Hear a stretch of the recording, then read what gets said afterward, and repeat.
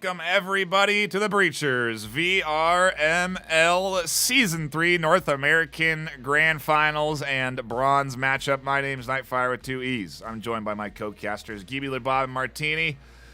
Gib, how are you feeling today as we dive into our pre-show before the matches? Amazing. We had a tremendous EU Grand Finals between Nexus and Sunset Ravens. Shout out to Nexus, by the way, for a very well-deserved EU Championship win. And so now we're kicking off the NA Finals with the wonderful bronze match between Aspect and Valor. Should be pretty exciting, but what I've got my eye on is that finals that's happening right after. Yeah, we have Valor and Aspect up first, and if we're to believe all the details, Martini, I mean, we can expect a quick best of three here this afternoon. You know, I normally don't like calling games washes, especially when it comes to like postseason matches, but word on the street is it might be a little bit different looking than some of these other games we've been watching, and we'll potentially see that in a second here. Yeah. And if that is the case, then yeah, honestly, we're almost lucky it's a best of three, so it's done in two potentially. Yeah, we will see what happens there. There's some concern that maybe our roster won't be able to be full, so it might be 4v5 in favor of Valor, I believe. Their Aspect having a little bit of a tough time. Obviously, you can see on their roster they only have 5, so if they lose one, it's kind of you have no subs. And it's something we've talked about, Bob, as a pretty important thing to have, especially on a high-tier team, is you got to have that extra depth to your roster. You have to have those subs, and they got to be good. Yeah, that's the game. You know, this is why we saw Aspect, interestingly enough.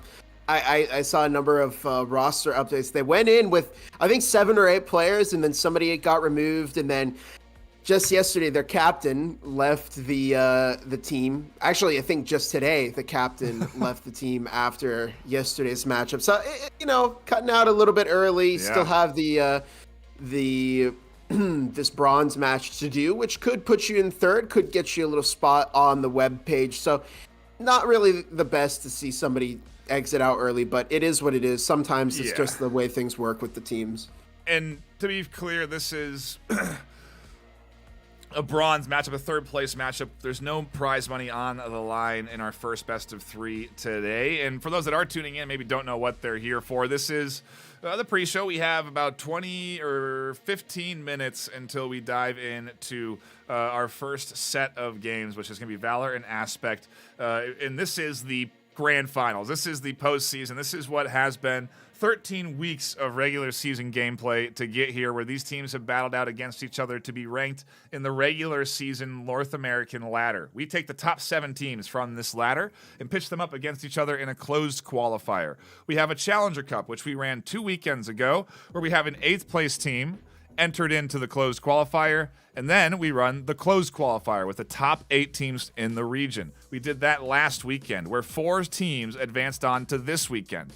Yesterday, we had our semifinals matchups where teams were pushed down into either the grand finals matchup, which is coming up immediately after this one, between IVNA and Apex, or the third place matchup, which is against Valor and Aspect.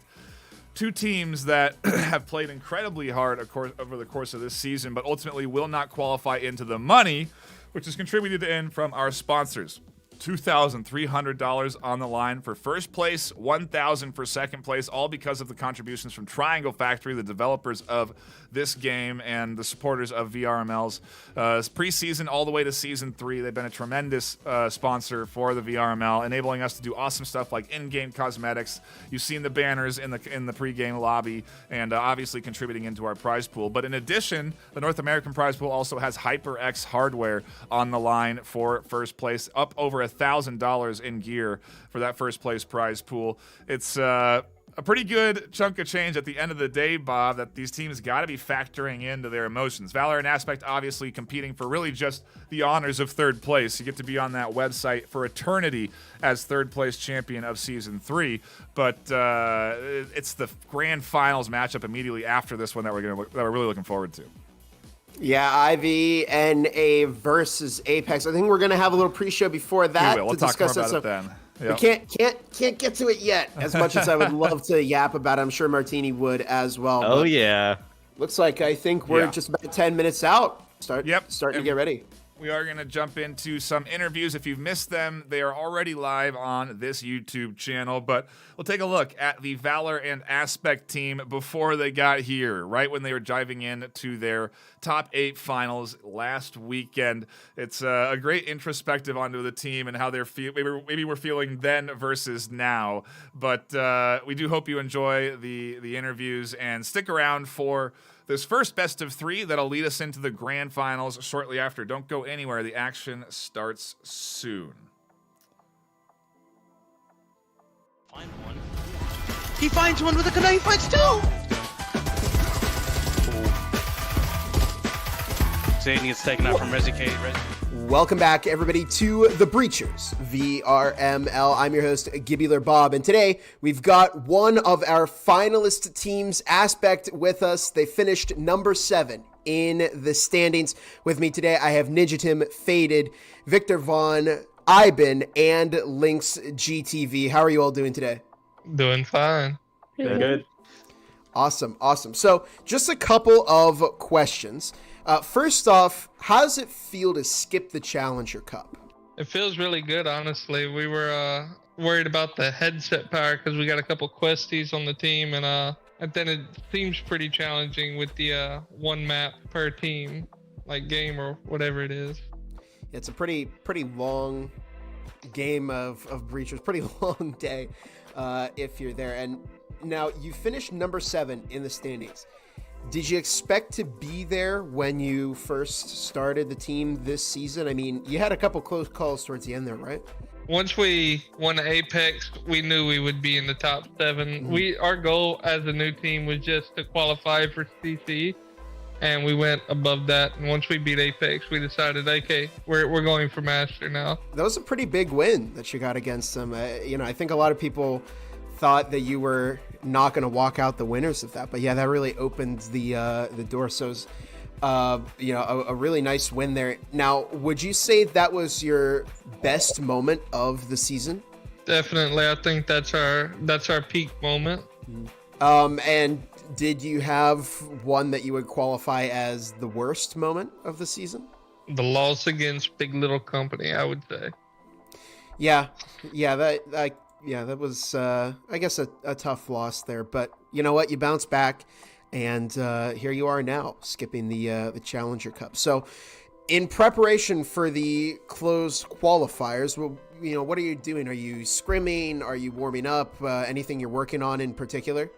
As a team, we're trying to put in 2 scrims a day. Trying to get everybody up to par with everything going on in finals. It's going to be really challenging, but I think if we stick together as a team, we can push through. All right, awesome. And then this final question is optional. If anybody on the team wants to answer this, you can. If you won the prize money, what would you do with it? Yeah, I think if I win the prize money, I'm probably going to just save it towards a new headset, like new headsets that come out in the future. So I think that's where mine is going to go. New gear for the team. I got to get a new controller. They're pretty expensive, so that's what I use the money for. Oh, there you go. Yeah, saving it, nothing wrong with that. Always a good option. And hey, new hardware comes up, you'll have a head start for it. But well, thank you all for joining us here for today's interview. And of course, we do wish you the best of luck heading into the postseason. Before we end off here, anybody have anything they want to shout out? Oh, I want to give a shout out to Ivan for that 3K that he did on that map, bro. Like, what game was it? That was crazy, Factory on Apex. That last 3K, that clip, oh my goodness, man. Like, that was, yeah, he deserves it. He stopped us from tying Apex and made it possible for us to make it to finals. Yeah, I remember. People who might not know, it was a clutch. 1v3. Yeah, it was a 1v3 clutch in the last round. So yeah, that was crazy. Definitely highlight reel worthy. Yeah. Yeah. All right. Well, in any case, we do thank you all. Of course, we wish you best of luck in the upcoming postseason. And that's going to do it for this interview. We've got a lot more coming up, and we'll see you all next time. Is coming crazy this round as they have a 2-piece already from Jim's there. Oh my! Are we gonna take sides? No, never mind. Oh, it's a beautiful finish there. Welcome back, everybody, to the Breachers VRML. I'm your host, Gibby LeBrob, joined today by Valor, currently the number 4 team in the North American standings. How y'all doing today? Doing well. Pretty good. Awesome. So let's quickly introduce everybody on the team here, starting with you, Crimson. Hi, I'm Crimson. I'm the captain of Valor, and the one who keeps these people in line sometimes. Jinxie. A little bit of everything, you know. A little dazzle of everything, you know. You dabble in all sorts of roles, huh? Okay. Ong, how about you? I am the team baiter, mostly every game, every scrim. Most clutches there, a little bit everything like sleep. Okay. Beast. I'm Ice Beast. I just kill people. Awesome. And Shark. Yeah, I'm like here, you know. You're there. Okay. Yeah, I'm doing Awesome. stuff. He carries the utility. Okay, so utility. All right. Okay, so first off, congratulations for making it into the top 7.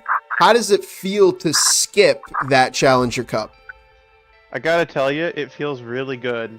I've gone 4 for 4 thus far, and not had to play Challenger Cup, but we're gonna keep it up because it seems like hell trying to compete through all those teams. Man, I don't care how good of a team you have, that is so many games you have to win in such a short period of time.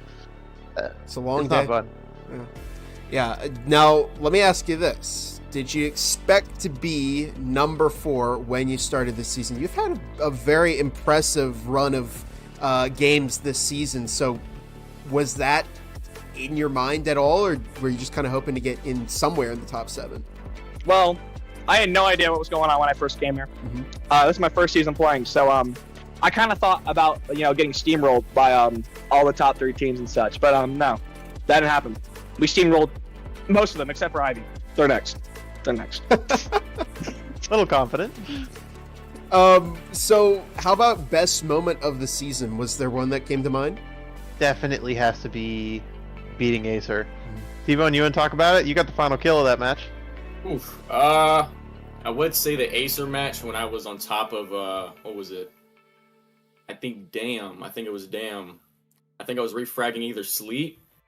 I drop down, he's there, shoot him. But it was most definitely the best thing that happened to this team. Losing to them after I think maybe a 6-game winning streak off our first season as well as a full team, and then just losing to them was of course a bummer. But more weeks went by, and then we progressed as a team, and then we beat them. Which what was it? We're their 3rd loss now. We're just gonna beat them again. We have to. Yeah, it's nice to see that you came full circle. Took a loss there, and then you eventually built back up as a team. So yeah, good for you. I've enjoyed seeing the development of your team as the season has gone through. Now, we've talked about the best moment. Is there a moment that you'd rather forget about the season? That has to be the early on loss to Eternity. That one hit home a little bit too hard because we were pretty confident going into that match that we were going to take that. But it set us up really well for the season in hindsight, because it kind of showed us, hey, we want to compete with the top 4, and we can't handle Eternity yet. So we really need to kick it into high gear. So it left us in the dumps for about 2 weeks, and then as we climbed out of that, it's what set us into our path into the top 4. Awesome. Yeah, well, I mean, you took an early loss, but yeah, you turned that into a great motivator, I think. And with that in mind, how are you preparing for those upcoming close qualifiers? I from what I've heard about from the community, your team has a reputation for being a little bit more coordinated and organized and putting more thought into developing plays and strategies. Is that something that you've been doing over the break? That's definitely something. I've got a few cards up my sleeve that we've been trying to develop. That kind of play style developed over the fact that we're not starting a team of like previous top 8, top 4 players all the time, or top 14 players. We're starting a team of a bunch of people who have potential but need to work and get some polish going. So that we had to compensate for something while we build up our total skill level as group as players, and that was strategy and that was teamwork. That was something we could improve upon better than other teams. And to do that, we have just been training the last 2 weeks, and for the next 2 weeks we will continue to do so. Just as many scrims as we can afford, and as many plays and little things to whittle down on. Awesome. Yeah. Well, that's a great way to improve, because yeah, definitely you can get that strategy in. You might be able to best some of those teams that are just kind of really good at gun skill. But this is a final question, open for anybody to answer. But if you did win this prize pool, what would you do with the money? Unfortunately, I have to pay off my debt on this thing right here. Oh, there you go. Yeah, I gotta pay my debt. I gotta pay somebody. I would put mine towards the team vacation we're planning. I'm already gonna have to pay a ton for that, but I need some extra money for that. That would be great. Beast, did you have anything? I don't have anything planned, but probably like a new PC or something. Oh, cool. Yeah, definitely a great way to spend that.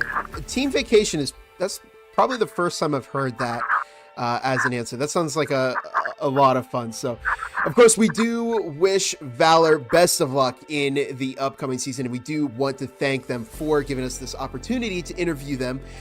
Now, does anybody have anything they want to shout out before we wrap up here? We have a spot next season. DM me if you're interested. Okay, awesome. Anybody else? I gotta shout out one of my best friends that for a while actually. We went all the way back to Snapshot VR, the little paintball game. It's slowly dying now, but his name is Arctic. He's still a good friend. He's one of a hell of a good friend, I'll tell you that. Awesome.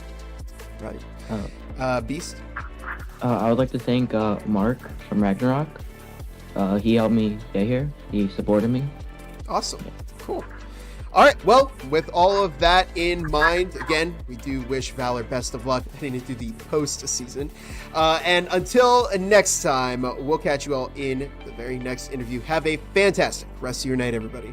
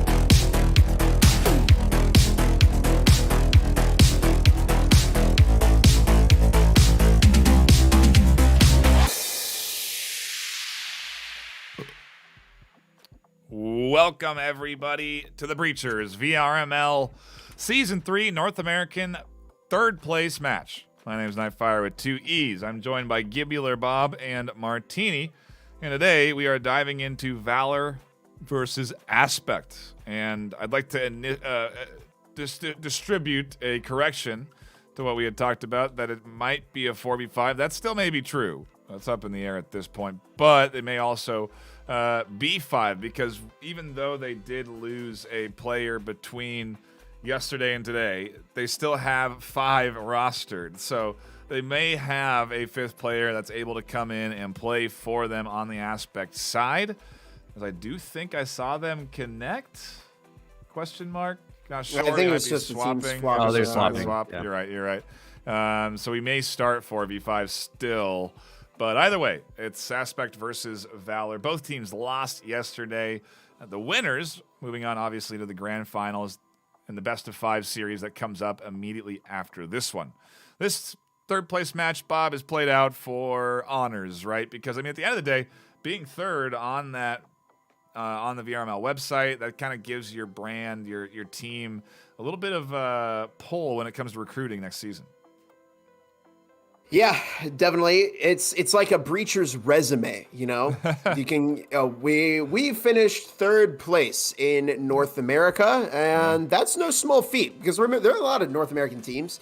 Postseason is very long. A lot of teams get eliminated. So all things considered, being that 3rd place team is not that bad. It's good credibility. You know, people know that you're a strong team. They're even though people are still going to call you, oh, they're not the best team, you're still going to be up there within the top 3, and so you're going to be a solid pick, and people are going to want to join you because they want a piece of the action. Yeah, it's again the battle for the honors, and we like to play it out. You know, at the end of the day, the prize pool is distributed to 1st and 2nd, so that championship matchup is the one that really matters the most. At the end of the day, like we said, yesterday was when you were qualifying into the money, Martini, and we saw some great series play out yesterday between both Aspect and Valor, but ultimately the teams that beat them as well, IVNA and Apex, who we're looking forward to, obviously, in the grand finals after this. Yeah, we saw some great gameplay coming out from them yesterday. I was not shocked, right? We've seen IVNA in great form. We saw Apex put up such a good, strong work against Aspect there. So we saw some great gameplay for sure.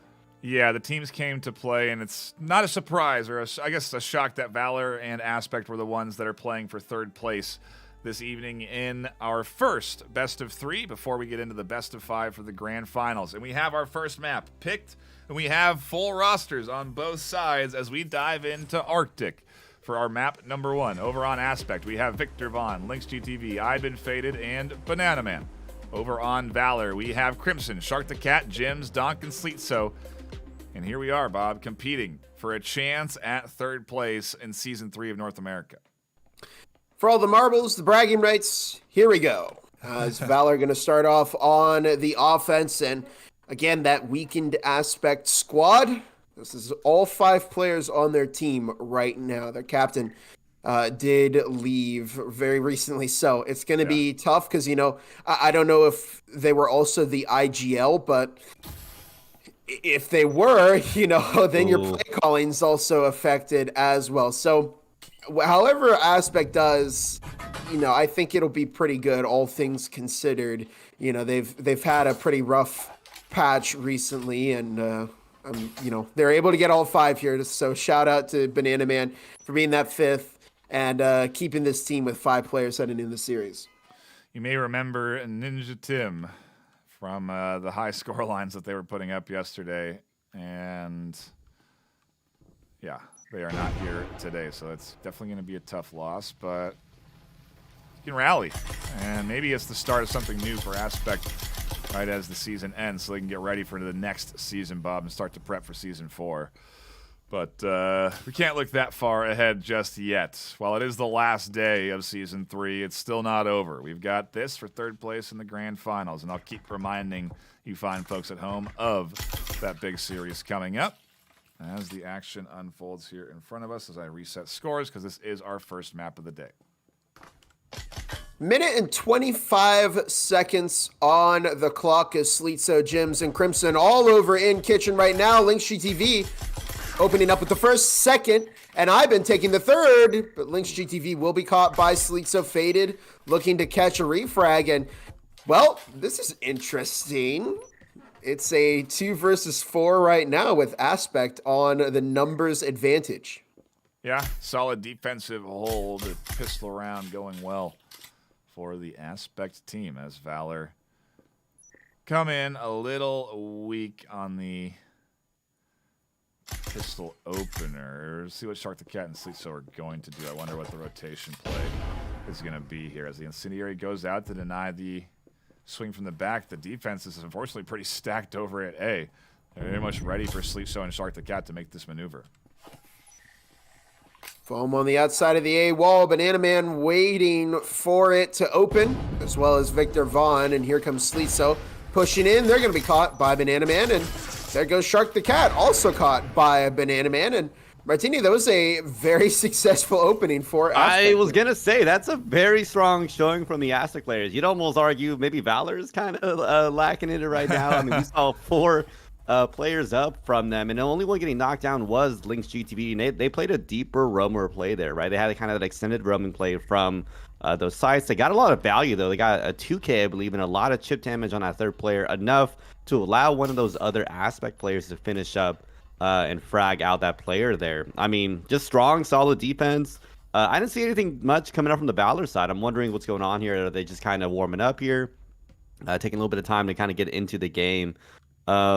Yeah, that's all I could think of. It was just kind of a slow, methodical gameplay from Aspect, and they just played it straight through. I mean, maybe, you know, I know Ninja Tim was definitely putting up some great numbers yesterday, so I'm kind of curious to see how that does impact the Aspect players' performance here. But at least in round 1, it looks pretty solid. Here we go into round 2. The pistol opener is something we can't really rely on as a indicator of how good the series is going to go. But Bob, the round 2 offense here from Valor is coming in a little light, as they don't want to invest too big and instead go for pistols, a Spectral across the board, and 1 Omen. This is normally a bit more punishing, but in the case of Valor, Aspect have only purchased 1 Omen and an RO, so they might be able to get away with it, but it is still a very, very light buy here from Valor. We'll see how that affects their team, and maybe they can hit the reset switch. Obviously, yeah, the pistol round has less significance in who controls more momentum. I tend to think it's really, again, this second round that's going to determine who's going to be set up for success in the first half. In any case, the walls, 2-prong, open up here as Faded in the back of Site B. Sleetso catch 2. And Faded will find the kill onto Jim's EMP getting planted. Banana Man. Oh, what a name! Faded with an S-tier frag. And Shark is going to get caught. It's now just up to Sleetso with 1:20 on the clock. And I think they have intel on where the Aspect players are. But again, we're seeing that was not a great flank watch there from Valor. It quickly fell apart for them. Well, they also retreated out of EMP planting zone because the nade came through, but the nade actually went back to that retreating corner, not into the EMP corner, and so it caught both of them out. A unfortunate or fortunate calculation on the Aspect side as Sleetso does kind of hunt around for someone back here. Iban's down on the bottom floor, and they'll pop up to catch the kill. Aspect, the team that we weren't sure was going to be here in a 5v5, is leading 2-0 on map 1. Yeah, that was almost a risky round for them. They had the all-roll buy there. That was the, I think to Bob's point, one of the few buys that kind of tipped the round in their favor. Otherwise, they did go kind of conservative. I think it was almost an even buy in terms of what everyone bought that round, right? We saw Valor come in with a SMG themselves. Aspect also with an SMG, with only the all-roll being the favorite there. So didn't quite work out. We saw almost an even trade there, right, with the 2-1. In the end, I almost thought Valor might have gone in for a save. I mean, an all-roll in hand, you might want to go for the save against that 2v1 sort of situation, right? But, I mean, look at that beautiful S-tier frag coming out from Faded there. That was a great frag coming out from them. I did not expect that, but, man, it looked great. But you're right. I mean, Aspect's looking solid again. It's only a couple rounds in. It's still map 1 of the 3-map series potentially here. But I'm warming up to this now. It's making me Yeah, feel a little better about what's going on here. I mean, Valor's kind of getting the rough end of this right now. But we'll have to see how this round turns out. Then I'll really see how I feel. Yeah, I mean, hey, it's the postseason. It's all about big plays, multi-kills, and clutches, Bob. And gosh, did we see a lot of that in EU. Ultimately winning Nexus their EU Grand Finals in 4 maps off of huge clutch plays. It's the postseason. It's what it's all about. Ivan's up here to fight, and they'll pick up 2 with the Marui right away. 2 minutes on the clock as already we're seeing Valor getting worked down here to 3 players. I'm just wondering what is going on with this Valor team. It's very different from, what we had seen yesterday. Valor seemed very locked in for this first map on Arctic against IVNA. They were solid in the majority of the postseason. They beat out Havoc, and they've yet to put in a decent performance here. EMP goes down as Lynx GTV finds a kill. And it's now a 2 versus 5 with 1.5 minutes on the clock to go. Crimson finding Lynx GTV. And I was gonna say maybe they didn't need Ninja Tim.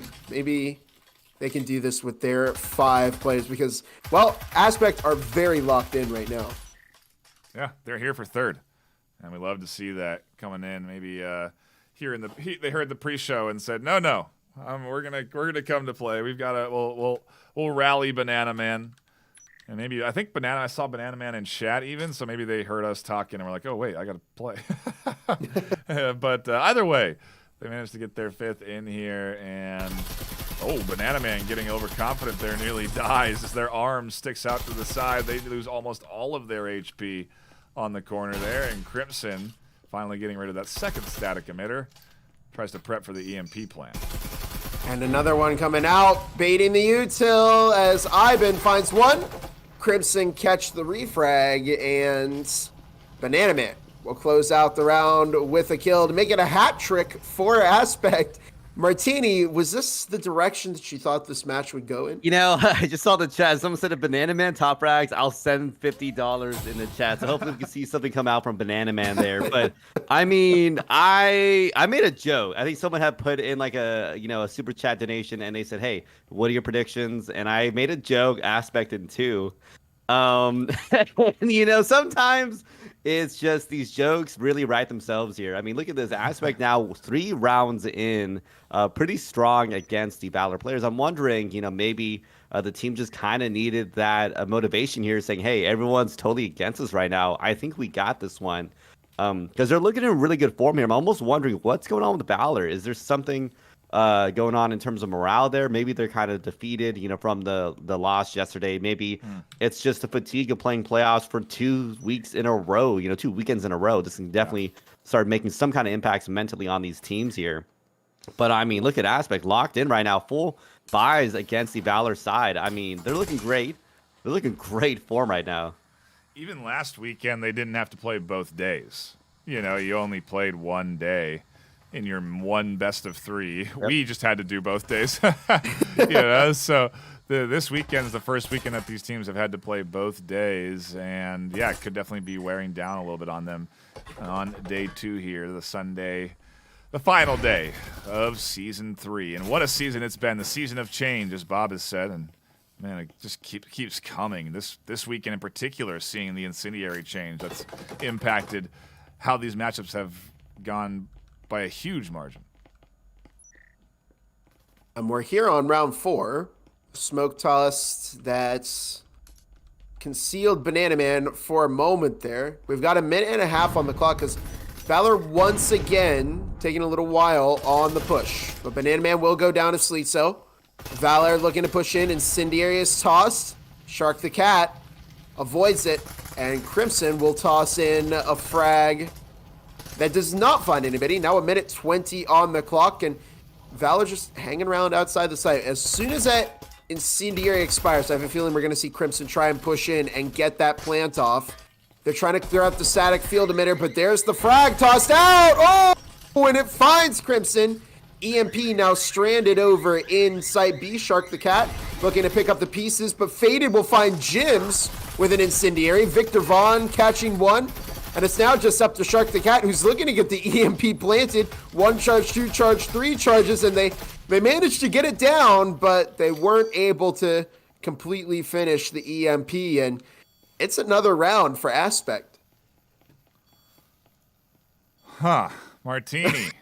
For Sorry, a lead I couldn't. here for I could not hold the Aspect. chuckle back. I don't know if y'all noticed that the amount of times Lynx tried to get that overarm shot and it just was not going anywhere was definitely hysterical. But I mean, we saw some great full buys coming out from the Aspect players here. 4-5 Aurals and Marubis coming out here. So I'm not shocked it went the way of Aspect here.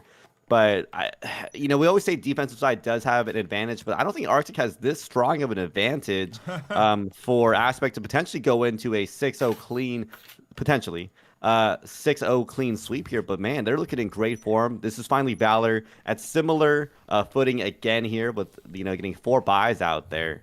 But, I mean, beautiful frag toss coming out there from the Aspect players, knocking out that EMP planter pretty early on there. I mean, we're seeing pretty good showing from Aspect. I'm not sure.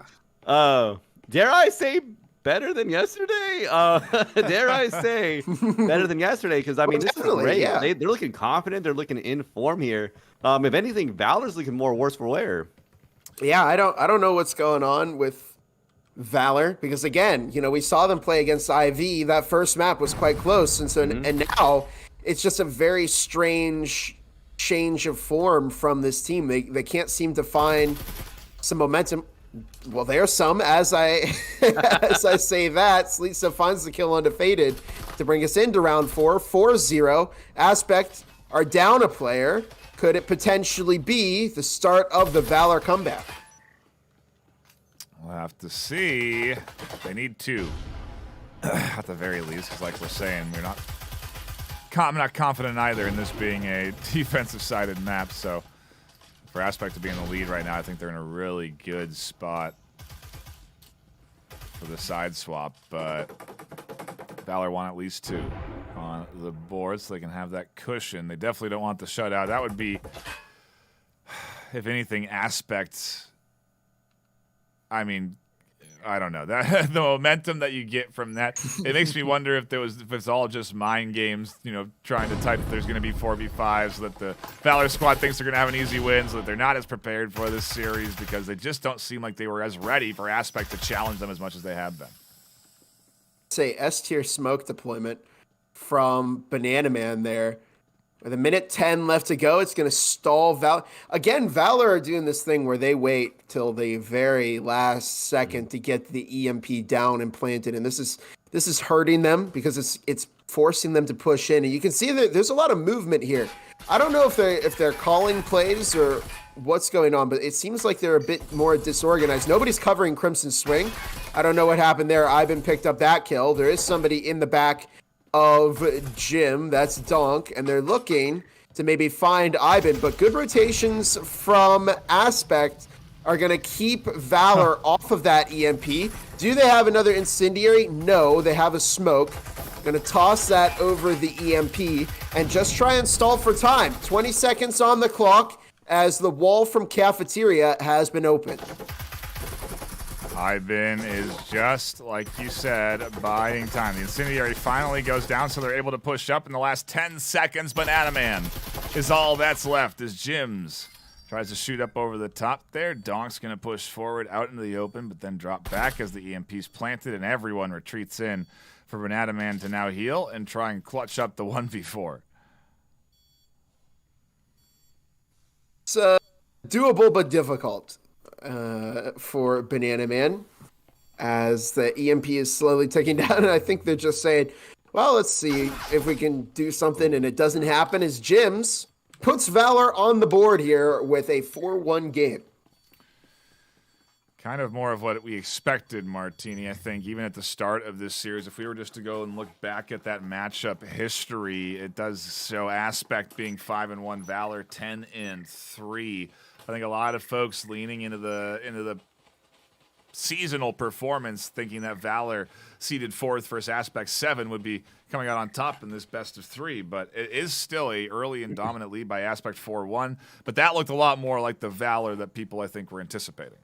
Yeah, definitely some great early round picks from Valor. It gave them a lot of momentum going into that round. We saw, a late push from Valor. I thought, similar to Bob, it might have not worked out. We saw a great incendiary, I think the last 30 seconds in a round, so really killed a lot of time there. But that was a great rotation from the Valor players to really rotate through the breach site instead, attack that area in case one of those aspect players would still hold in there, killing those EMP planters there. But I mean, yeah, Valor's looking a lot more informed now. Maybe they just needed a warm up. I'll say that maybe they just needed a quick warm up to kind of get things back into shape here. But we'll definitely see in his last round here. Here we go. Our third place, best of 3, Bob, unfolds with a solid first half as the underdog aspect are definitely in the lead. And Valor trying to crawl back here in their offensive half. Side swap coming after this round, so everyone spends everything they have, and it's a full utility push as Jims catches Ivan first. And that's good droning work there. Live pinging for the rest of the team. Now 1 minute 50 on the clock is Faded hanging in the back of Site B. And we're going to see that wall open soon enough. Linkshi TV shutting down the drone. Faded tossing the frag. Might catch Sleetso. Catches some damage onto Sleetso, but not the full kill. And Sleetso had a heal anyway. So it's not going to work. 1.5 minutes on the clock now as Valor toss their own frag in response. Linkshi TV prepping a grenade, and the incendiaries are deployed. The floor is lava, and a good portion of Site B. Yeah, you have a limited lane of movement, even on defense, as these nades come in. Smokes to try and deny vision, and they will dissipate. They're not eternal. The floor isn't lava forever. It's just a long time. Another incendiary comes in, and now Lynx is going to follow up on that one to finish off the kill there, make it a 4v4.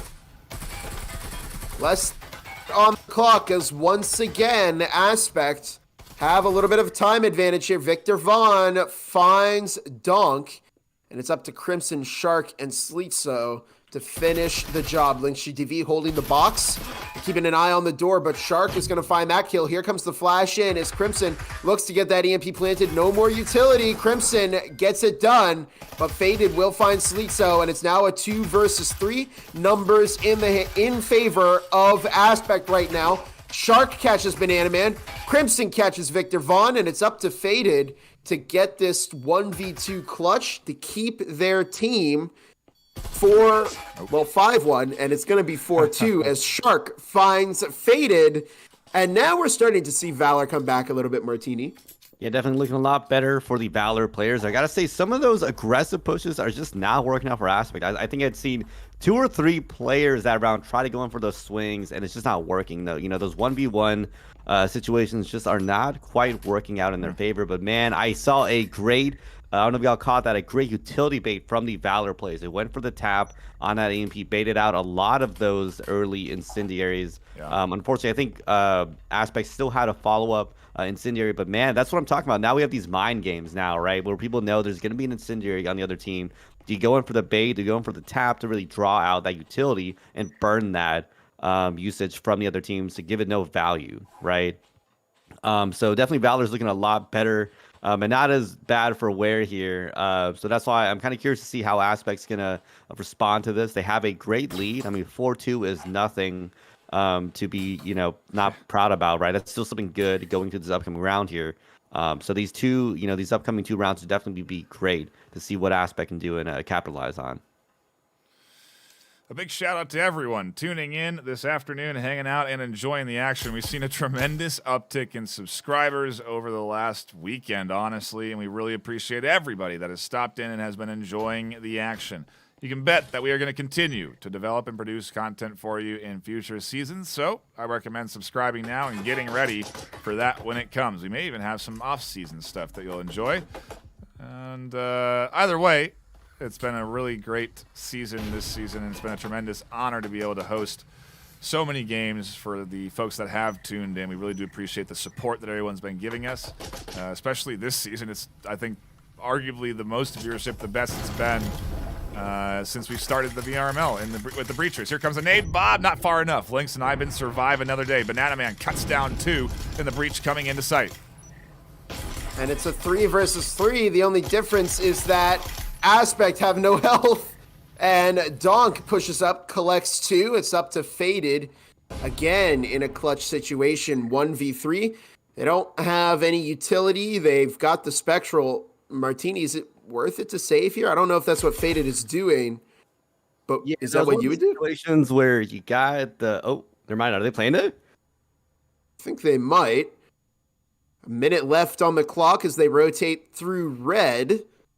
And that EMP is still down. They might try the assassination on Slitsa, but they've been spotted. Good jiggle peeking from Slitsa. Maybe Fit is just going to decide, I'm going to save the Spectral and just eco the next round, as Valor are going to slowly start to bring in the comeback here. Faded making their way through red hallway. Just 30 seconds left on the clock, and here comes Shark with the swing. But they crouch at the last second, and we're in kind of just this standstill as we wait for Faded to go, and there is the kill as Valor pick up their 3rd round against Aspect. 3 in a row, Martini. It's a comeback at this point, right? Yeah, this momentum is really coming back for the Valor players here. I'm wondering, it might have just been, a couple round jitters. It might even be what you talked about earlier, that mind game of whether or not you come into, because imagine coming into a game, you hear that Aspect's coming in with a 4v5 situation, you're probably going to loosen up, you're probably not going to be as intense on some of these attacks that you're making here. But Valor finally coming into their own form here. I'm wondering, can they run away with this though? Can Aspect finally respond back here? Are these just potential flukes potentially? Maybe Aspect just having a little, struggles with these rounds. They just need to make some adjustments against Valor, especially Valor on this defensive side now. But we'll have to see how it kind of does develop here. Yeah, I don't know. This is a back and forth. I don't know how to feel anymore. I was kind of flip-flopped at one point where I'm like, maybe Aspect can run away with this, right? So it's kind of great to see that Valor is not going to let them just stomp them out this first map here. Yeah, it is early, and it is, I guess, defensive-sided this afternoon, Bob. In this series, it's defensive-sided as the defense continues to take rounds consecutively. Aspect are going to invest nicely into this round, as we would typically recommend. We're seeing 3 SMGs, and it's, I guess, a nice partial buy. Yeah, they didn't really have a whole lot of extra cash, so it looks like they're going to try and use these SMGs to potentially get a rifle, and they're piling into Site A where they overwhelm Gyms. Look to get that EMP planted, but they're sleep, so they get shut down. Shark the Cat catches Ivan and looks for Banana Man and almost goes down, but they do find the kill. However, EMP got planted, and we could see a 5-3 unless Valor can get it defused within 45 seconds. That was a really nice play. They all came in, planted the EMP, chucked the incendiary, and just got out of there. Nobody's inside. Everyone's outside. Everyone's waiting. A nice kill there, 1 for 1. Link swings out, doesn't connect, and now it's up to Victor Vaughn, who finds 1. Finds 2. Oh, they get both in the collateral, and it is Victor clutching it up. Aspect put another on the board. And, don't die to the emitter. That was a pretty solid job, Martini. Aspect bouncing back. This is what Aspect does excel in. It's those weird, random, aggressive, fast pushes that are kind of unexpected. We saw them, did a good job against the F3. Unfortunately, didn't quite work out against the Apex players here. But I think Valor, now they're testing it against Valor. Can Valor make those adjustments here? Same that Apex did yesterday, right? Because I will say Aspect, we know they're not going to not do this again. They're going to do it again. Maybe run another, weird one in this map here, but in this upcoming map for sure, they're going to be doing it here. And even though we're not talking about grand finals here, we're still in playoff season, right? Can these teams make these adjustments, work against the other team? Because they're going to do these weird plays. They're going to do these weird surprise plays, especially what Aspect is known for doing here. And I got to say, they do a good job at it sometimes, right? Especially when a team is not expecting it. They come in hard and fast, and man, did they punish that A site there. Yeah, got to agree. That was good coordination, and that was a nice play. I like to see that coming in from Aspect. A coordinated attempt, a good use of incendiary to deny the rotation on the defense, and A couple of shout-outs. Anubis has been throwing some super chats in. What if Martini got a low taper fade? What if? We can all imagine. That would be in our massive. mind. That You would probably be massive. just make Oh it. my Just God, use AI to do it. You know, you don't have to imagine. You can just have artificial intelligence make it for you now. But anyway, into round 9 we go. As Aspect take big damage through the wall, that doesn't help their initial push. Slitso playing center B. Crimson finds one, but they're refragged by Banana Man. However, Donk was there also on the flank, and they will also be shut down by Banana Man. As look at this, Faded getting the EMP planted using the incendiary deployment to their advantage. I can't believe they got out of that with as little damage as they did. But now the EMP is ticking down, and Aspect are just a few seconds away from taking match point against Valor. 1 go down, 2 go down. It's up to Slitso, and Lynx GTV will find the kill, the nice double kill. And honestly, we could be seeing the Lynx GTV upload if we continue to see Aspect power through here. I mean, Yeah. Martini, 6-3 lead here. Who's gonna win at this point, right? I made a crazy off the wall guess earlier. Aspect and 2 there. That was definitely me. Just did not expect that though, because we thought it was a 4v5 in this situation. But anyways, I mean, we saw a lot of early round damage coming out to the Aspect players that I thought that chip damage would have been vital in Valor taking them down, but unfortunately they could not capitalize on that. I mean, even with Donk on the flank getting some pick there, it wasn't quite enough there. But I gotta give the crazy shout out. I think it's to Faded. Somehow avoiding, I think, the floor's lava incendiary, even with the new buff and update, somehow not getting any damage, able to get that EMP planted successfully, and I think that was vital in allowing Aspect to win out that round. It forced the Valor to have to retake that situation, and they were already in, I think, a pretty unfortunate standing there, and they just got picked apart piece by piece there. Into round number. Oh, go ahead. You know, you got to be careful about the funnel, the fatal funnel, as they say, just kind of going in one at a time, like Martini said. And yeah, we're into round 10, Bob. Only a few left to go, and it's map point for Aspect as we dive into it. And a quick reminder, if you're just joining us in the chat, this is the 3rd place match between Valor and Aspect. IVU is still in it. They're just up next along with Apex for those NA finals. That'll happen immediately after this series. So it's not going on somewhere else. It'll be here, same time, same place, just after this series. So hang in there while we see what could be the end of map number 1. But an S tier frag from Jim's asleep. So, it's a hatch.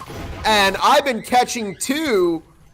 Crimson finds Victor Vaughn. It's all of a sudden up to Banana Man in a 1v3. Yeah, and unfortunately EMP is down on A site, so Banana Man doesn't have a whole lot of options in terms of like throwing off this team or sending a rotation or opening up a new wall. And as they do crack open A, that transmitter gives away their position. Banana Man size as they were trying to throw a little bit of a sneaky swing here, and ultimately they're going to sprint outside for the eco. Are they gonna? Salvage the double heal there, Martini. There you go. Yeah, I was wondering, like, honestly, at this point, a 1v3 situation, you got the match point. Just secure for the upcoming round. You have 2 more rounds to try this back again. Double syringes is going to put their team in pretty solid standing. They got a Taurus, in hand. Somehow somebody wants to utilize that. And you can never, ever go wrong with the Vezin in hand into the upcoming round here.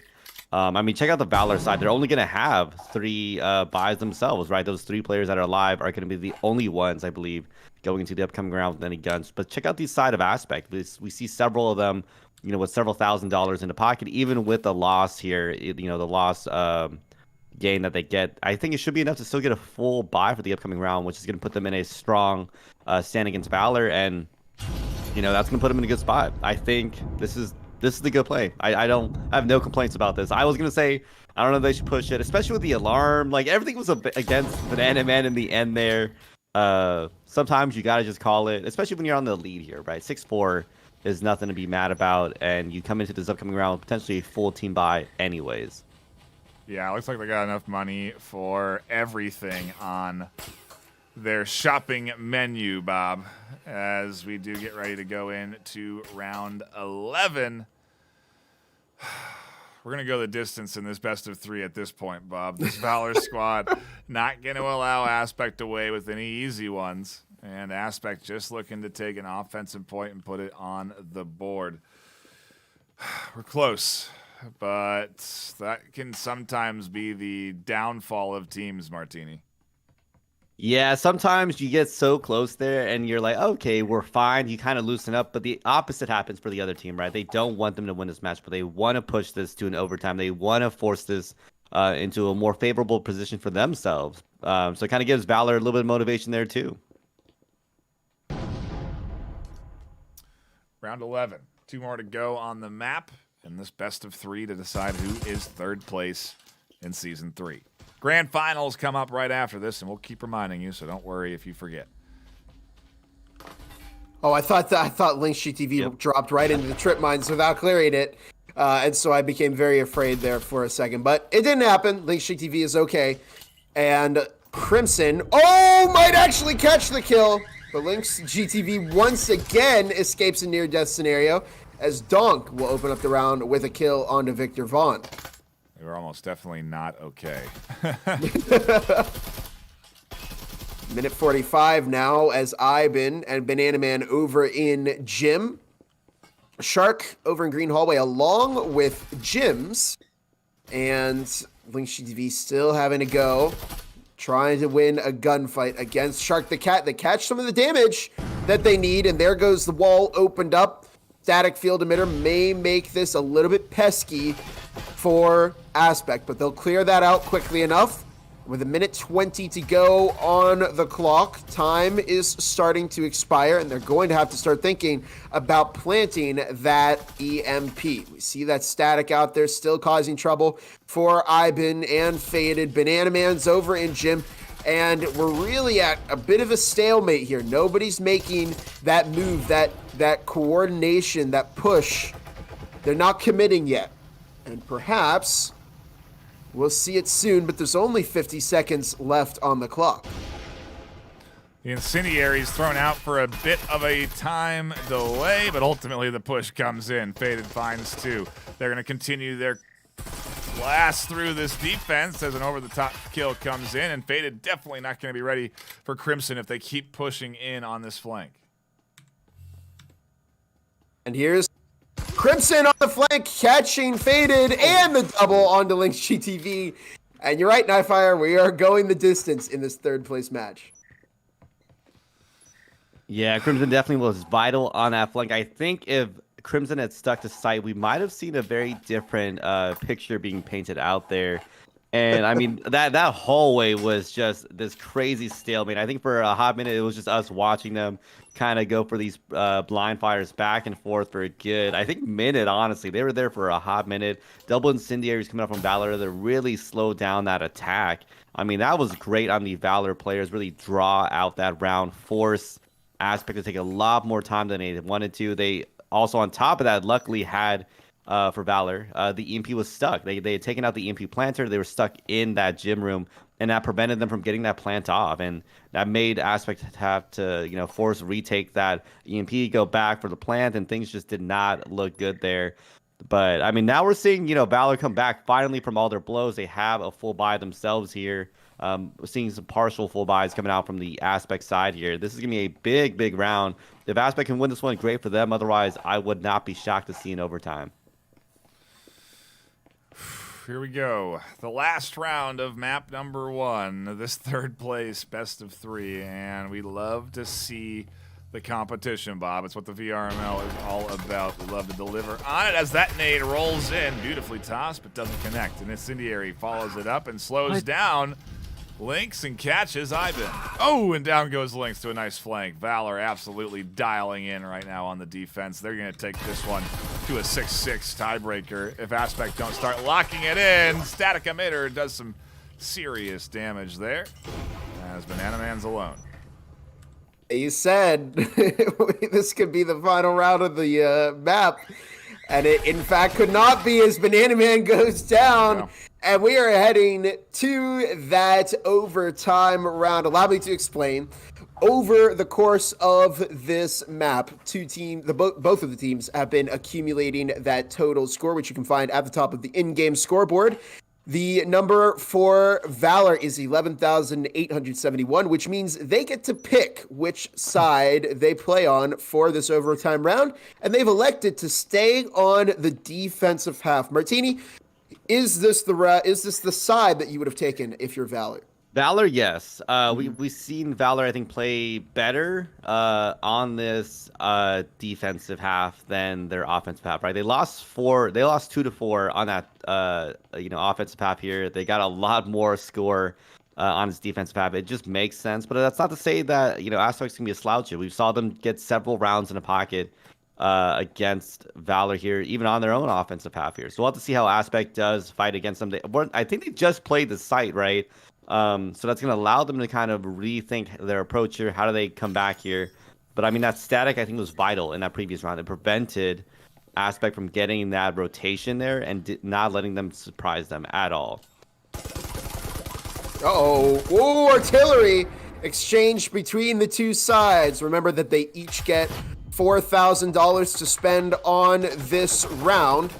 So they've gone in and they have an equal amount of money, and they'll be essentially on a clean, fresh slate for this round. It's all, enough money to purchase whatever you want, whatever guns, whatever utility, and we'll see if Valor or Aspect are going to walk out as the winner of the map. Lynx GTV tossing an incendiary into the back of site B. Frag is tossed as Faded looks to get that EMP planted. 1 charge, 2 charge. I don't think it's... it did get planted, but Faded had to sacrifice themselves to make sure it happens.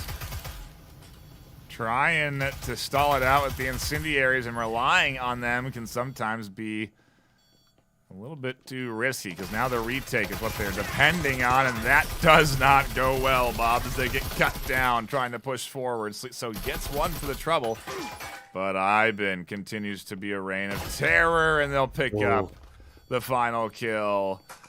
It's Aspect, Bob, squeaking away in overtime with 7-6. An all-around very, very solid map from both of these teams, and this Aspect team was going to head into this with 4 players, but they were able to get Banana Man in there at the end. And honestly, Banana Man went 10-8. Really a major factor that contributed to them staying in this series. And they're walking out with a map win. Question is, Martini, can they do it again? Apparently I can make predictions. I said they went in 2, right? Totally meant that in seriousness when I said that in chat earlier. I obviously expected Aspect to win this one out. I could see that they were getting it for the player, obviously. I could just feel, I felt the disturbance in the force. I was like, I could just feel it. There's a 5th player out there. It's Banana Man coming in there. But no, I mean, great showing from the Aspect players. That we had so much trash being talked in the chat. A lot of memes coming out about this, expecting that 4v5 situation. So Aspect to be able to get their mental back to good showing here, being able to play out against Valor and win out ultimately with that overtime there. It's going to show me that we might go to a map 3, to be quite honest here. I would not be shocked if that happened here. And we're going to get a good showing here, because at first, too, I wondered if Valor was going to be slacking themselves, because we saw that 4-2 really strong showing from Aspect at the beginning. So I'm happy to see that both these teams are fighting this one out, because they want to be that 3rd place team. Nobody wants to be that 4th, right? Yeah, and we look at the stats. Aspect, not a ton of games played this season, Bob, but on they didn't even have Arctic on here. I wonder if that's accurate. Did they not play it during the regular season? I guess that's possible. You only played 6 games. Played it. They could have played it, but the UI does only account for a certain amount of the maps. So if they have played it and it's not there, that means they've barely played any rounds on Arctic, if they played it at all. But I'm curious on what their statistics are for Dam, which is going to be our next map. I think it's a similar thing for Aspect, but if we're to believe the stats, then maybe Aspect have the advantage here again, because they just did what they did against Valor, with Arctic being Valor's most played map. Bob, I think they had over 100 rounds played this season on Arctic, and they just lost to Aspect in the postseason there. So that one might sting a little bit for Valor, and I gotta wonder if that's going to impact their ability to play what is our second map at Dam.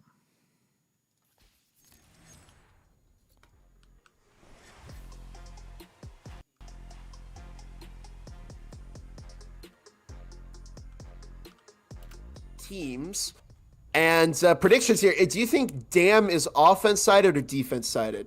I personally think we can see more defensive plays coming out here, but I think there's a lot of opportunity for the attacking side. We've seen a lot of breach sites here. We've seen a lot of great rotations come out from teams here. So if these teams keep playing the same meta plays and don't switch anything up, I can see it being more defensive sided. Granted, Aspect knows what they're doing here. So I would give the first half here a slight favor to Aspect, but hey, we gotta see how Valor does play out this offense. It is a big stage for these players, Bob. The biggest, arguably, that you can get all season. And maybe that's also kind of motivating Aspect to perform as well as they have been so far. See Bananaman kind of dancing and clearly enjoying themselves. Yeah. Oh, wow. Good headshot there from Ivan to not only take out Donk, but also waste the incendiary there. And yeah, I mean, that's nice for Aspect that they're able to have a good time with it as well. I think maybe they're even impressing themselves with how well they're doing against Valor here. There are a lot of people that didn't believe in Aspect at the start of this, especially because it didn't look like they were going to field a full roster of 5 players, but here we are, and how quickly things change around as it's up to a 4 versus 4. It's up to Crimson, Jims, Shark, and Sleetso to complete this push here for their team. We do know that the scoreline for map 1 was 7-6, but it's just a way of us showing the win with our current UI in place. There's 2 kills, 3 kills. Bananaman all left alone, 4 kills. Valor kind of step up a little bit here, Bob, and do some good work on their attacking round 1 on Dam. Well, Martini, I got to ask for your prediction skills, if you will. Yeah. Do you potentially see us go into a 3rd map in this series? I wouldn't be shocked, man. I'm kind of expecting it. I think Valor is going to want to capture a map themselves. I don't want to downplay what Aspect had done in that previous map. Maybe they just had ran away with some strong momentum in that beginning. I mean, 4 straight rounds against Valor was definitely something to be happy about there. And I'm wondering if they were able to capitalize on that. That made them have really good standing and get that overtime eventually. But Valor, I think they looked really, really rough at the beginning of the last map. So they're looking a little bit better here. I mean, we saw them just already get a map in there. I mean, great usage of that incendiary, really cut off those zones. And that's one of the hard things about Dam, right? There's so many tight areas, similar to Skyscraper, where when you have like an incendiary that works the way it does now, it's great at cutting off these massive lines of sight and preventing these teams from getting those defensive holds, right? And I mean, that was great. That was great from Valor, forcing that retake from Aspect, and it did not work out for them. Nice drone work there. We were on board the drone of Crimson as they pinged consistently onto their opponent, and Sleetso is the one that executed. And that's the beauty of the drone, Bob, is that it does draw your attention. You're focusing on the drone, and when you're focusing on the drone, you're not focusing on the gun that's pointed at you. And a good droner can use it to actually bait and grab some intel at the same time. Victor Vaughn picks up a lot of damage, and well, we're potentially witnessing Aspect on a map that, I was gonna say they might not play too well on, but they also did they beat Formula 3 on? Yeah, they beat Formula 3 on Dam. So maybe we're just waiting to see them lock in a little bit. But that EMP has been planted. Valor are back in a pretty dominant showing so far. Victor Vaughn may get killed here as Donk is going to shut down the drone. And that EMP ticking down ever so quickly as only a few seconds before it ends in a Valor win due to timeout, and it's up to Faded to win a 1v3. And at this point, I don't even know if you can kill all three and defuse that EMP. We don't even have to ask the question, as Slitso will find the kill to make it a 2-0 game. Yeah, a lot of SMGs coming out from there from the Valor side. I mean, that was... No, I wouldn't call it even risky. They got that first round win. They had a lot of cash in hand, and it paid off well. I mean, check out the Valor side. I think it was 1, 2, 3, 4 Vezins and Maruis there, making Aspect look a lot worse for wear. And I gotta give another, point out. Check out that incendiary damage in that previous round. We saw, I think, 1 or 2 really deep incendiary throws that got so much value, to so much chip damage on those Aspect players, making it a lot easier for the Valor players to, finish up those kills with those SMGs in hand. And this is the Valor that we expected, right? We saw them, beat Acer. We've seen them play very well in this season. They're 4th seeded here. So I'm just kind of questioning what happened, in map 1. Were things just a little bit rough for them? Was it just a map difference potentially? And maybe Aspect's just a little bit better on playing that map here. They're looking a little kind of frazzled as a lot of early round picks keep happening against Aspect. So they got to figure out how they're utilizing these roamers and making sure that they get more value out of them before they get picked off. Round 3, map 2. If you are just tuning in, you're here for our 3rd place matchup. Grand Finals follows up shortly after this with the best of 5 between IVNA and Apex. But we're not there yet. We're still enjoying what is ultimately a pretty nice back and forth. Valor looking to take map 2 and push us to a 3rd map decider. And Donk catching the early picks of the round. One on to Iben, funnily enough, as we have a 4 versus 3. And we're about 40 seconds into the round, and we're already losing several players on both sides. But Victor Vaughn picks up a little bit of damage, and yeah, we're just not seeing the response from Aspect here. Even if they're going for that offensive comeback, they're still going to have to find at least 2 rounds to give themselves enough padding to potentially make it happen. Reminder, if you're joining us at Aspect 1, map 1, Victor Vaughn died to the frag of Slitso. S-tier frag right there. As Slitso will find Banana Man, and it's now just up to Lynx GTV, who's clearing out Site B, but everybody on Valor is actually in Site A, and I think we're about to see maybe a swing here from Lynx. They catch a bit of damage onto Shark, but Slitso was there to find the headshot and make it a hat trick for Valor.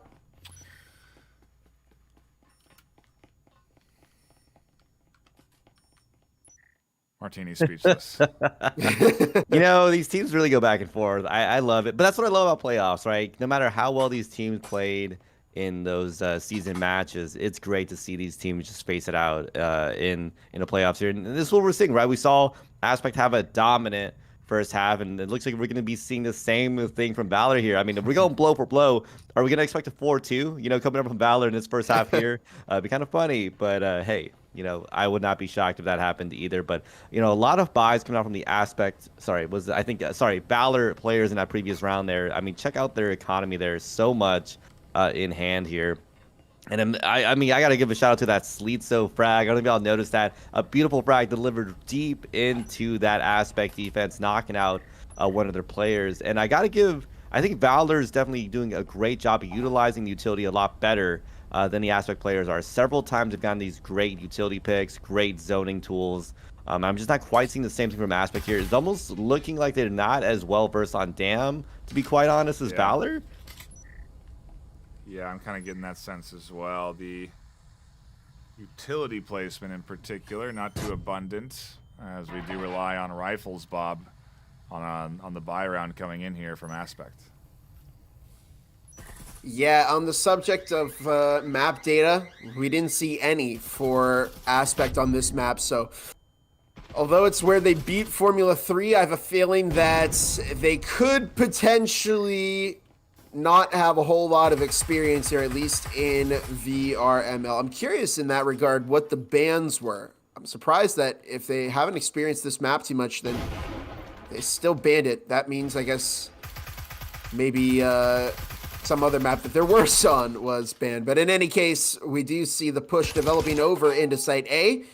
Crimson look to have a go at planting that EMP, but that static field emitter still over right next to the bomb. We might see Crimson go for the plant here, but they're going to cover off the rotation as they're actually trapped in the pit of fire. They can't escape. Faded finding a kill as well as Ivan Banana Man.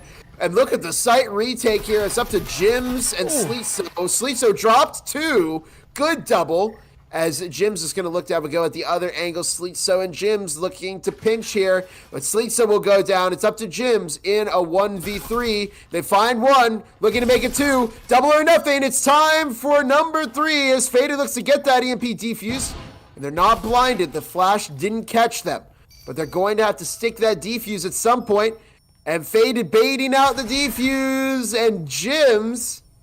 Oh no, played for enough time, and Faded is unable to get that round win. We'll see, maybe Jims can secure the kill, but I think, yeah, they're just going to play Ring Around the Rosie until the very end, and Jims actually goes down to Faded. Probably wouldn't have pushed in there, but ultimately good stalling from Valor Martini. I mean, that is how you play that. Time is one of the most important things here, especially when you're like Valor and you get that plant pretty early on. And have a lot of time to burn. I mean, we saw an amazing aspect retake there. It was about to roll into a win there. But I mean, that Sleetso 2K, I think, stopped that retake and, made it almost go to a screeching halt there. And it sucks because Aspect, they were so close. They're within, we're talking so close to winning that there. But they had a really bad job, I think, at, those 2v1 situations, 3v1 situations, because they just allowed those Valor players to just get those beautiful headshots on them and to knock them down left and right. I mean, if they just reapproached how they attacked those people, it would have looked a little bit different, I think, in that previous round here. But, at least I can see finally some fight coming out from Aspect here. I can see them maybe getting 1, maybe 2, left on his first half. Yeah, it's going to be tough at this stage with their economy, although a little opening kill there isn't too bad, a 1-for-1. I'll take that. As Valor, obviously the better equipped squad, Bob, going in 4-0 on the half so far. Yeah, and early picks like the one that Lynx GTV got affect Valor because even though they're a little bit better stacked for the push here, that's an extra rifle and some extra util that they're just not able to carry. That's the extra body that's down, and they aren't going to be able to assist with the push anymore. Whereas for Aspect, they might have lost an Huracan, but they didn't lose quite as much as Valor did. But in any case, we see that drone moving over to Site B. Banana Man prepping the fragmentation grenade, and the drone will be shut down by Victor Vaughn as Valor look to make it a B push. Yeah, ooh, a nice peek out from Ivan. A quick refrag from Donk keeps things even. Foam goes down onto the wall outside of B, though, and Valor definitely getting ready for, I think, the misdirect to B and the push to A. And they're going to look to recover that EMP. Only a minute on the clock.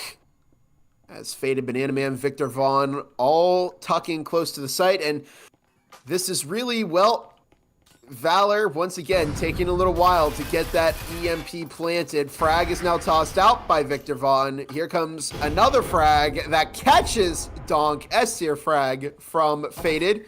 Shark pushing in, looking to get that EMP planted. Sleetso finds 1. Shark looking to take the left angle, but it's actually instant off. So they have a little bit of time here. Victor Vaughn is going to catch them the moment they try and run out. But Sleetso found the kill onto Banana Man. Shark managed to escape, and it's up to Victor Vaughn, who swings out, finds 1, looking to make it 2 onto Sleetso. But they're now in the 1v1 situation, tapping that EMP, looking to bait out the audio.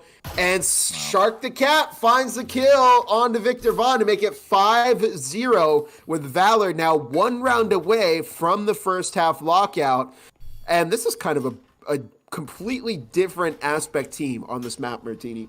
Yeah, Valor's definitely locked in here. We saw some great early trades coming from Aspect. I thought it might have gone their way there. We saw that off-meta push coming out from Valor. I don't really call it meta. I've seen both sides get pushed pretty often. But I mean, and we saw some great frags coming out from Faded. They're knocking out some of those early round picks. I think Aspect, though, unfortunately, that last player there, they had gotten that one pick on the EMP planter. It would have looked so different. I think they were just waiting a little too long. Didn't go for any pre-fires, and things just didn't work out for them. And some great shot calling from Shark there, expecting the tap and expecting them to go for the shots against them, and just being very patient about having to defend that EMP there. I mean, Valor is just looking really locked in right now. We're seeing great gameplay on how they approach some of these sides, how they handle those post-plant situations here. And it's just looking rough for Aspect. I mean, they don't want to get 6-0'd in this first half. They just want to avoid that as much as they can. Yeah, that would be bad news. We'll put you into a tough spot going into what could be your final round on the pistol half, and you never want to put it all onto the pistol as Crimson does the droning. The rest of Valor works their way in, and Bob Valor have clearly dialed it in. Absolutely, 100% dialed it in, and I think they dialed it in again as they open up the round with a pick onto Faded. Jim's looking to push and get an early pick, maybe onto Victor Vaughn, who's playing center on site A. Victor's going to find a little bit of damage there as Iben finds Sleetso, and we probably should have seen a little bit more flank watch coming out from Valor. This is going to slow them down a little bit. Banana Man picked up a bit of damage there. The static field emitter over in A is going to cause a few problems for Valor. If they had a good frag grenade, they might be able to toss it into the site and maybe do a little bit of damage to some of those defenses. There it is, tossed into the back of A, and it catches Banana Man.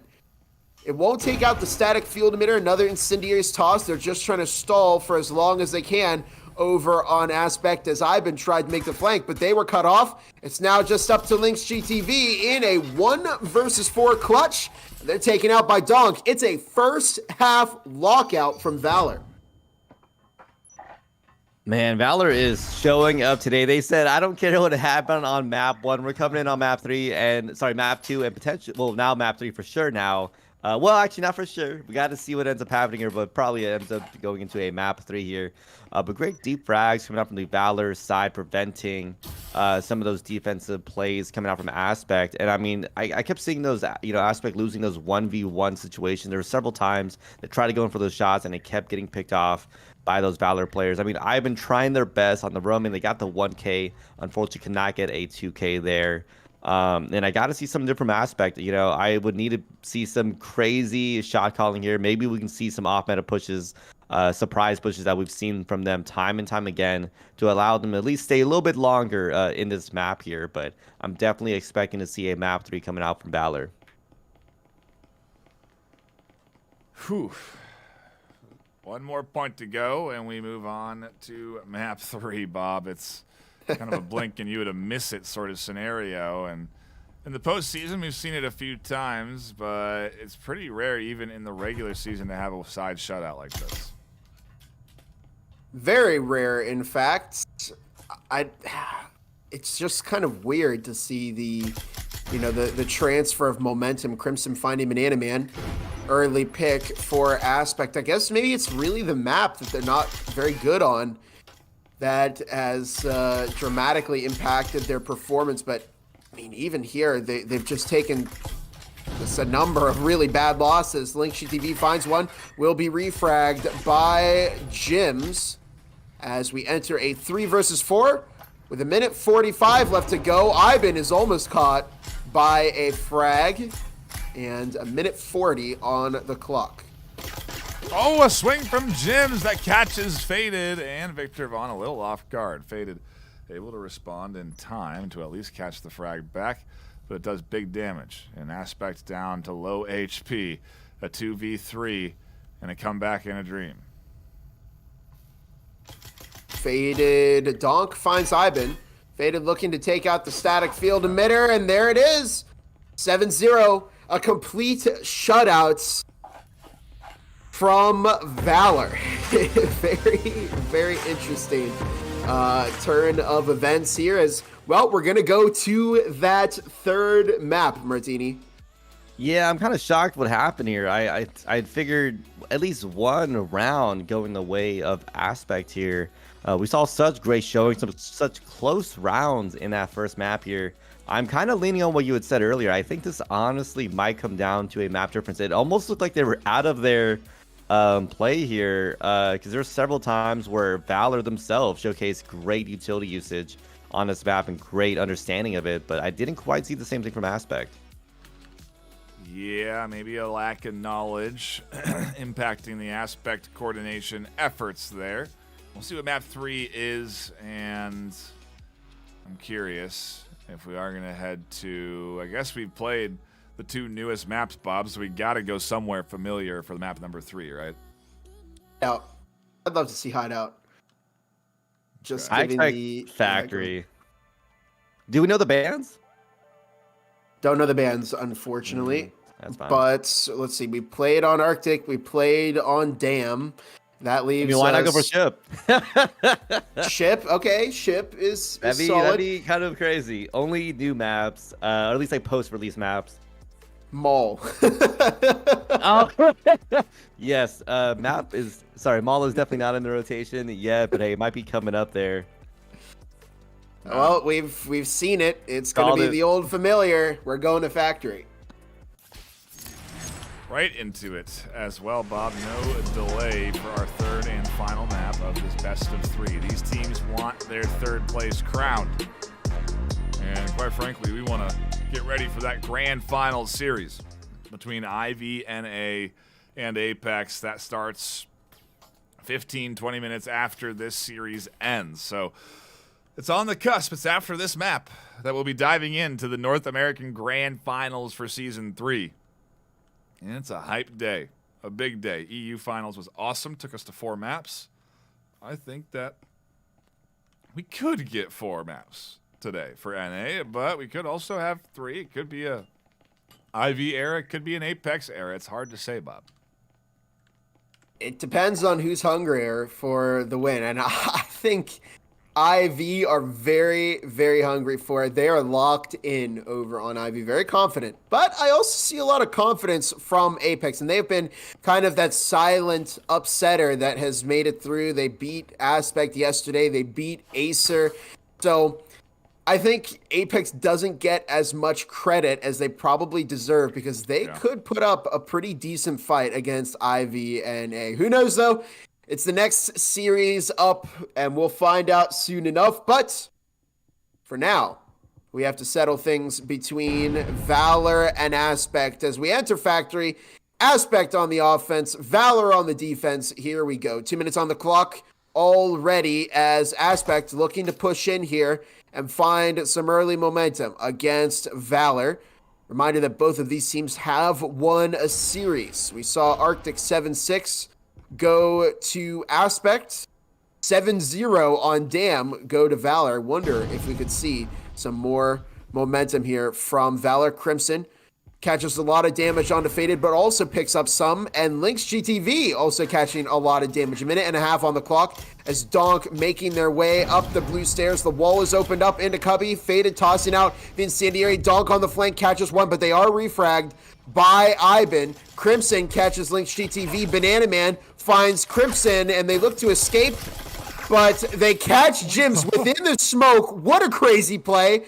And it's up to Sleetso and Shark the Cat. Banana Man almost catches Shark, but they were on 1 health. And by the way, speaking of 1 health, here's Ivan.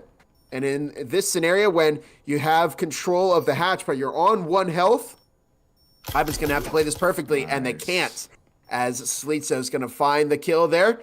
And Valor are going to take the first point. I mean, that's really good coordination, Martini, right there in the pistol round. Maybe they shouldn't have put their low... I guess, I don't know. You put the low HP on the disarm or the high HP on the disarm. It's tough to say, but either way, it works for them. As map 3, they'll take the lead, 1-0. Yeah, there's so much early chip damage on the Aspect players. I'm not shocked it went that way. I mean, I know people are so... As long as you're alive, they think that's a big deal, but there's something to be talked about in terms of health economy, too, right? You want to... Especially in pistol rounds, I think it's way more vital for health economy versus something like the assault rifle rounds, right? Because you have those one-shot headshot kills versus pistols. Like you have to get several shots in before you get any kind of picks there. And that's what we saw. Ivan, only having 1, 2, 3 health in the hand. There's really not much you can do there except have a perfect gameplay and not get any shots yourself there. I mean, Donk on the roaming there from Valor getting some great value. Banana Man. I mean, that was a beautiful smoke play. I felt like I was watching a ninja there. I've never seen something like that. Literally, someone throws the smoke down and shoots someone through the smoke. I loved it. I mean, that was something of out of a movie almost. Like, there's just no way that happened. It was funny. a real smoke bomb moment there. But then a great prediction and read from the rest of Valor. Shark the Cat scooping up that rotation pretty nicely from the outside window. And Aspect, suffer another loss. And it's 8 points in a row, Bob, that Valor have won so far. All that we're missing is some like crazy martial arts, Martini, but honestly, yeah. In any case, ninja stars, something like that. Throwing knives, new weapon added to breaches. But no, here we go. On to round number 2 as the kitchen hatch is opened up. Slitzo looking to get an early pick, maybe onto Victor Vaughn, catch the leg of this Aspect player, and they are not relenting from that position at all. We'll see if they can maybe find a kill with that. But in the meantime, Ivan has opened up the upper orange window. Lynx GTV looking to do some flank watch as Shark the Cat catches a lot of damage. Victor Vaughn a little bit isolated over in upper orange, and we're about to see Crimson and Faded meet each other very, very soon. Yeah, Crimson is just waiting for, not sure for what exactly. Banana Man holding the angle. They seem to know Crimson's in there pretty well as the push towards site is kind of slow rolled because of that delay up top. They don't want to overcommit, lose sight of that flanker, and that nade was going to try and bounce off to the back corner. I don't think it got the bounce they were looking for. Faded falls into an incendiary. They'll go down in an effort to plant the EMP, and the Incens continue to be MVP. Banana Man shuts down Crimson up top, so no longer the flank of worry, and we're into a 4v4. And drop from Banana Man. Ivan finds one. Donk catching Slitzo, their own teammate, and Lynx GTV will find the kill onto Donk. Jims takes out Ivan, and they're going to have to run as Aspect win the 1v3 here, and they're going to find their first round of this third map. And first round since the first map, Bob. They didn't score at all last map, so it's been a while since Aspect have been on the board, and that's got to be something that's impacting how they're playing this afternoon, Martini. Yeah, no, we always talked about them being motivated by these rough matches. It could be hey, we're going to map 3. We're a little more comfortable on Factory, so Aspect definitely locking in a little bit better there. And we saw, the side of Valor having a little bit more advantage for, I think, SMGs versus the 3 on Aspect side. I think I even saw a Jesper in someone's hands there, so I'm not quite sure what ended up happening. But, I mean, that was unfortunate for Aspect. They might have been able to secure that a little bit sooner, but, seeing Faded fall literally into a lava pit was definitely something to watch there. And that was a beautiful attack, though, when it finally did develop from Aspect. We saw several players come in to side, be able to take on the server room, force them to get picked off, and then really holding off that little back cubby rotation coming out from the Valor players. I mean, that is something to watch there for sure. But Valor being smart, though. Jims, I think, running off with the Omen in hand, knowing, hey, it's washed, right? They got the 3 players on. They got the MP plan. It would be too hard of a retake, especially with a couple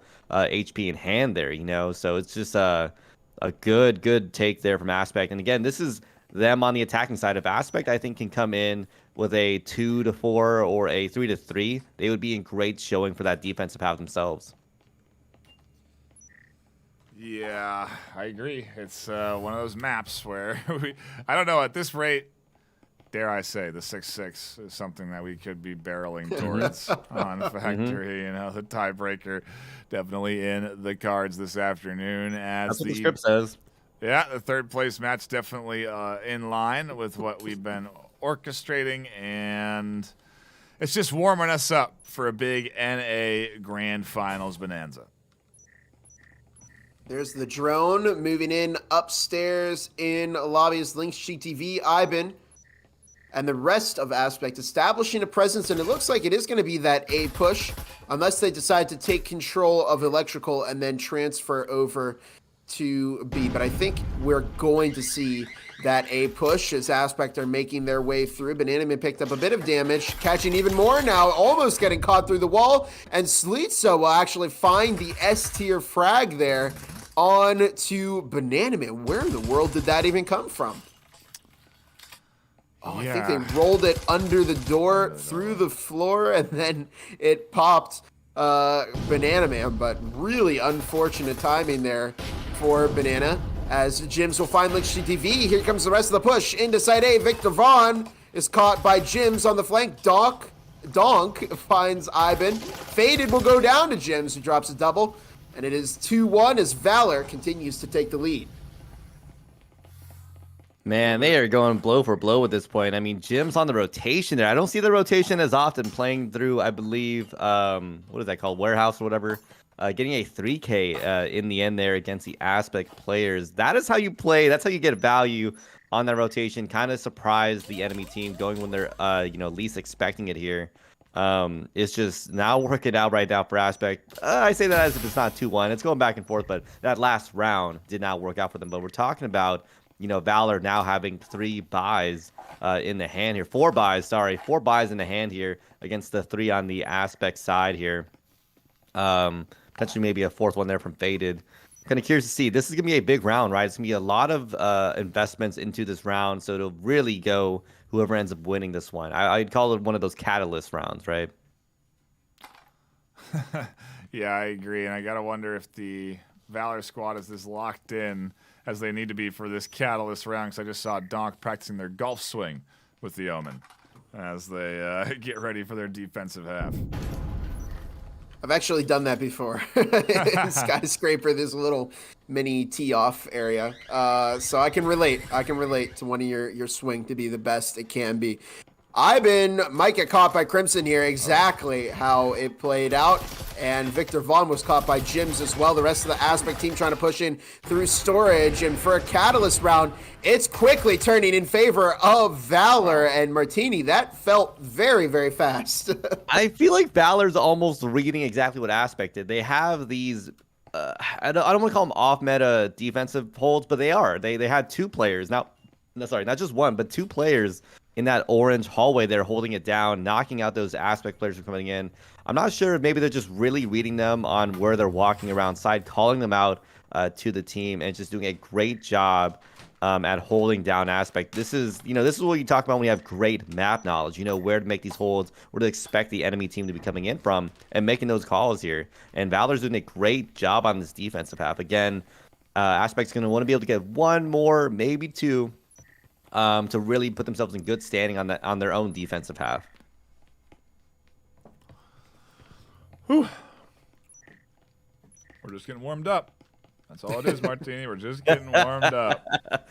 I mean, they are kind of going blow for blow here, right? It was like 3, it was like 1-1, and then they're going back and forth here. So I wouldn't be shocked. I mean, we're seeing an Uricon coming out from Link's GTV there, so maybe trying to get some clips out from that. But we'll see what happens.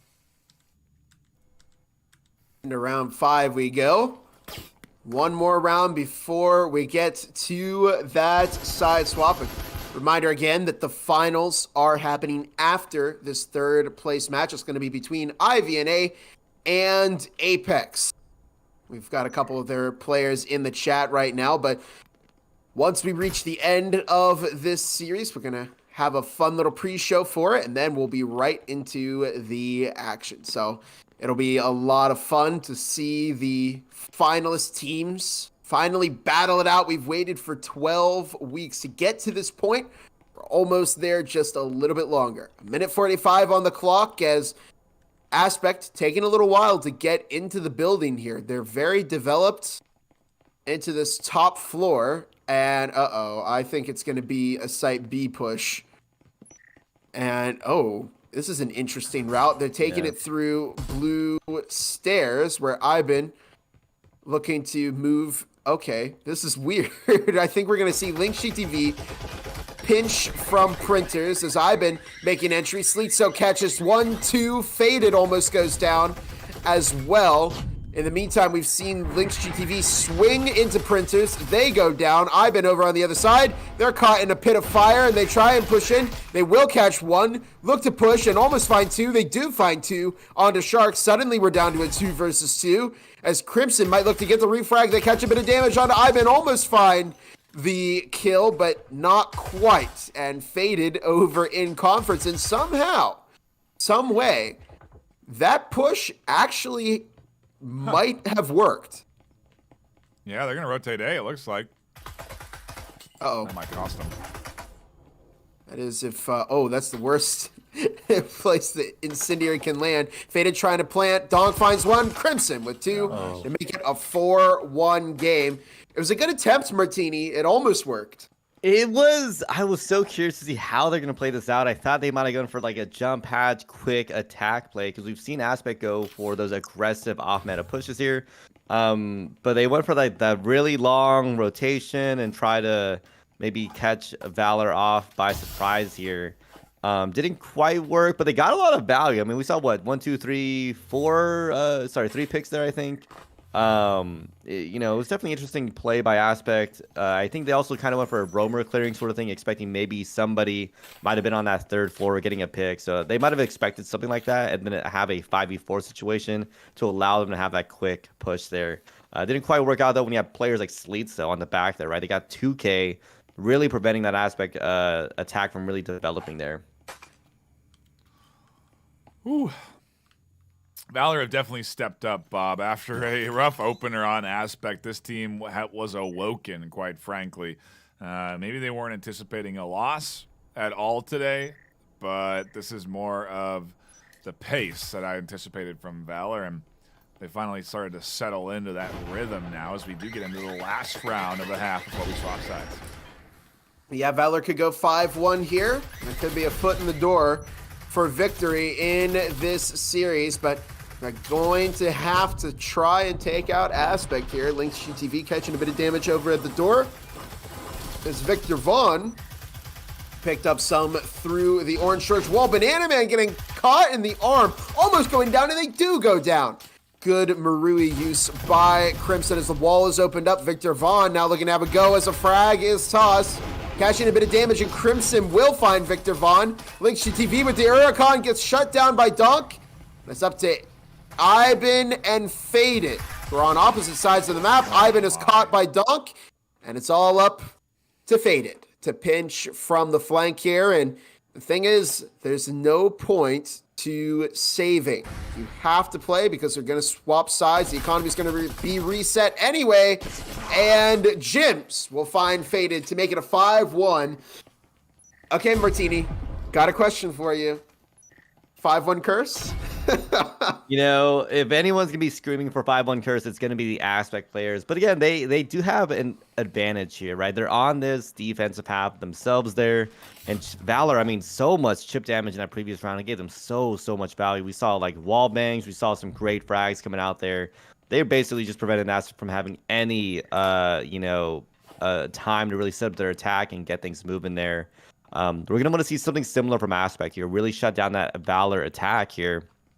But, I mean, 5-1's still kind of hard to swallow coming into this upcoming round here, as Aspect needs to just really lock in, for these next 5-6 rounds. Maybe just 5 rounds forces into an overtime, something like that. Right? We didn't really see too many EMP plants in that previous round either. It's kind of rough for the Aspect players, but we did see them get the 1, which is enough to keep them in the game, at least keep them in the game here. But I can definitely see Valor feeling very high hopes, a lot of good morale on their side right now. The Charms, Bob, on display. A great new addition from the Triangle Factory squad. Yeah, you can hear it. You can even hear the bellissimo from the Pizza Charm is Faded.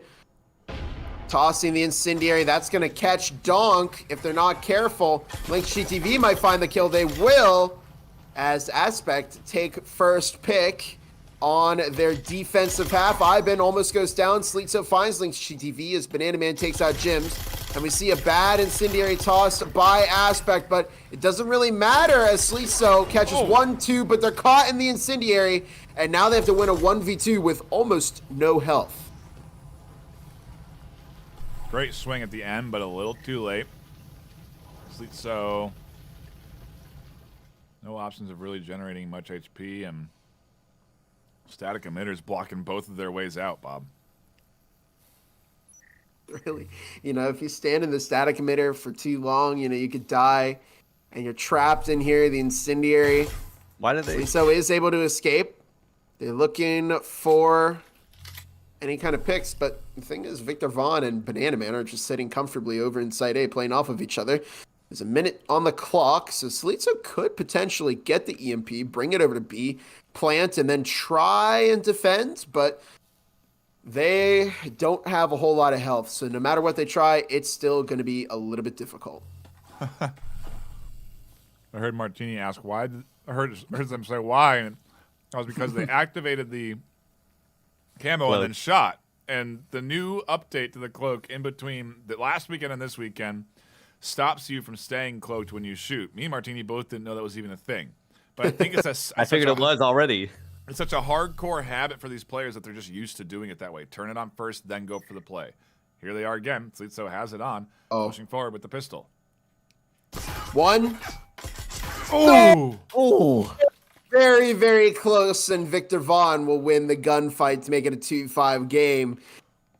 Martini, did I place a caster's curse? is it actually going to be that 5-1? Man, I'm gonna be honest. That was too close for a 2v1 situation with someone at 30 health. I'll leave it at that. You know what I mean? That was a little too close for my taste. We saw, Aspect lose one player, potentially someone almost lost to a 30 health there, right?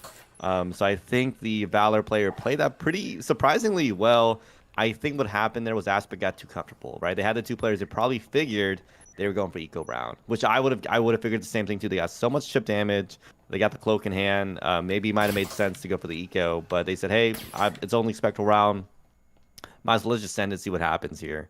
And I mean, good showing there from Aspect. They got so many picks early on. Slitzo trying themselves. I've seen it several times. Slitzo, I would maybe call out MVP there. I mean, several times having a 2-3K in a round, trying the best to really make something happen there. I think top fragging for their team right now, but it just didn't quite work out as they got so much chip damage from the incendiary. It just prevented them from really doing much that round. Look at Ivan, practically prone on the stairs here as they crouch and lean.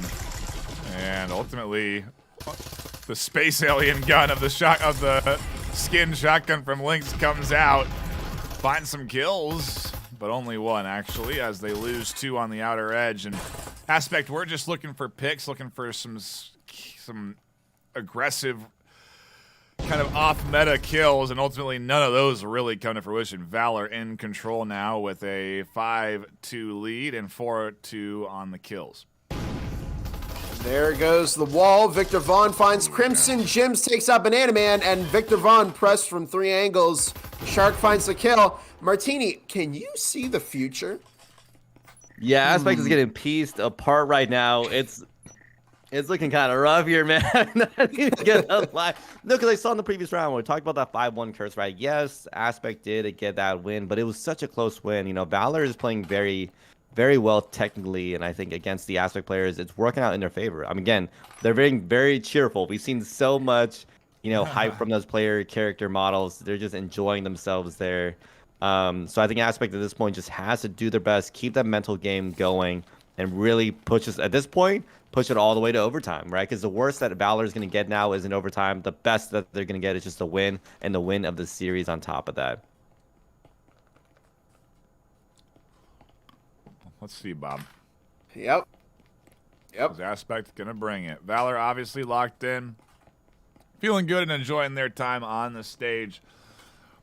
But that's the biggest one that they'll get all season, outside of course, the grand final stage, which is where we'll be diving into in just a few minutes, honestly, as the end of this map means that we then start to prepare for the grand finals. We'll go to a little break for us here on the desk, and then get ready for the final matchup of Season 3, the North American IVNA versus Apex battle in a best-of-5. It's a lot to look forward to. You're not going to want to go anywhere, even though this series could be ending here at the end of this Faded with the incendiary prepared. This could be curtains for Aspect if they can't lock in and secure this round. We see Lynx GTV upstairs over by Printers, and they're going to look to get a pick, and they do find one onto Shark the Cat. A factory defensive classic, and Jims might catch somebody off guard here if Aspect were prepared that, or if Aspect thought that the Incendiary would close off the rotation. But Jims fires a little bit early. They now let Aspect know that somebody is in orange storage, and the rest of the team now looking to develop in along with Jims. Lynx tried their hand at peeking out one more time and nearly lost their head for it, so they'll tuck back in for the moment. Allow Valor to focus on the objective ahead.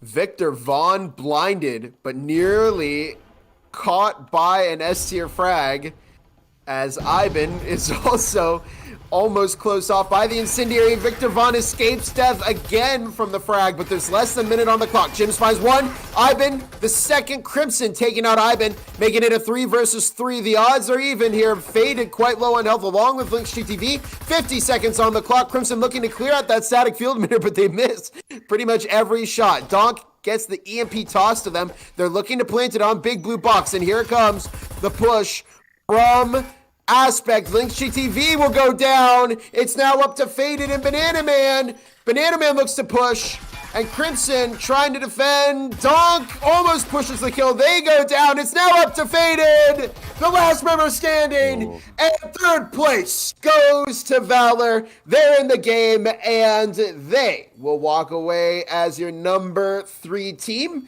And we are going to move on to those NA finals.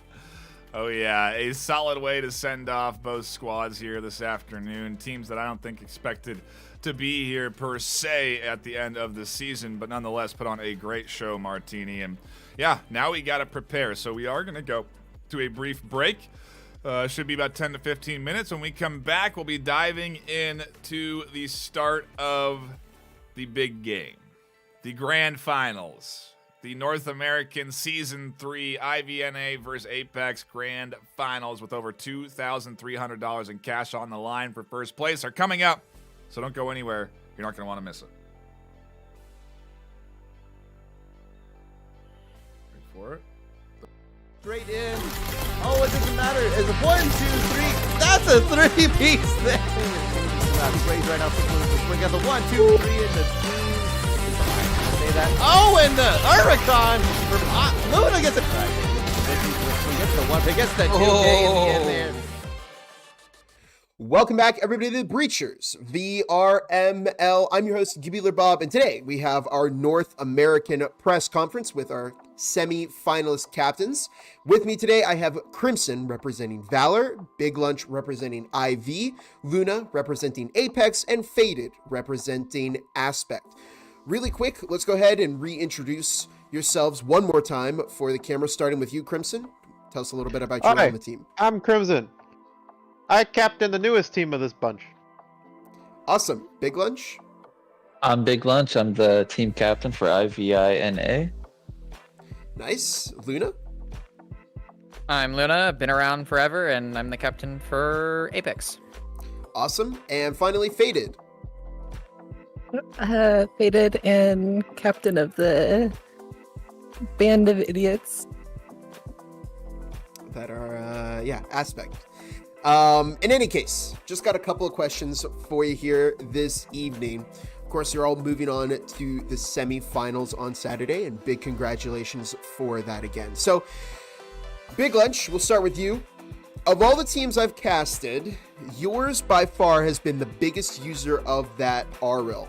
You know, let me ask you, why is that? Well, the day the update dropped, we all hopped on and immediately started testing it out, and we realized that it was like really valuable. At $2,000, you can kind of make it work always. So we just always put it into play. Yeah, definitely. Like I said, I've seen that used by your team the most. And I think it's actually a really good idea that you picked up on that quite early. Now let's hop over to Faded. How about you're able to find a lot of early momentum against F3 on Dam. How pivotal do you think that was in the overall match? it was a pretty good turning point because we didn't practice damn much. So it was pretty much just gunfight. Yeah, it was a great start for your team there. So yeah. Now Crimson, what was the mental like for your team after that first round on Dam? 001 got that 4K kill streak at the start. Did that shake up the team a little bit? We were mostly still intact. There was a little bit of doubt that we had to fight through, but the second we were through that, it was clear sailing from there. I mean, for my team, this is the first time they've ever been past close qualifiers. A lot of time for a lot of them, it's the first time they've been in a close qualifier. So a lot of nerves there, but getting past it. Absolutely. Now, Luna, heading over to your team here against Acer. I think you kind of shocked everybody. You certainly shocked me with this fantastic offensive opening against Acer. What do you think made those initial opening rounds so successful for your team? Acer lost their aura of invincibility. The moment they the moment they had their first loss, it was downhill from there for them. The moment that aura went away, then all of a sudden they're a normal team, like the rest of us, at least mentally. So at that point, it was just kind of like, okay, cool, win our gunfights and don't die. Now, heading over to Crimson, this is something that I noticed in the matchup, and Havoc didn't buy as much utility as your team did. I thought your team did a great job at investing that utility. Now, did you see that as kind of a lack of investment from Havoc as a weakness that you could exploit? Oh, absolutely. It's a weakness from every team. Breachers has come a long way since preseason and season 1, back when things were very, very mechanics focused. That's why Acer has reigned this long. But as time goes on, more and more amazing players are popping up and starting these really strong teams. And as time goes on, it's becoming less mechanics focused and who has the better players and who plays as the better team and who plays the game better, not just who shoots better. So that utility really, the lack of it hurt them deeply in that match. Agreed, very much. Now, Faded, Ship kind of proved to be that map that your team would like to forget. 7-1 against F3 on Ship. I gotta ask, how did you keep the team mental up moving into map 3? Because that was a tough loss to take early. That's a tough one. Honestly, it was just jokes. Gotta do anything. I mean, we didn't. Sure, we lost our mental, but we didn't lose our gunfight skill, Kind of just rebuild it on the next one, refresh mental, and keep it going. There you go. Now, Luna, Blaze was a very critical asset to your team the entire series. They dropped double digits on all 3 maps. So will they be playing this weekend? And as a captain, what do you think they can attribute that skill to? They will absolutely be playing this weekend. Their main roster, they're one of the best players in the game. They're just gonna play well. I mean, their job is to shoot, and their job is to hit shots, and they do that better than more than everyone but one player maybe. Yeah, unless they're just better than everyone else. So, okay, Blaze, kill people. So talking about some specific players, we'll hop back over to you, Big Lunch. Gizmo is one that I noticed that pulled off a number of insane multi-kills and clutches, especially over on Factor. There are a couple of plays I can think of off the top of my head. I got to ask, how much kind of time, dedication, practice does it take to get to that skill level that he has? Well, Gizmo's been playing for a super long time, I think even since preseason. And I've always been on a team with him since that time. So, scrimming almost every other day for a year. Yeah, you're going to end up being one of the best players in the game. Plus, Gizmo's kind of crazy with the Knut and now the Huracan. he's the only person really who can reliably use that and get maybe a triple kill with it every time. Yeah, I've definitely seen he was lethal with the Knut, and the Urgon is definitely no different now. So Crimson, again, still talking about some specific players here. I personally saw Slitso become a menace on the roam, especially on Dam. They got an incredible 4K kind of in response to that initial one from Havoc. So with a lot of early picks and pinches from Slitso, you know, why do you think those roams were so effective against Havoc? Two main reasons. One, Slitso is an incredible shooter. In terms of raw mechanics, he is one of the best in the game by far.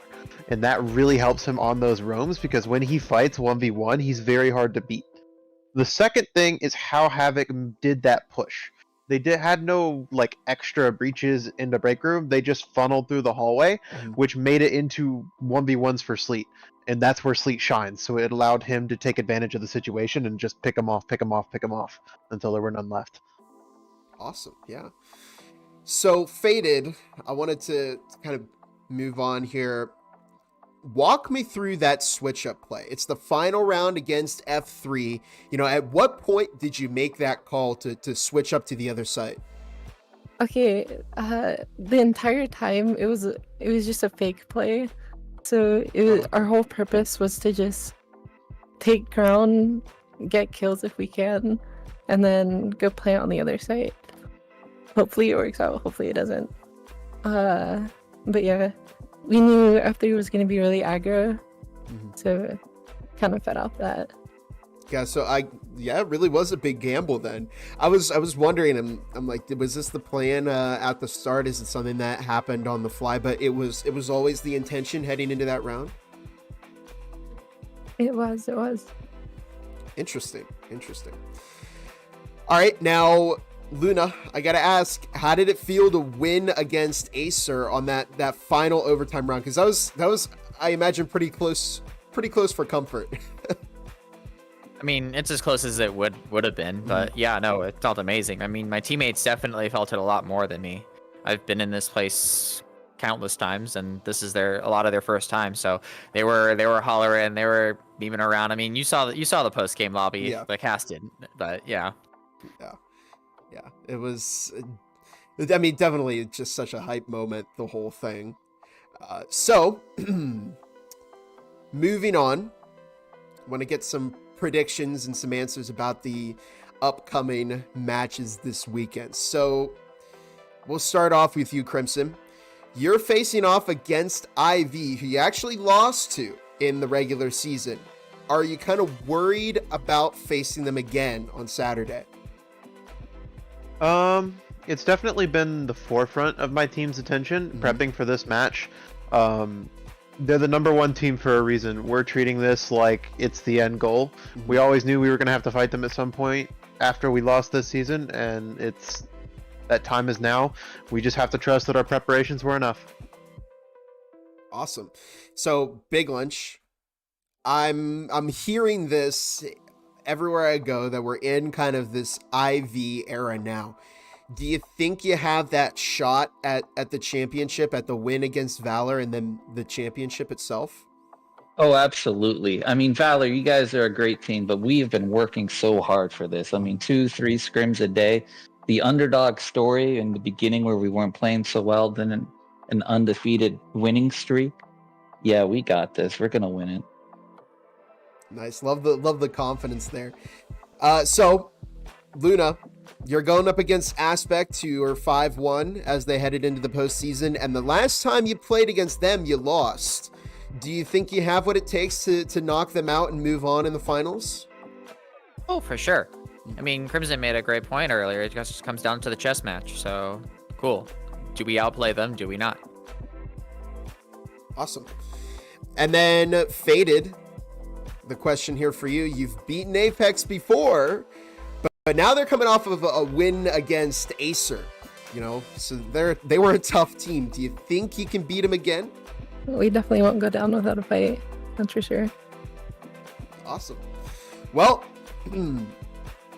I think that's about it that I have for the questions. And once again, we do want to thank our NA captains, Crimson, Big Lunch, Luna, and Faded, for joining us here in this NA press conference. And we do want to give you all very, very much good luck for the upcoming matches here on Saturday. Until next time, I'm Gibular Bob. This has been our NA press conference. We'll catch you all in the next video. Have a fantastic rest of your night, everybody.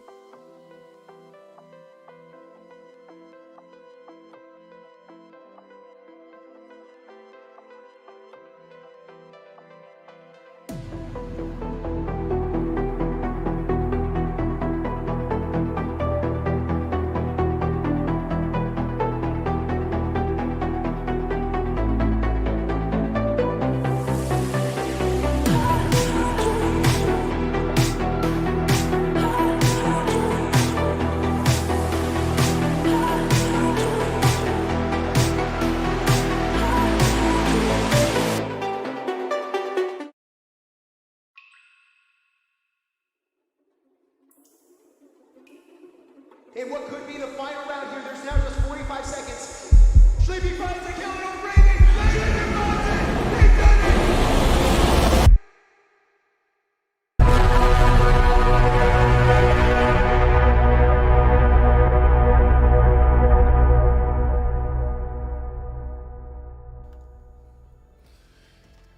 Welcome, everybody, to the final game of Season 3 for the North American region. It's the Breachers VRML Grand Finals.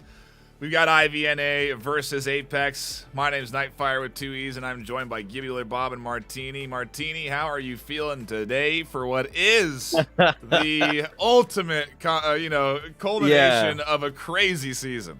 I'm feeling great, man. You know, we're talking about a season that's gone on for several months. We're talking about several weeks now in the playoffs. We have seen these teams fight throughout the whole season. We've seen them fight in the postseason, and we're finally here. This is it. These are the top two teams on both sides of the brackets that have fought themselves all the way to the top, and you know they've definitely earned themselves worst case second spot, best case yes in the league confirmed, right? Yeah, it's number 1 seed versus the number 6 seed, Bob. And I'm curious what you feel about Apex getting this position, getting up to this grand final spot. What a shocker. You know, at the beginning of the postseason, if you would have told me that Apex would have made it to this stage, I would have gone, huh? Because I don't think they were poised by many people to be the team to make it to this spot, but they've certainly shown us that they're capable of doing so. They put in a fantastic performance against Acer and yesterday against Aspect as well. So they're clearly just as committed to getting the win as IVNA. And speaking of IVNA, what a story it would be for them to start off the season with a consecutive losing streak of 4 and then to bring it back to this point where they're here and a foot in the door for the championships. I mean, this would be a big win for them. I mean, Martini, I feel like IV maybe the crowd favorites, but let's look at their process and their progression through the postseason. It's been relatively unchallenged. Going up against the CC Cup winner Empire, they dominated. Going up against Valor, who we just saw win the 3rd place, but going up against Valor, they dominated, and now they're finally getting challenged against Apex. I mean, I think maybe Ivy isn't going to be ready for what Apex is going to bring to them because they seem super confident today. Yeah, no, Apex had a great showing in the previous matches yesterday. Showcased, I think they wanted to, if I'm not wrong there. So they're definitely in a good spot. They beat Acer themselves. But IBNA, I mean, they're looking amazing this season. This is a team, you know, with a lot of history in terms of breaches, right? If I'm correct me if I'm wrong, I believe it was older guys. They became Aspect or old Aspect, now IBNA. They've had a lot of history. They've had their own upsets in the past, right? Losing out in the previous playoffs here. So it's kind of a bittersweet for them, right? They played so much in breachers. This is finally them earning their flowers, coming all the way to grand finals. And not on top, not just becoming, you know, the only one, you know, coming to grand finals, but being the favored team, I would dare say, in the grand finals here, right? There's so many people in the chat, so many people I've been hit up by talking about what is it an IV era? Is it an IV era? And I keep hearing that time and time again. And part of me almost wants them to just win it because of that. They played and earned this so much. But Apex, I mean, they have been showing great work here. I don't want to say that if they win, I'm butthurt by that either. They've put in the work. They've upset Acer. They've done so many things themselves. Yeah, it is. I expect to be a exciting back and forth this afternoon, and we are just a few minutes away from diving in. We've got teams in lobby ready to go for map number 1 in this best of 5. For those just tuning in, this is VRML. We're a competitive VR esports league. This game is in virtual reality, and it's a lot like Rainbow Six Siege. 5 versus 5, search and destroy style objectives, breaching through walls, but all in virtual reality. The VRML runs regular seasons. This is season 3 with the Breachers, and it's been a tremendous one. 13 weeks of gameplay that have led us to this stage, to this multi-weekend postseason tournament, where we ultimately are now competing for cash and hardware on the line. Sponsors get involved in our postseason. They include Triangle Factory, the developer of the game, contributing in cold hard cash to the prize pool, which we really do appreciate. It ends up being over $2,000 in cash for first place, $2,300 to be exact, with $1,000 to second. So either way, these teams are in the money. They gotta be feeling good about that, Bob. But then on top of that, HyperX hardware coming in for first and second as well. Doubling your prize money is kind of better than not doubling it, Bob.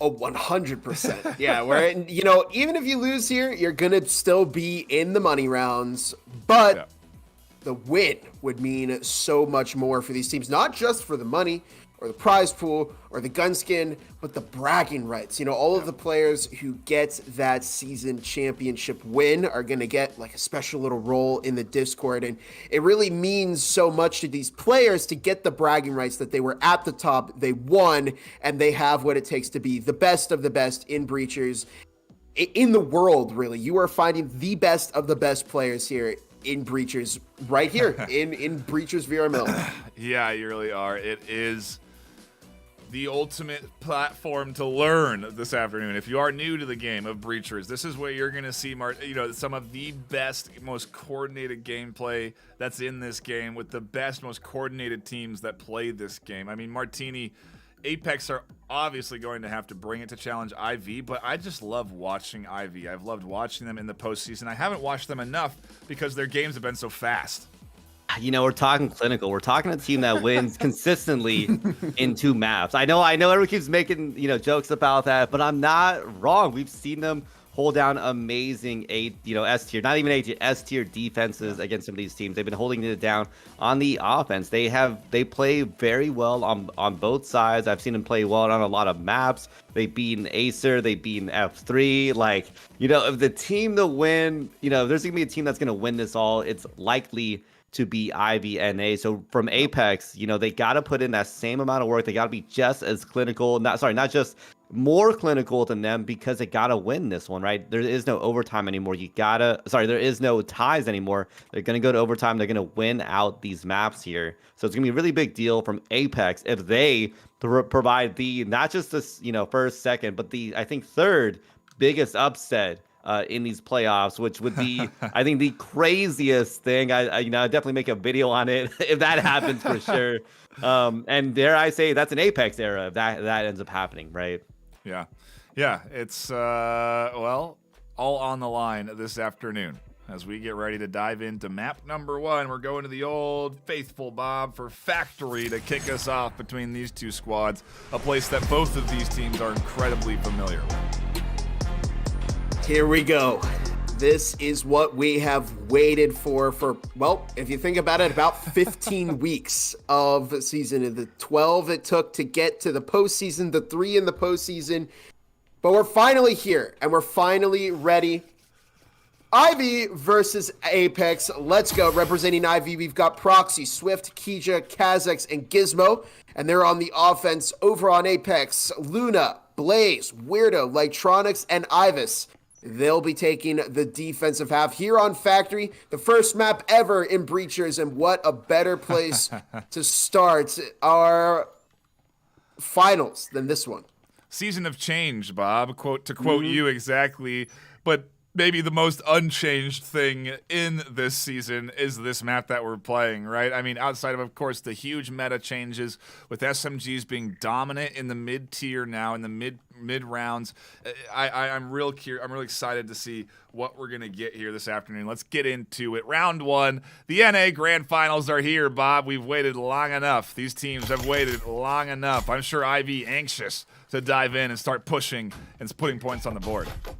You're looking at a confident IV team. They've been working with almost a completely new roster this season, and they're on the move already, foaming the hatch in orange vendings. As they're on the move, Gizmo, Kazakhs, Proxy, all in upper orange right now. 1 minute 55 on the clock as the hatch is opened up, and the push now begins. We see Weirdo and Blaze are over in site A. Ivis taking to the connector. EMP let go on the ground outside of kitchen. Kija upstairs. We don't see any Apex roamers on the upstairs, so we'll find out what happens with this push soon enough. Gizmo picking up a lot of damage.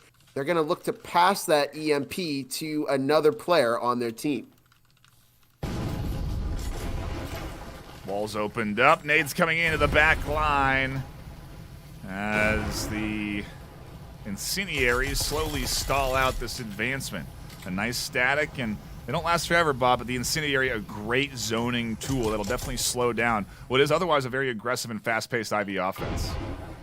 There's another instant toss as Gizmo is on 2 health right now. But look at this, less than a minute to go, 50 seconds to be exact, and we have no push. But Gizmo is going to go for it. There's the frag toss, and it's going to space Gizmo out a little bit. It actually catches Gizmo. Ivis throws himself into the line of fire as Kazakhs and Swift both find one. It's now up to Lightronics in a 1 versus 4.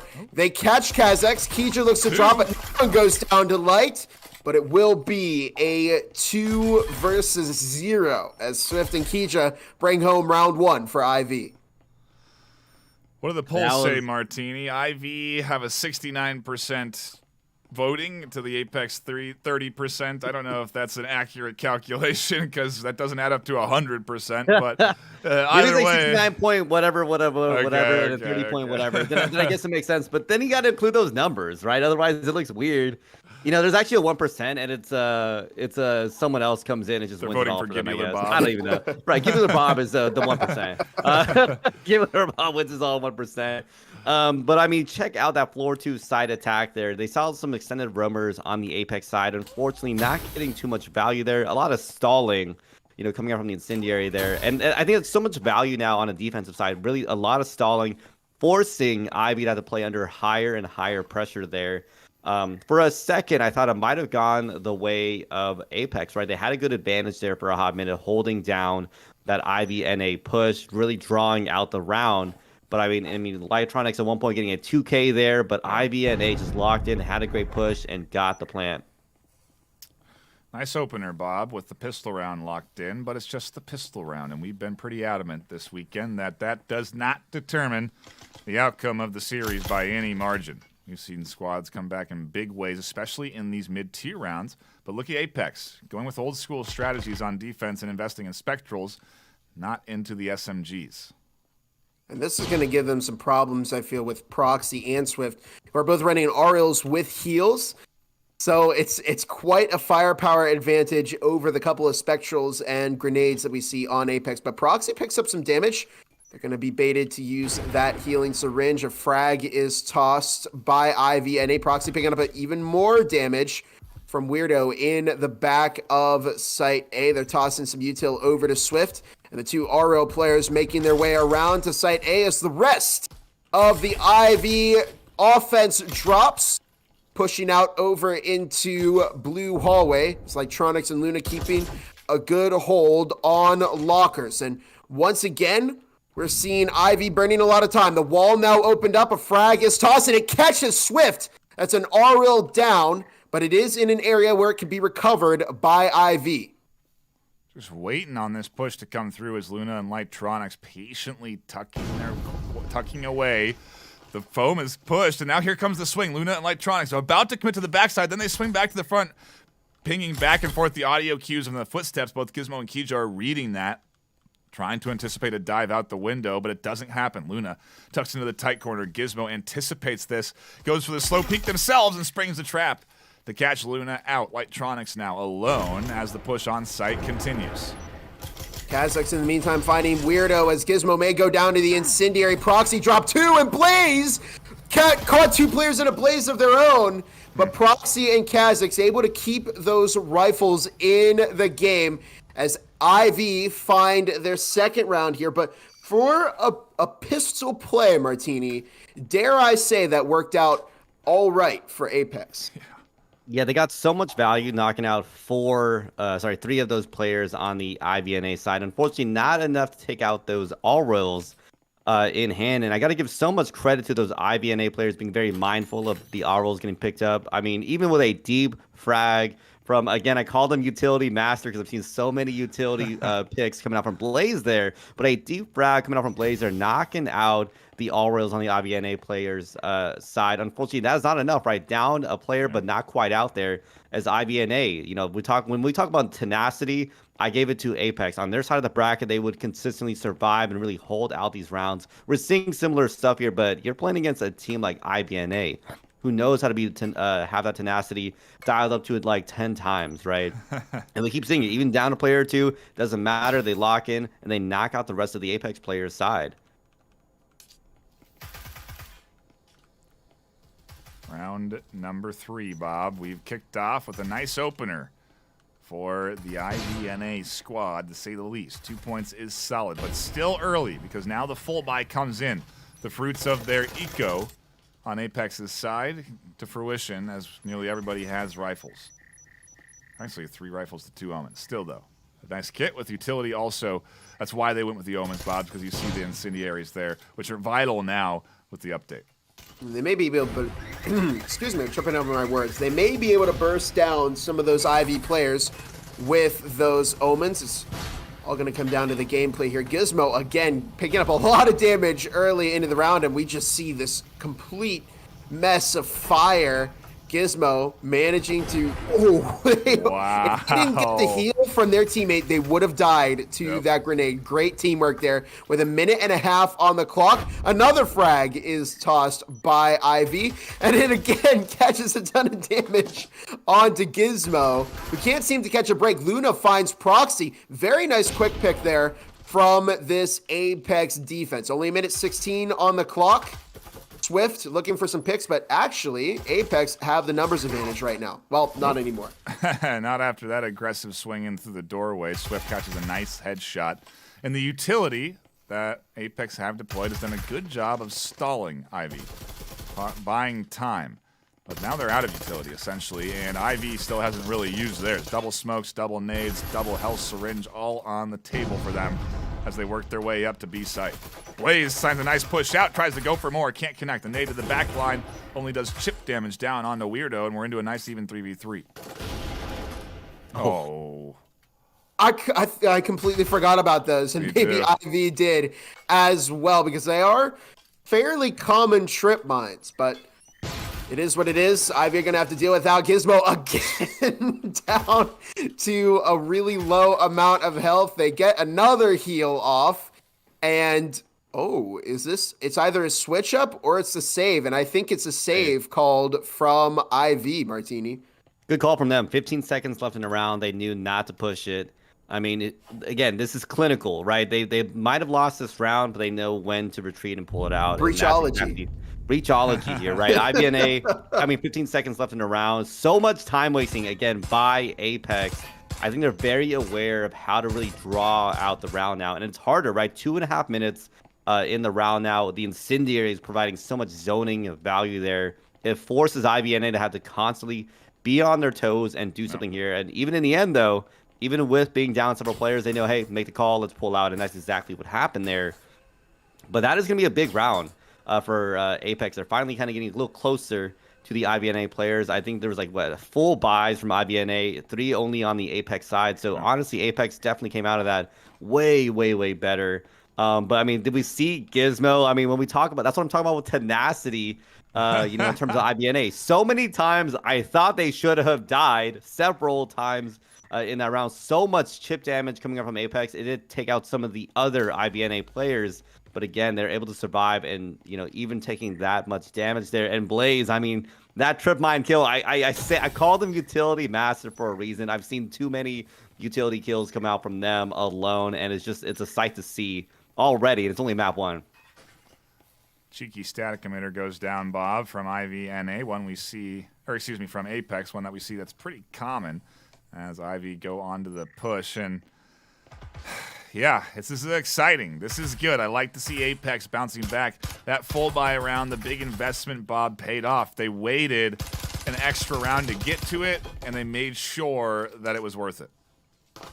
And they caught those trip mines early in this round, not falling for the same trap twice. Blaze also playing an aggressive angle. Fun fact, we actually saw somebody in the previous third place match between Aspect and Valor holding the exact same angle. But Apex is just going to rotate and play back as they know that the push is coming from upper orange, and they don't want to have somebody's back to that wall before it gets blown up. 1.5 minutes on the clock. IV last time suffered from taking too long. It looks like they're picking up the pace a little bit with this push. Flash tossed in. It's going to catch Blaze, but 1.20 minutes on the clock. Kha'Zix and Gizmo both stacked up. There's a frag toss by Blaze, and it gets some damage in, but it's not enough to find either one of these IV players. Syringe tossed around. Management of utility nicely done by the Apex as Blaze peeks out just in time to catch Gizmo. Trying to retreat back from that static emitter, and that dirty static emitter making it hard to cross to go up for the EMP plant, or at least, the very least, slowing them down just a little bit. 50 seconds on the clock now as a smoke is tossed, and look at this. Again, IV are just not able to get into the side. I don't know why they're a bit indecisive here, because they've got a decent team. They've still got 4 players alive, but they've just got yet to even open the wall into site A. I think we might see a blitz play here. Proxy setting up for one. And there it is. The wall now opened up. Flash tossed in, but incendiaries come out. And really, there's not a whole lot of opportunity here for Ivy, but they're going to drop in. And an Incin is tossed right in the planting spot. Kija over on Gravels. Luna pushes up with the Viper. They'll get caught by Proxy. Lightronics finds Kija. Here comes a push in. Proxy finds 1, 2, looking to make it 3, and they find it. Make it 3, and it's up to Lightronics, who catches 1. It's a 1v1 between Swift and Lightronics as that EMP has been planted. So much pressure here on Swift, the player from Acer who transferred over to this IV team and has been working wonders for their leaderboards and for their team composition since. But we'll see if they can find the clutch play here. As Lightronics is following them, they're going to have to pick up the pace and pinch Swift here. Otherwise, they're not going to have enough time to disable that EMP. Swift looking the wrong way, and they might get caught. Oh, they're on the box, and there's the audio. Oh. There's the audio. Swift finds the kill onto Lightronics and makes it a 3-1 game. It looked like a good round for Apex there, Martini, but we saw Lightronics got a little bit too antsy there at the end. I don't think it's even Lightronics there. I got to really pull it back a little bit earlier on in that round, right? I think when the time was counting down 10, 15 seconds left in the round, probably someone from the Apex side said just survive, we'll win out the round there. But again, that IVNA tenacity. It doesn't matter if it's 10 seconds left in the round. I'm going to run in. I'm going to run in as Proxy. Get the 3K. Get the 3K on the other team. Still get the plant and somehow clutch it up, with Swift in the end there. And I think that is what's going to set apart these two teams for the most part. Apex has the chops. I kept saying it yesterday. I kept saying it on the Acer game. They have the chops. It's just those very minute mistakes here. And that's what we talk about when we're saying clinical, right? When you're clinical, you're really minimizing the amount of mistakes you can make. And even when you do make the mistakes, you still keep going forward. You keep your mental game pretty high there. And that's what we're seeing consistently from IBNA. Even when they're down a player, even when they're down the 10 seconds left in the round, that doesn't matter. That's enough for them to still win it out. IV in control still, Bob, but A defensive point has been put on the board by Apex. On Factory, is that really enough, though? I think Apex need 2 more, quite frankly. And right now they're going into this round low on economy, low on utility, low on guns.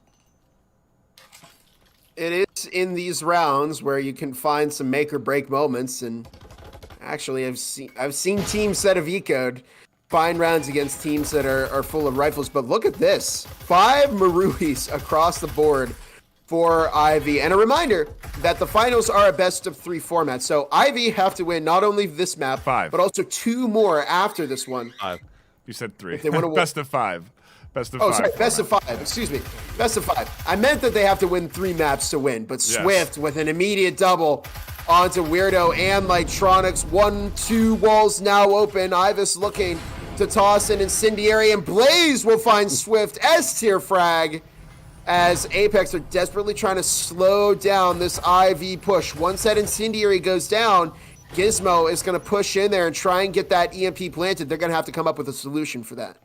Look at Blaze. They are not aiming outside. They're not trying to challenge Proxy. They're staying completely tucked in with an Incendiary prepared for this EMP plant to come through. 2v3, and as soon as the EMP goes onto that wall, the Incendiary is coming out, up, and over. And oh, maybe a little early as it comes out to just buy time now. 52 seconds left on the clock. I think Blaze might be anticipating that the push was going over to B, but unfortunately for them, is the wrong call. They threw the Incendiary a little too early, and now they're going to have to face off against 3 IV players in a 1v3, and it doesn't happen. Kha'Zix is going to find that round, give IV that 3-round lead over Apex. Well, Apex were able to find 2 Martini, but was it enough?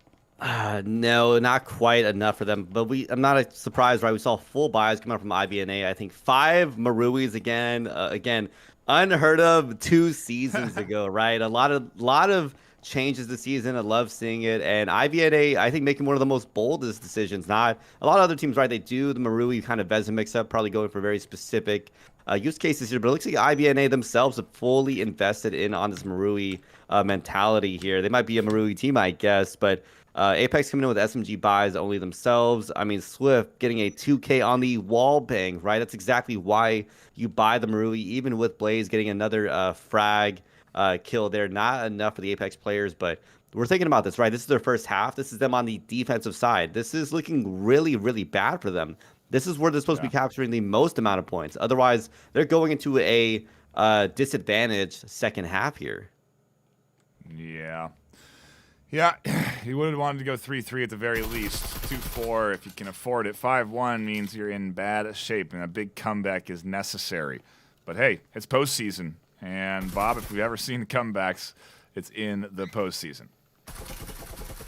Well, for their credit, Apex have been putting up a pretty decent performance in some of these rounds. They're getting close, but they have yet to just find that momentum that they need. They were able to get 1 round. That's a good start. You're at least not going in shut out by IV, but you have to start building up some momentum. You have to start finding some counters to the way IV is playing. 4-2 would give them some padding. Of course, you can't take your foot off the gas even if you go 4-2 into the next half, but we're going to need to see a very successful offense if Apex want a shot at this map. Gizmo is caught through the wall, got a little bit too over-aggressive. Swift also picked up a lot of damage from Apex, and they almost went down to the Incendiary, but they had a very small spot that they could stand in. Ooh, a nice toss to the back line. They're going to zone out one more. Swift going to counter finally with the nade, but it's a little late as Blaze tucks in. And IV, down an early player, hasn't stopped them from taking rounds before, but Apex are at least set up into a nice spot. They now need to really tuck back and allow IV to push into them, utilize their extra player advantage, maybe try and catch out a rotation, which is what Weirdo's tucking in at A site for. 55 seconds on the clock. It's a switch up for A as Weirdo goes down. 2 from Proxy, 3 from Proxy. Can get a 4th? They're going for it. They're going to push, maybe even pursue the ace here. It's up to Blaze and Lightronics to prevent that from happening. 40 seconds on the clock. Proxy is on fire here. Not literally, but Lightronics is going to shut down the 3-kill streak. However, it's 3 versus 2. EMP's planted. Keisha with 1. And it's up to Lightronics to keep their team and potentially bring them 4-2 into the second half. But it is going to be a very tall order. And they don't clear the breach, and Lightronics goes down to Kija. I mean, let me ask you this, Bob Martini. Have you ever seen somebody... Oh, why? Oh, I'm not getting the replays. Shoot. All right, we'll fix our replays. But I've never seen somebody celebrate a triple kill in the middle of the round before it's ended.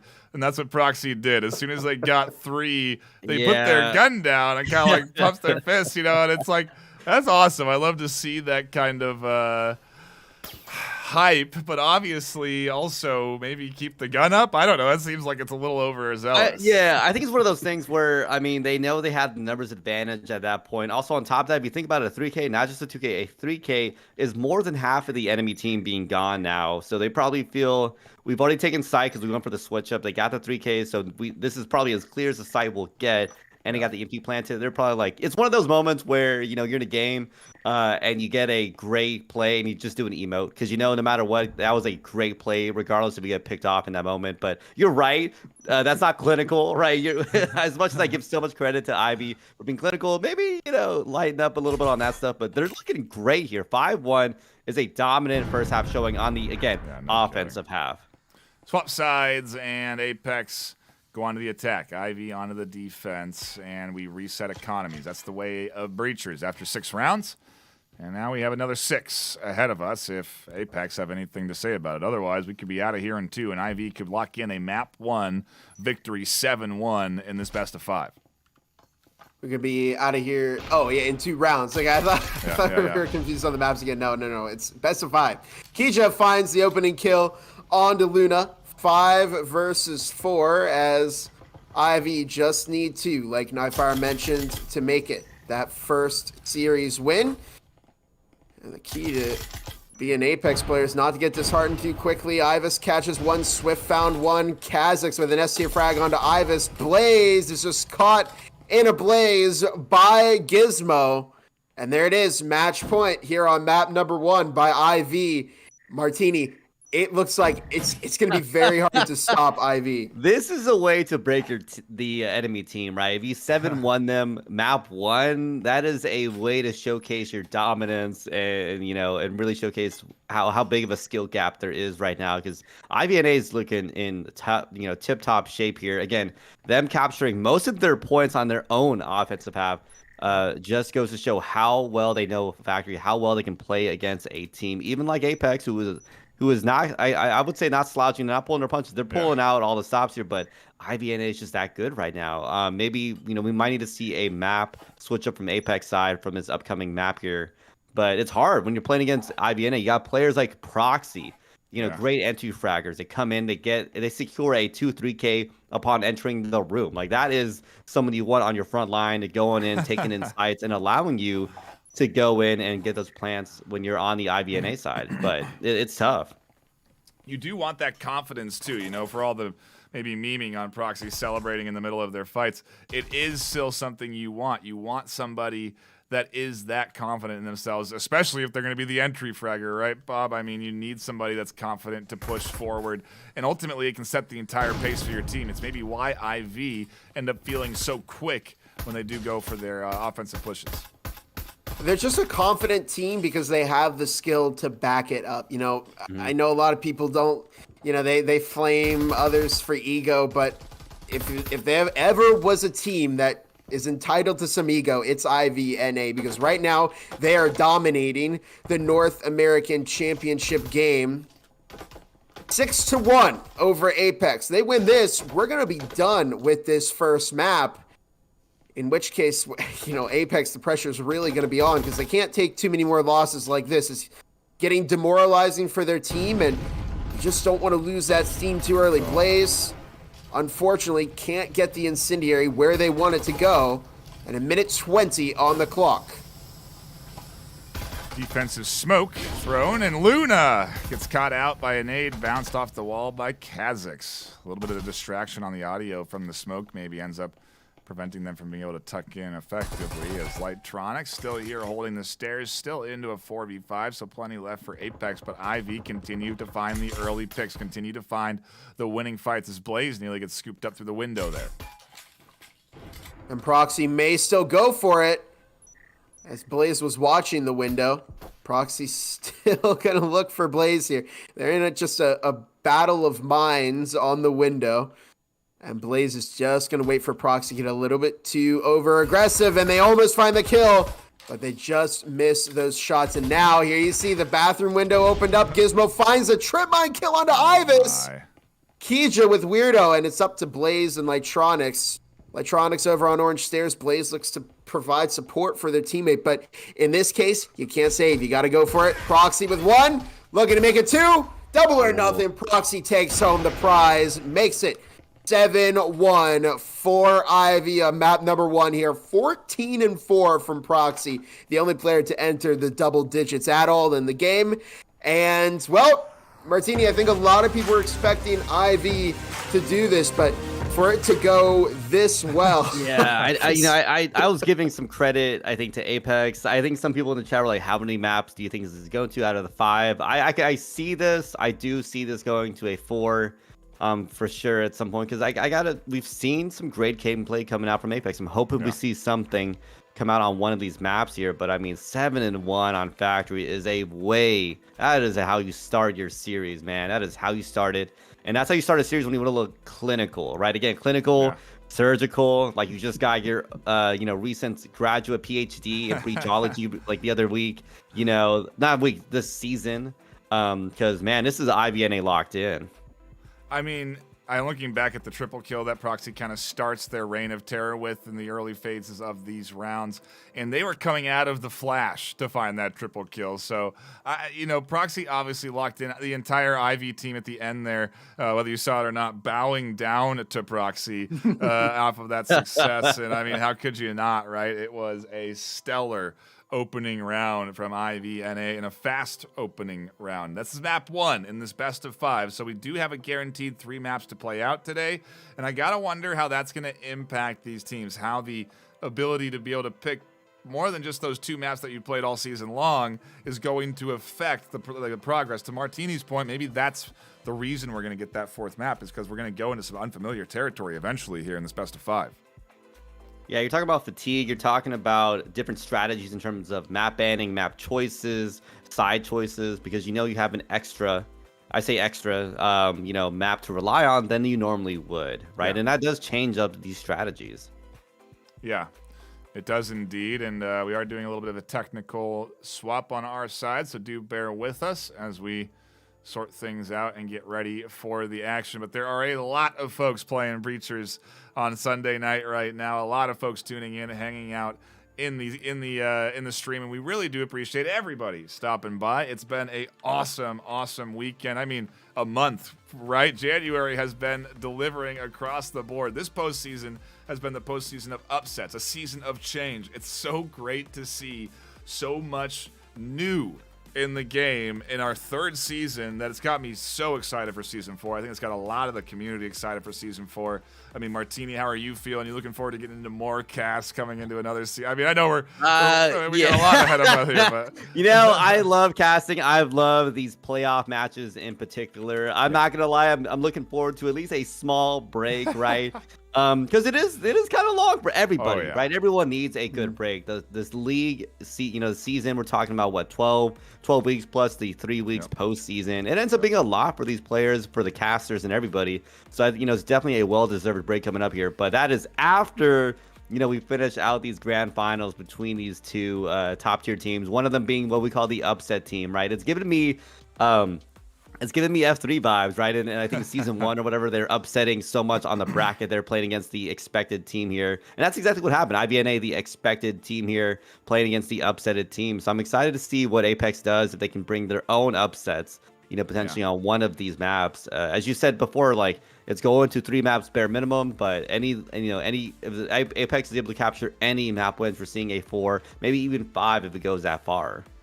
Yeah, I'm wondering what we're doing on the IV roster now, Bob, because maybe we're going to get a sub brought in for our 5th and final slot on that squad, and then we should be diving into our second map. And if we're to analyze the statistics, Hideout's where we're headed. So let's take a look at what they say for both squads. IV with a 59% win rate on Hideout, and Apex with a undisclosed win rate on Hideout. Maybe check what the site has to say about it, because we don't see it on our top 5 calculator of maps played, and maybe that's why we're going here for map 2. Is it IV's pick? No, it would be Apex's Apex, pick. right? Yeah. Curious. It would be Apex's pick, yeah. Yeah, I mean, Apex at Hideout is 67%, sorry, 55% round wins. Okay. So not bad for them. Okay. Yeah, we'll have to see how they end up doing against, obviously, the number 1 seed in the region. And, you know, that 8-5 record is kind of deceiving, isn't it, Bob, when we do look at it as, like, the regular season performance, because IV really started to win later in the season. They did, yeah. Like I said, and really, like Martini said as he was recapping, the IV history is that they were originally known as the older guys. Then they became Aspect. Then they became IVNA. And for this particular season, the IVNA roster, apart from Big Lunch and Gizmo, is pretty much completely different than it was before. It's doing well for IV so far. We'll see how map 2 does as we dive into Hideout here with IV on the attack and Apex on the defense. Martini, I feel like with IV being able to set the pace here on a map that they're obviously pretty experienced and comfortable on this season, could be dangerous for Apex in our second map of this. Yeah, no, I'm definitely fearing things on the Apex side. When you have players like Proxy on the other side, I saw someone in the chat said Proxy's thing is 2K or more, nothing less than that. Never a 1K, 2K or more, and it's starting to feel like that. We've seen, Proxy be, I think, probably what I would call one of the top tier entry fraggers, right? They enter a site, able to capture those picks when they can, allowing IVNA to really capitalize and whoa, what is going on? We might need to check something out there, Nightfire. Yeah, we'll see. But yeah, it looks like we have a little technical difficulty. But IVNA being able to set the pace there is going to allow them to do some different things, and it is fearful. When you have players like Proxy holding it down, and you're staring down their barrel, right? Yeah, we again are doing some server shuffling, and I guess clearly that wasn't up to standards for the fine folk of IVNA or Apex, and I can imagine they're concerned about having the best and most premium connection for this top tier series, because there's a lot on the line thanks to our sponsor, Triangle Factory, contributing in cash to the prize pool. It's over $2,000 at $2,300 in cash for first place, $2,300, and over $1,000 in hardware from HyperX. So there's a lot on the line. There's a lot to be extra sure that you have the lobby you want before you start. And I think now we're doing it again and should be jumping in to map 2 shortly. A shout out to everybody that has been tuning in across the weekend, across today. It's been a lot of great games, from the EU Grand Finals to what is now the NA Grand Finals. We're into it, Bob, and I sometimes I can't believe that we're here when we're in it, because these games are what we've waited all season for. It really is, again, it's what you spend all of this time as a caster, seeing the stories develop and finally, it reaches this point. And right now it looks like IV are on top of the world, unless we can see Apex start to put some points on the board. Remember, map 1, Factory went 7-1 in favor of IV. 2 more of those, and they are going to be walking out of here, those NA champions, with $2,300 and some wonderful HyperX gear to go along with it. Yeah, it's a good spot to be in if you're IV. You're looking to push yourselves up to series map with a map win here. Obviously a nice opener, but can it continue, Martini? Momentum is everything, I feel like, at the top tier. Yeah, I mean, I think, with the server swapping, everything going on there, it might have helped cool down some of the IVNA momentum. I mean, 7-1, that is a dominant showing. That isn't to say, though, we didn't see some good plays come out from Apex. We saw them get some great picks in their own rounds. Not all of them were just steamroll rounds, right? When I say steamroll rounds, it's like IVNA has 4 or 5 players up alive. We're seeing consistently Apex is able to whittle down that IVNA down to potentially 2, 3 players sometimes.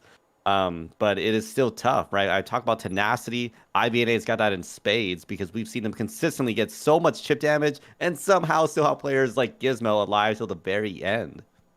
Yeah, it's honestly just good. There's a lot, obviously, that goes into that, right? Your economy calculations, your use of the utility, how effective you are in communicating, how effective you are in coordinating. Look at this play. Hatch play, Martini. It's in effect, and it's coming from IV. They found 2 kills, make it almost 3. No, Luna's here to fight. As they push back, the EMP comes down. There's the 3rd. And now Martini's going to have to start praising the hatch plays. The double house, 2 hatches, Martini. As Lightronics up top can maybe use the hatch that they've just opened a hole to actually hit back, as now Kha'Zix is alone. Maybe the hatch play doesn't work. Martini was right. Go!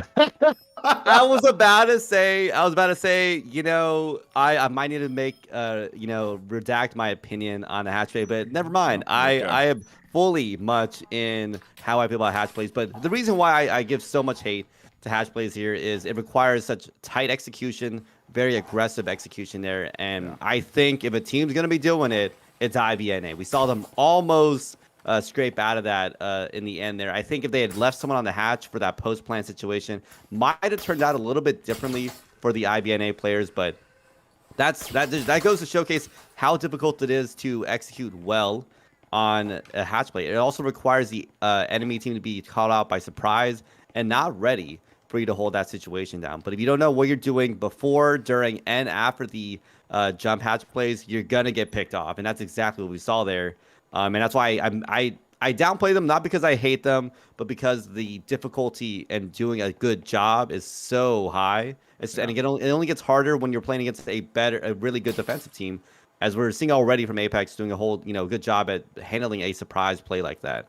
I could feel the sweat coming off of Martini there, you know, thinking that he might have to admit that hatch plays. I mean, Blaze 4K though, that was a clutch play from Apex. I got it. It was a clutch play. Yeah, it's definitely a testament to that. You know, a hatch play, like Martini said, has to be executed perfectly. Otherwise, it doesn't work. Of the 100% of hatch plays that we see, I would say maybe 5%. 15%. I think it's lower. Okay. I was being a little bit more generous, but we can go with 5% of them actually work the way that they're intended. Okay, 10. Right? We'll settle on that. Yeah. Do a little negotiating there. But in any case, whoa! Proxy and Gizmo pick up some damage. Was that from Kha'Zix? I think they picked up some damage from their own teammate there. No, I think it was actually from the RO of Blaze through the wall. But talk about a layup for Apex. That was a good round for them to win. They're going to get some rifles for this round, and we'll see if they can make it work as the wall is opened up on side A. Gizmo looking to push in and maybe get that EMP planted, but the moment Gizmo goes in, you know that util is going to be deployed, the incendiary, the frag, and they really, on Apex, just have to wait for that audio cue of Gizmo planting before they throw the EMP and, the incend. Blaze finding one, as it's now a 4 versus 5, and it looks a little bit shakier for IV at the start of this map.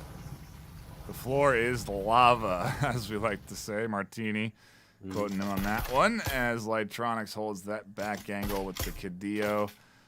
IV down a player, low on health on Gizmo, and out of utility. It's not looking good for them on their eco round.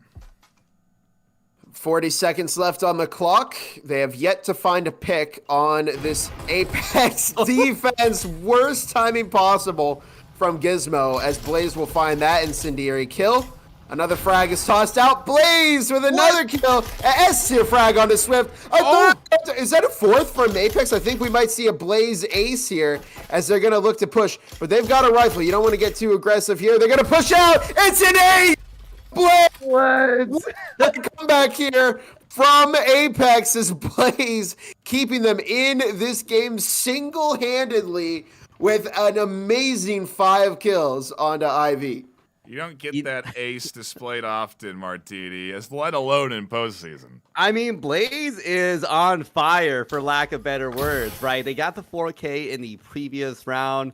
They got the ace, apparently. Can we double check? I think they might be at 9 kills right there in the end. Blaze looking 9-0. I mean, that is how you show up when you get 7-1 on map 1, right? Blaze definitely showcasing a lot of the chops of Apex's side, and that's what I'm talking about. When you got to play against a team like IVNA, you can't make those mistakes. You got to be someone like Blaze, getting those picks consistently, holding down position, having excellent usage of utility, not just getting an incendiary kill, but a frag kill in the same round, by the way. This is why I call Blaze utility master, because I've just seen it time and time again where they keep getting these utility picks here. And we got to keep seeing the same gameplay from Apex. And it's crazy to me because IVNA is attacking right now. They're the ones dictating this flow, and it's just not working out in their favor right now. Utility is down, Bob, to slow any initial entry from IV onto the bottom of B site. And I wonder if we're going to see any big swings or rotations here. That's what really worked well for Nexus when they were trying to push B. But IV are a little different. They may just try to knock through that front door.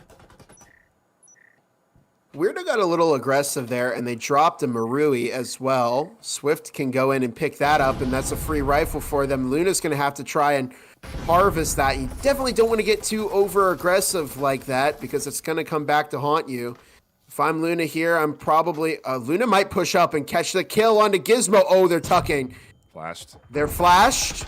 Oh, and they're spotted. What? They swing up though and get the kill on one as Blaze found 2 with an ensign, and it's now a 2 versus 3. What on earth is happening? Big Lunch subbing in for the team. The captain has made an appearance. Swift picking up a little bit of damage from the frag, and that's going to give an audio cue to where they are. Swift picking up even more damage now. Another incendiary is tossed, and Swift barely escapes the radius of that. Swift on 3 health, and Big Lunch on 12 for a collective 15 between the two of them. These incendiaries are devastating as IV just get chipped away and stalled on their advance here, and a really good bit of multi-kill aggression, the swing, a kill off the flash, impressive to say the least. I quit the reaction time is fast to these players, Bob. Yeah, I almost thought that might be a successful round for IV with the early pick onto drawing a blank onto Weirdo, and they dropped that rifle there, and then it looked like they could have recovered it.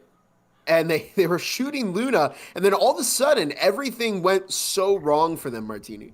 I mean, we're talking about, gotta call a Blaze master at this point. 2K with the incendiary in hand, knocking out that IVNA push coming out from, I believe, that jump hatch there.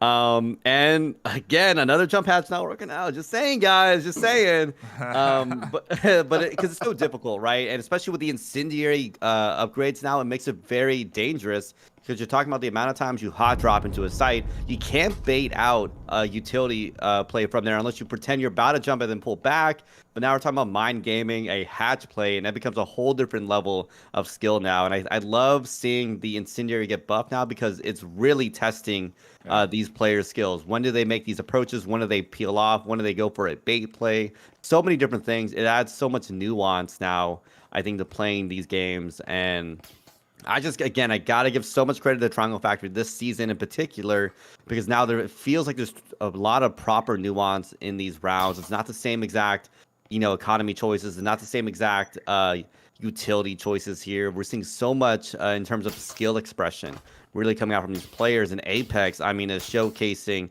how to play on hideout defense against a team like IVNA. Remember, this isn't some random pub. This isn't some random, team on the ladder match. This is Apex playing a strong defense against, one of the top teams, if not the top team in NA. Pause, Martini. It's Blaze playing a strong defense. They're 11 and 0 right now. 11 and 0. What? You know what? Blaze. That is a ringer if I've seen one. Yeah, it's Blaze soloing IV basically right now. Crazier. That's crazier than just a strong team defense, right? Yeah, I mean, Blaze has been consistently performing well for IV this entire time. They're a strong player, and if Apex want the best shot at this, they're going to have to keep Blaze alive for as long as possible and just let them cook. So, 2 minutes on the clock as IV I can't tell if they're getting a little bit more disorganized now, if they're just trying to decide where the push is coming from. Oh, and Blaze finds another one, this time onto Kha'Zix. Such a good long-range pick there from Blaze. We're just going to stay on board, Blaze, because quite frankly, they're finding every single bit of action that Apex runs into. As they drop back, anticipating IV pushing up, and look at all the pre-fire, Bob. It's just a hail of bullets coming through the wall. I think a lot of people thought this would be open and shut for IV, but they're having a little bit of a difficult time getting their foot in the door against Apex here, and they're just going to back off for a little bit longer. I think we're going to see another attempt at the sites here, but question is, when is it going to happen? Minute left. Running out of time. Eventually, they're going to have to make a move. Eventually, Blaze is going to die. Surely. Unless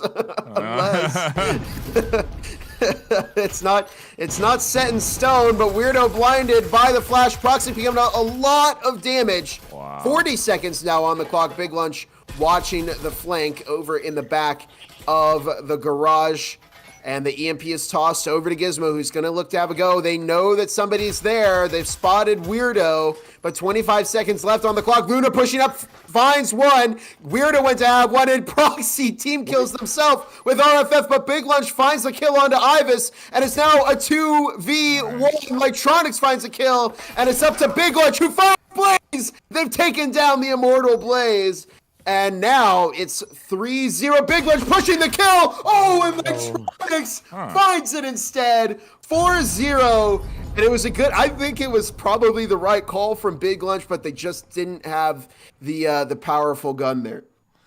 Just took him a little time to warm up, Martini. Big Lunch steps up, though, in a big round. Just not all the way. It's still Apex. It's 4-0. Are we going to get a 7-1 map 2 Apex? Yo.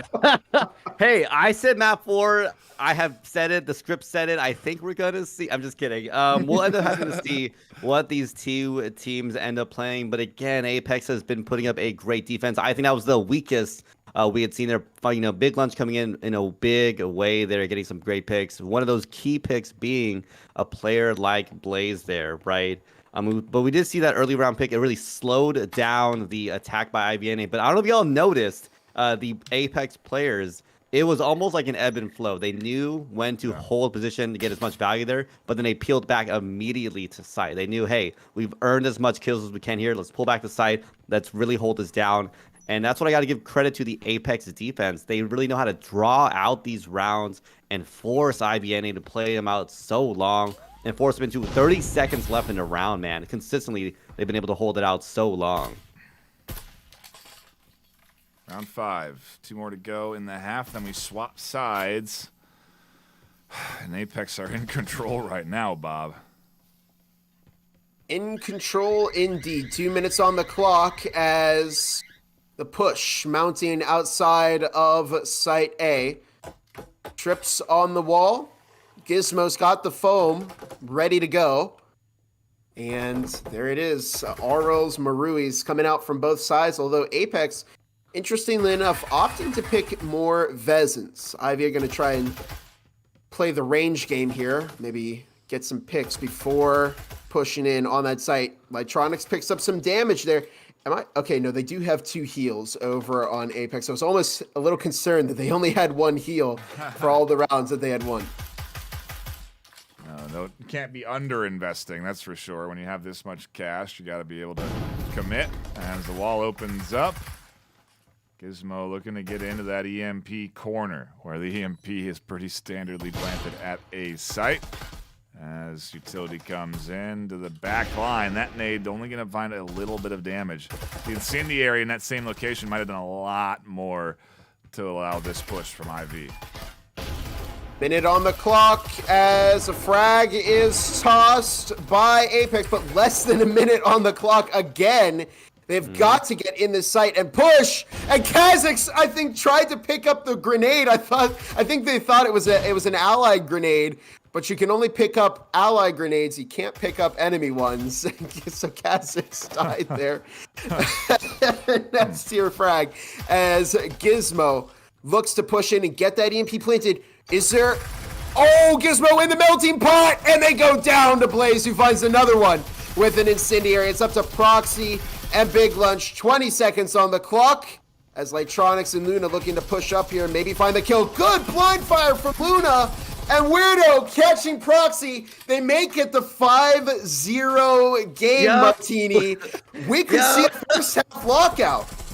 That is going to be a big win for Apex. I think that was the all-in. Never mind. Looks like the loss bonus really came in for IBNA, but it's still a big round from IBNA now. They're on the third consecutive loss bonus, several rounds in now because they've lost 5 rounds in a row to the Apex players. And again, I saw people in the chat saying, is this Apex's best map? And people are like, no, this is Blaze's best map here. And I just love seeing comments like that because it's just hilarious because as much as I want to give credit to the Apex players, which, I mean, again, Blaze is an Apex player, but Blaze themselves have almost single-handedly, dare I say, really held this team together here against a full stacked roster like the IBNA squad. We're seeing frag picks, we're seeing incendiary picks, we're seeing amazing defenses by the rest of the other Apex players really hold down IBNA. But, I mean, we're going to give anyone flowers. It's Blaze, who apparently is making light work of some top-tier master players, by the way. 14-2. 14-2. This isn't a pub. This is Grand Finals NA. Blaze is making it look like a pub, single-handedly keeping Apex alive here. Well, I won't say single-handedly because the rest of the team is getting the core kills when they need to. 2 minutes 10 on the clock as Ivy have got to get some rounds on the board.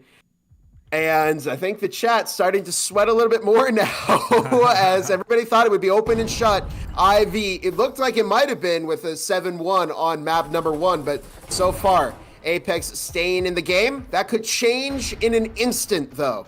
We'll find out soon enough. 1:45 on the clock as Blaze looking to get a little bit aggressive, tossing the frag out. And it doesn't damage anybody, so a little bit of utility exchange from both sides. And if you're Apex here, they only have 1 incendiary left. Blaze has a nice angle, doesn't catch Proxy, just over the top. The 2 killers in this map here together as Proxy gets zoned out by the incendiary. And again, those incendiaries vital to the effectiveness of your defense and attack. As we don't really see a whole lot of utility left for IV. They're going to have a hard time breaking through this shell.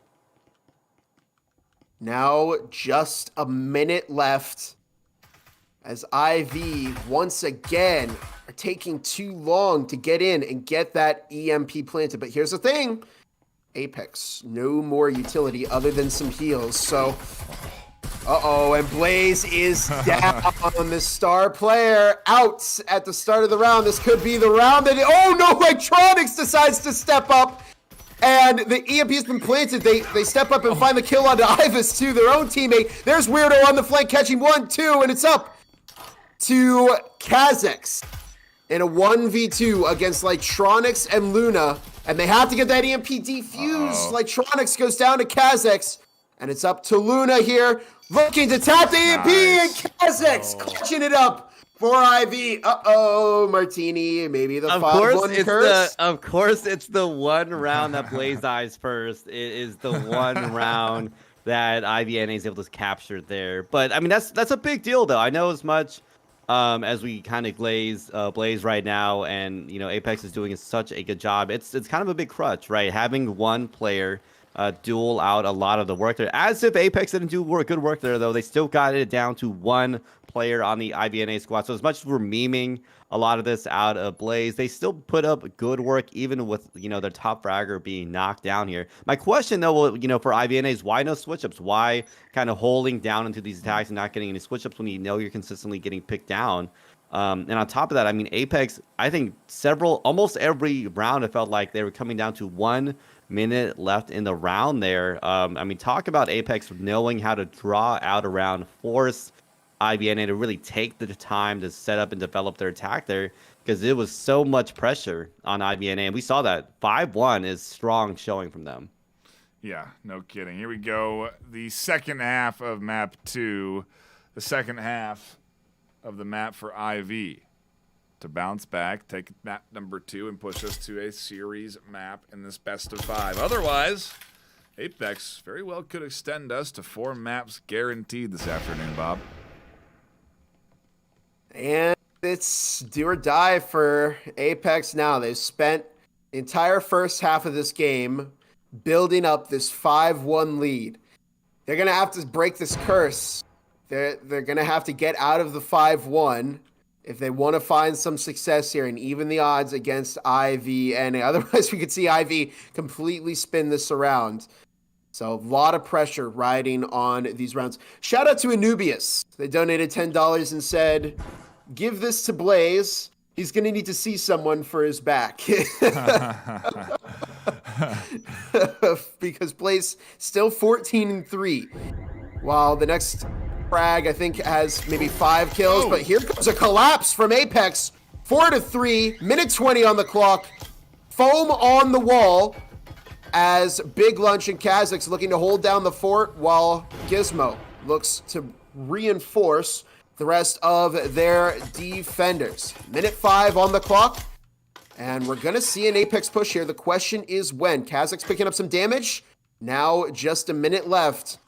And we're going to see Apex push in soon. The question is when.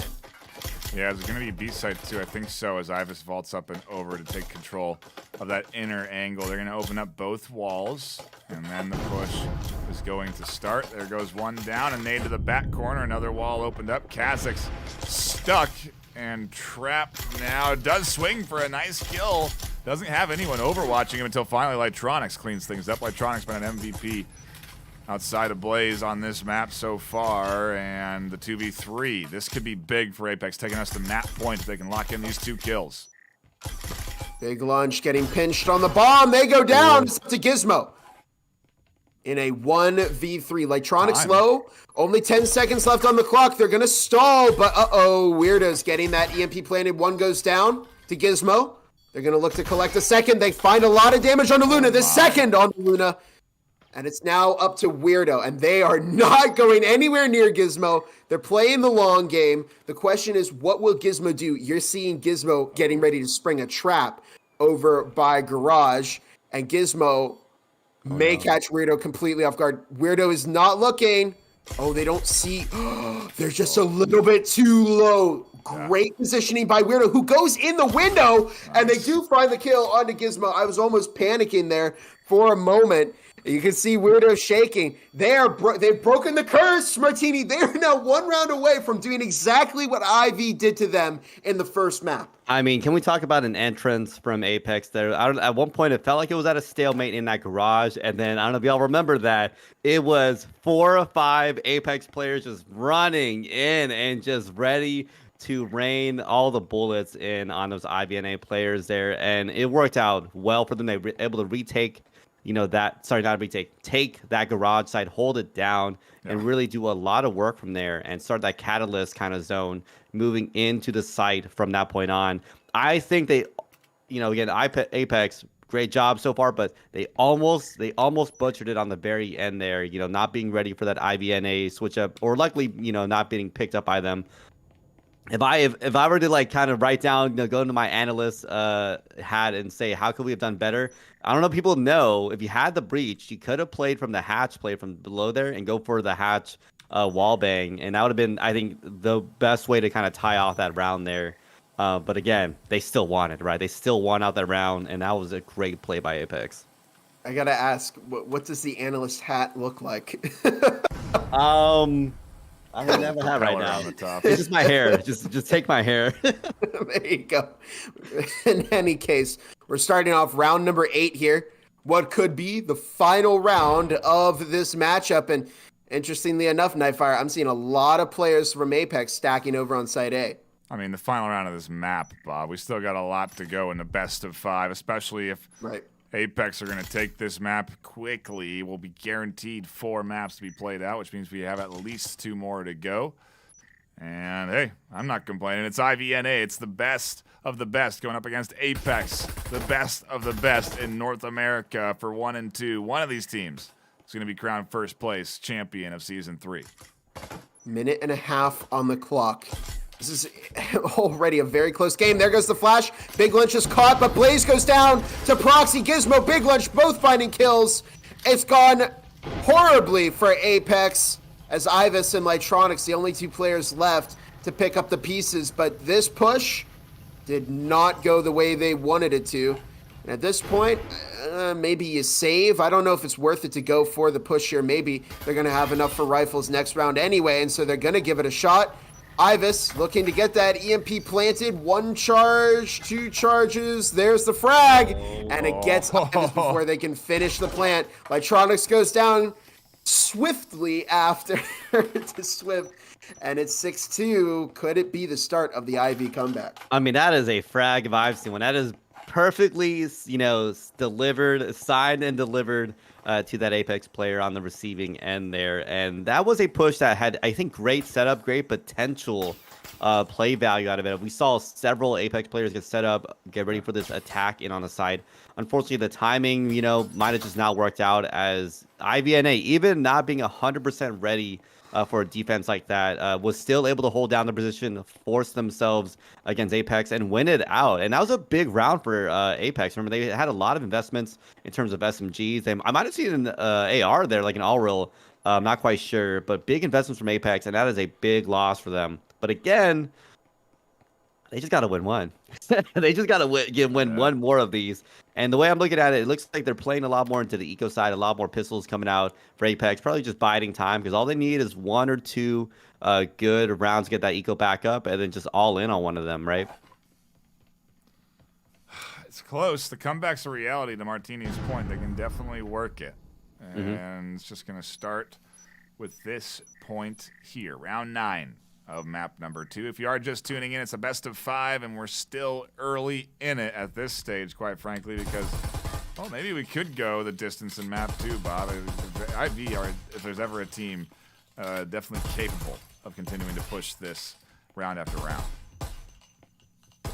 Oh, Blaze picking up a lot of damage. They're actually super eco in this round, opting to pick up the Jesper instead. Yeah.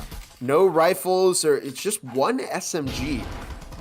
As Apex not looking to spend too much on this round. And the thing is, when you eco like this, you're going to save rifles and get money for next round, but you're also letting IV's pockets get deeper if you can't get a whole lot of kills on them either. So something to think about for for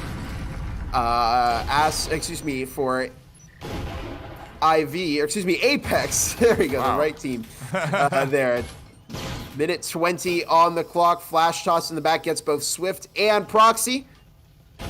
And there's the incendiary. Maybe just a touch too early.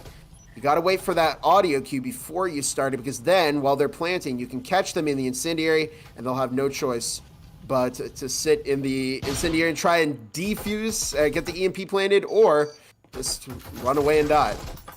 Here comes the nade, perfectly tossed right to the back line, and incendiary immediately after. And so the EMP put against the wall, but not planted yet. They are anticipating utility to come. Apex are really just trying to get this EMP plant down and then tuck in for the defense on it. 35 seconds left. And they try it again, and Blaze goes down before they can get the EMP planted. Here comes the big retake from IV, and Ivis decides to push up into the middle of the site and try and find a kill. They almost got Proxy, but Gizmo will find the kill onto them instead. Weirdo also goes down to Gizmo. It's up to Lightronics with 15 seconds left on the clock. The good thing about where Apex is in terms of the round score, Martini, is that they have the opportunity to just throw stuff at the wall and see what sticks. There's opportunities for them to lose, like this one, but you don't want to try that for too long.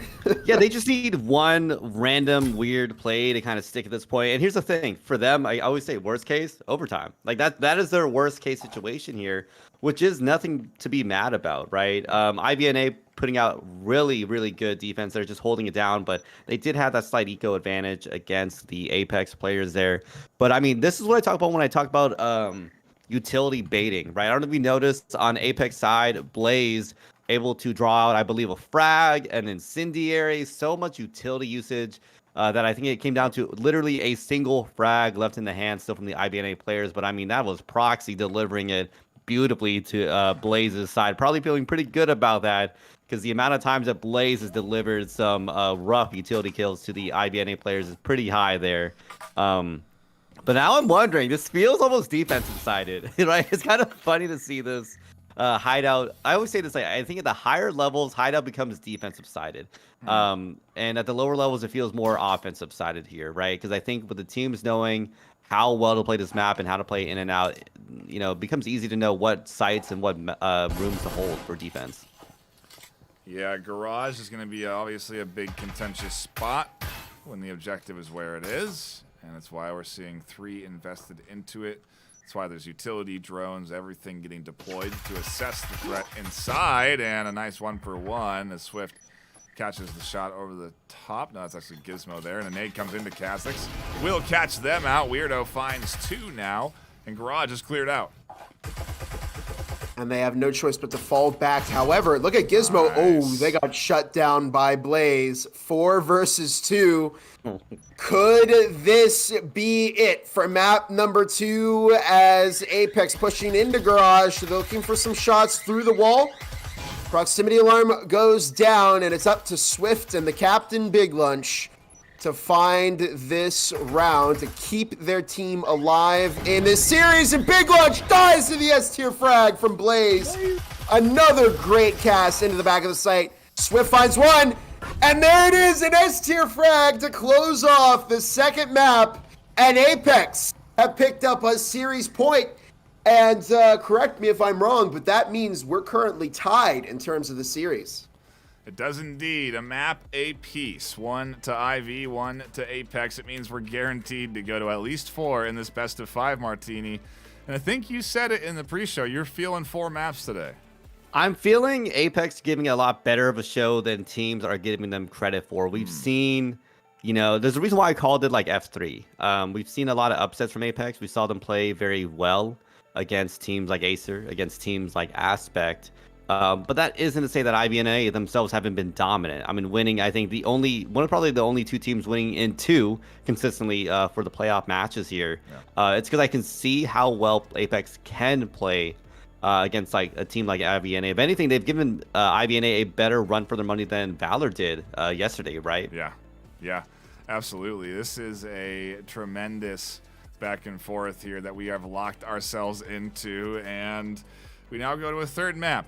Another technical pause on our side as we reset servers and swap to a new lobby, so do bear with us on our end. On the back end, we'll have things sorted and diving into map 3, I'm sure, soon, unless, of course, a timeout does get called. But if EU was anything, Bob, there was no pause in pace. We just kind of kept going map until it was done after map 4. Yeah, that's a very good point. We did not see any timeouts called, and I think it's kind of crazy for some of these teams. I mean, you know, you have it, 10 minutes, you can charge the headset, you can talk with your team, see what you could be doing differently. I would use it, but apparently the teams do not see a need for such a thing. And so it looks like we're going to head right into the third map of the series fairly soon. Yeah, we are just dealing with players jumping in and swapping sides, and then they'll vote on map 3. And Martini, if you look at the stats, if we digest what we know, how do you feel map 3 and 4 are going to go? Because we have to play at least 2 more maps here in this best of 5. I mean, we just saw Factory get picked up. We just saw Hideout. You know, it'd be kind of funny if they went for something like Skyscraper, but it looks like they might have already made a decision here because I know people hate a Skyscraper. So Ship and Arctic are probably my last 2 choices. I'd probably expect these teams to be playing out. I can see Dam being thrown potentially into like a map 5, being one of those weird trip-up maps, you know? Yeah. Could be. I don't know. It's you got to wonder what... I think the way that best of 5 works is with the current map pool, you only ban 1 map. And then you play 5. So you play the 5 that are left in that pool. So we should have, I don't know, maybe we can search. Oh, I did see the Arctic. So they banned Arctic then, if I had seen that correctly in the postseason match, right? So that makes me kind of happy. That makes me kind of happy. So we might see Skyscraper, which is I can see Skyscraper being the next map. It'd be a weird map. Probably Dam though. I know people just hate Skyscraper. So Ship, probably Dam then, and then Skyscraper probably if we go to 5. Okay, I'm having a thought. What if we replay it and we go to the 5th map like we did in VRMLCon and it's on Skyscraper like we did in VRMLCon and we kind of play out the end of VRMLCon in this season? That would be cool. It would be crazy. We'll see what happens though. That means that would require these two teams to go blow for blow in terms of maps at this point. I think what's going to end up happening, there's a reason why I said 4. I think one team is just going to get one of the other maps, and then I could see a team just having so much momentum and pushing it through to, the last 2 maps there. That's why I said 4. But 5 could, we could see one of these teams just come blow for blow at this point. I wouldn't be shocked. We are blow for blow at this point, 1-1, right? Yep, we are indeed, and we're heading to our 3rd map of the afternoon, where eventually one of these teams will come out into series map after this, because they will have 2 map wins locked in. That's just the reality of how math works. Ship, Bob, what do you think? This is where you can kind of set the pace for your best of 5 and potentially a big prize pool W. Big prize pool W. We'll see who takes the momentum here, as we're really only just getting started with this best of 5. Both teams have a map under their belt, and they'll need to win 2 more if they want to walk away as the NA champions. So we'll see what happens. But for now, we're going to go ahead and get started here on Ship with Ivy on the offense, Apex on the defense. We've had a little rehost, Kija back in, subbing out Big Lunch. And now Luna, with an early frag, almost found Kha'Zix there, but Gizmo dropping 2 on both Blaze and Luna. Not an ideal start for Apex. Nice little effort, though, to peek out and catch them off guard while they were droning and doing scout work, but yeah, doesn't end up in a net positive. Puts the team at a disadvantage early, and that's the risk you take when you do go for those early extended pushes on defense, let alone on the pistol round, when you're very likely to be at a disadvantage on the numbers side, especially because you're likely to have the offense sticking together to capitalize on their numbers. But anyway, into it, 3v4, 3v5, Bob, not ideal for Apex right now.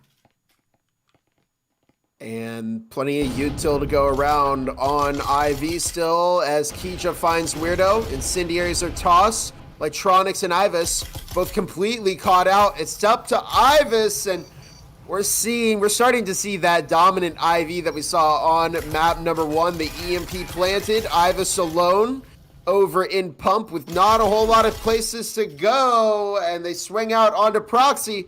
IV take the first point. Yeah, and, we talked about it. The pistol round, we're not going to jump ahead, Martini, and get over crazy or anything. But 5 Alive is pretty good, and certainly IV are locked in here. Yeah, I think those deep roamer plays, you're right. Those are a gamble. If it works, great. If it doesn't, you end up in a situation like that where Apex took a lot of early round losses, because usually when it's a deep roamer, might be 1, but setting 2 is an aggressive play there, and they lost 2, almost down half of their team. Think about that. Barely 10-20 seconds into the round. That allows teams like IBNA to really capitalize on that. And, again, they're a team of tenacity. They can survive. We've seen on the IBNA side so many players below half health. And if only Apex had 1 or 2 more players alive, they might have been able to knock out a couple more. But it just didn't quite work out there. And these are the things I talk about when we talk about, someone said, what does it mean to be clinical? And it's just that the teams are so mechanically gifted, and they do these things that make the most objective sense here. Yeah. And that, unfortunately, isn't what came out there from Apex, right? A little bit of those rough mistakes in the end, and it didn't pay out at all. And it was a gamble. I'll definitely give them that. It was a gamble, and they don't always work out. Interesting second round buy, Bob, from the losing side on Apex. Investing big into utility with 2 incendiaries, a frag, double trip mine, static emitter, but no weapons. It's the opposite of what we've said as a pitfall for teams where they go all weapons, no utility. What do you think of this? Yeah, you got to balance it a little bit. See, this is I get upset when they purchase no utility, and then I get upset when they purchase all utility and no extra guns. Proxy going to clear out the trip mines. Weirdo looks for the spring kill, but if they had an Omen, it would have worked, but they had a Spectral instead, so they couldn't find it, and Proxy will survive. And you can see Ivy really understand the assignment. They purchase not only rifles, but also the utility to go along with it, and they create this build that is not only high damage, but also it's going to keep their players alive. It's sustainable as well. 1.5 minutes on the clock as the wall opens up into Site B. Frag is tossed, but it's a little bit too shallow. Blaze and Ibis both caught in the blind, and Gizmo is going to look to get that EMP planted. Swift, in the meantime, finding kill onto Blaze. 1:15 on the clock as Ibis is going to look to blind fire. They don't find Gizmo, though. Now the EMP is planted. Swift finds Lightronics, and it's up to Luna, the captain of Apex, and they go down to Swift. It's a quick 2-0 for Ivy. Nice opener. And Ivy are locked in now, Martini. Maybe that loss kind of shook them awake here. Again, this is how you respond to a 7-3 loss on Hideout here. I want to say dominant rounds now because you have 4 up, 5 up from IVNA, and that is great. And I always make a joke that one of the best economy choices you can make is just survive. Right, that's less buys you need to make. That's less things you need to worry about in the upcoming round here. And IVNA, this is their second round in a row on attack where they've had more than half of their team alive, and that is just pure insanity to me. They're playing such a good job on that attacking side, and it sucks because we've seen such amazing gameplay come out from Apex here. It almost seems like they're kind of floundering around right now, but this is them on the defending side, and apparently this is Apex's best map. So if they don't bring it here, this might be looking a little tough for these Apex players. Yeah, that'll be not ideal, to say the least. Coming off of that map win, you want to lock it in onto a map that you think you can actually potentially take a little bit of lead on against this powerhouse of a squad that is Ivy. #1 seed for a reason, Bob. They've been playing great in the back half of the regular season and into the postseason. Big boom from the frag there, but it doesn't find Gizmo. 2:10 on the clock as Proxy now drops down the helm hatch, and Gizmo catches Luna. I want to say through the smoke, but actually no, I think Gizmo found the angle there. Now 2 minutes on the clock as, we're seeing just this incredibly dominant push from Ivy.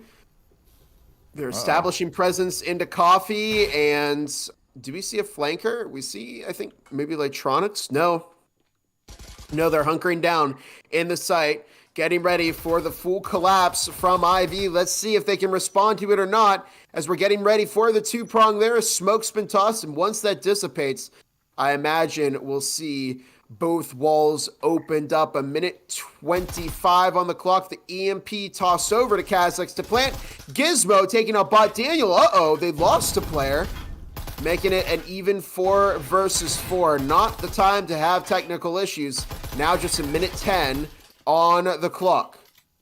Sometimes the hardest thing to control, but in an online environment, we got to keep playing through some tech issues. We have the rules in place for a reason, and a nice pickup from Blaze puts things into a good little spot for Apex, although Keisha, Kazliks both picking up kills, and now it's up to Lightronics and Blaze alone in the back end.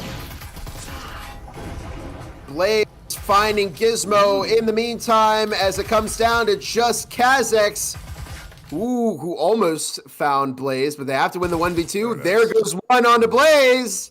Now the 1v1. Can they find Lightronics as well? 30 seconds on the clock. This is doable but difficult for Kazakhs, and Lightronics finds the kill. Oh, Nightfire, I've said this before. Keep your gun up. You have to keep your gun up when you're crouching and you're patrolling there, because if you're in that situation, you have the ability to at least try and take out Lightronics, but when you put the gun down, you're essentially putting your hands up for the enemy to shoot you. Yeah, it's tough. I think obviously you're a little faster with the gun down, so I think that's the reasoning in dropping it. But yeah, it's all about the timing in this game. And obviously we see through walls, the players don't. Maybe not so obviously if you're new to the game, but yeah, they're not able to see through the walls, so they can't necessarily see all the way into that corner unless they check all the way into the corner, and they didn't check all the way, Martini. That's a lesson learned at this point, right? Yeah, you gotta that's be thorough. That's a tough spot too, right? If you're not left-handed, it's going to be a disadvantage for you as you peek that corner. Whereas Apex, right? They're right-handed. I'm assuming. So they're on the right-handed shoulder as a person covers in. They have the advantage, even if you're kind of peeking that there. So it's definitely tough for those Apex players there. And that was kind of a big round. 2 all rolls, I believe. Oh wait, that was another round I'm talking about. Blaze getting that 2K on the rotate. I messed up my notes there. Blaze on the 2K on the rotate there, getting so much value and allowing Apex to really come back and run away with that round. Yeah, it was definitely a crucial swing, and we showed it there on the replay as we do get into round 4. Bob, things maybe not so bad or dire for Apex. It's not at least a shutout like it nearly was in map 1. Well, also remember, Apex got around in map 1, and they didn't get much more than that, so still potential for it to go the way of IV 7-1. But we'll see what happens. IV have gotten all their players back, so they're not in danger of having a bot Daniel go in and try and plant the EMP for them. Keija makes their way in along with Swift, and the push developing outside of Site B. We see Weirdo on the flank, but you know that IV are going to be keeping an eye on that, so it's up to Weirdo to find the right time, maybe wait for the wall to open up. But the thing is, when you're on the roam, you can't wait too long, otherwise your whole team might die before you arrive to help. Here comes the proxy and IV push. Oh no! Oh! Wow. Kazax finds Ivus with the S-tier frag as Swift catching Luna, and there's a frag tossed by Blaze, but it doesn't work. Proxy catching Weirdo, now a 2 versus 5. Devastation for Apex as it's just up to Blaze to hold down the fort. Breach open, 1v4. Can Blaze do it? Well, it's going to be another tall order for them. Yeah, I don't know. They shouldn't go for it for sure. They should be ecoing here. And I think that is the play as Blaze tucks back. Down the stairs, down to the bottom floor. And yeah, they're going to try and heal up, carry their Vezin through to the next round. Every dollar matters, Martini. And this is maybe our 4th or 5th eco we've seen in this postseason. I mean, yeah, we're seeing a lot of eco rounds coming out from IVNA and Blaze. Share they both understand you got to look at this game in terms of a marathon and not just these sprints, which are around, these rounds here, right? Blaze understanding that a 1v4 retake situation with IVNA having a lot of players with Maruis in hands, they have the EMP planted. It's very tough for Apex, but I mean, this is such an uphill battle at this point, considering that there's so much cash in hand for the IVNA players. Even if they do lose a round, that means they're still probably gonna be fine for the upcoming round. You'd have to win 2 rounds in a row for IVNA to really feel that loss at this point. So Apex is gonna have to do something to really mix up his defense here. It's been a little bit tough for them. I'm curious though, like, am I looking at this wrong? Like, is the IVNA attack that dominant, that good, or is this just more of an offensive oriented map between these two teams at this point? I'm kind of curious to see what the second half really entails for Apex. Yeah, it is a big one, to say the least, here. As map number 3 slowly unfolds and we get ready to get back into the action. A quick shout out to everyone tuning in, including Breachers VRML. I think we saw them in here earlier. We really do appreciate the support of Breachers and Triangle Factory, obviously enabling us to be able to do what we do with the season-to-season operations and contributing into that prize pool that these teams right now are competing for. Over $2,000 on the line for first place with over $1,000 in hardware from HyperX. A big shout out to our contributing sponsors in Season 3. We really do appreciate you. Here we go. Into round 5, as Blaze tossing some incendiary smokes exchanged as well. And Weirdo and Blaze over in Workshop. Just a little under 2 minutes on the clock right now as Ivy stacking up. And they're getting ready for this push in here. You see Gizmo actually over on the other side of the map. They're getting ready to pinch. There's a proximity sensor over there, so Gizmo may alert Apex where the push is coming from, but Now just a minute and a half, and I think we might see a switch up over to site B as Gizmo rotates over there. Lytronics in fire, waiting for them to make the play. Swift finds one, Lytronics catching one, and it's now a 2 versus 3. It's up to Kija and Proxy, and it was a decent switch up from IV, but they did lose some players to Apex who actually adapted to it quite quickly. Nice pick out there, catching the peeking from Kija. Proxy tries to get EMP down. They'll swing out for one. Blaze still alive and well as Proxy is low on HP. Is able to heal up and should be full for the challenge on the corner. Blaze not ready for Proxy in the short corner, but catches the kill nonetheless. It's Apex hanging in there on their defensive half. They could still take this 3-3. Wow, I'm wondering if what the mental is looking like for IV Martini, because the thing about a team that has a lot of confidence, and they think that they keep talking it's going to be that sweep, it's going to be an open and shut case. When you get to the point when you're at your apex, you take that map and then you're starting to bring it back here. I wonder if we're starting to see some frustration set in for IV. I can see the mental, again, the mental game is one of the hardest things, and fatigue for these two teams. As Nightfire mentioned, I think in one of the previous casts, or I forgot it was this cast, this is one of the weird, unique situations in playoffs where these teams have to play 2 days in a row, right? Last week they didn't do it. They just played one day, and that was it. These teams have to play 2 days in a row at this high of a level, and IVNA, they're definitely confident. I saw them talking. They DM me saying that there's no other way to win. There's no other way this turns out but them winning here. And you're right. Seeing Apex play such a strong game, it kind of knocks you down a little bit. But I know IVNA, there's still a strong squad nonetheless. We've seen them go through I don't really call it a tumultuous season, but a rough season start, and they still came around here, right? So it might be kind of disheartening for them getting some of these early losses and stuff, but it doesn't mean they can't come back. I mean, we still see players like Proxy clutching it up, getting the plant, still winning a lot of these kills here. It's they're still in good form. They're still in good form nonetheless. Once again, I feel like maybe a lot of IV's problems can be solved if they just kill Blaze early in the round. Because once again, Blaze is 7-3.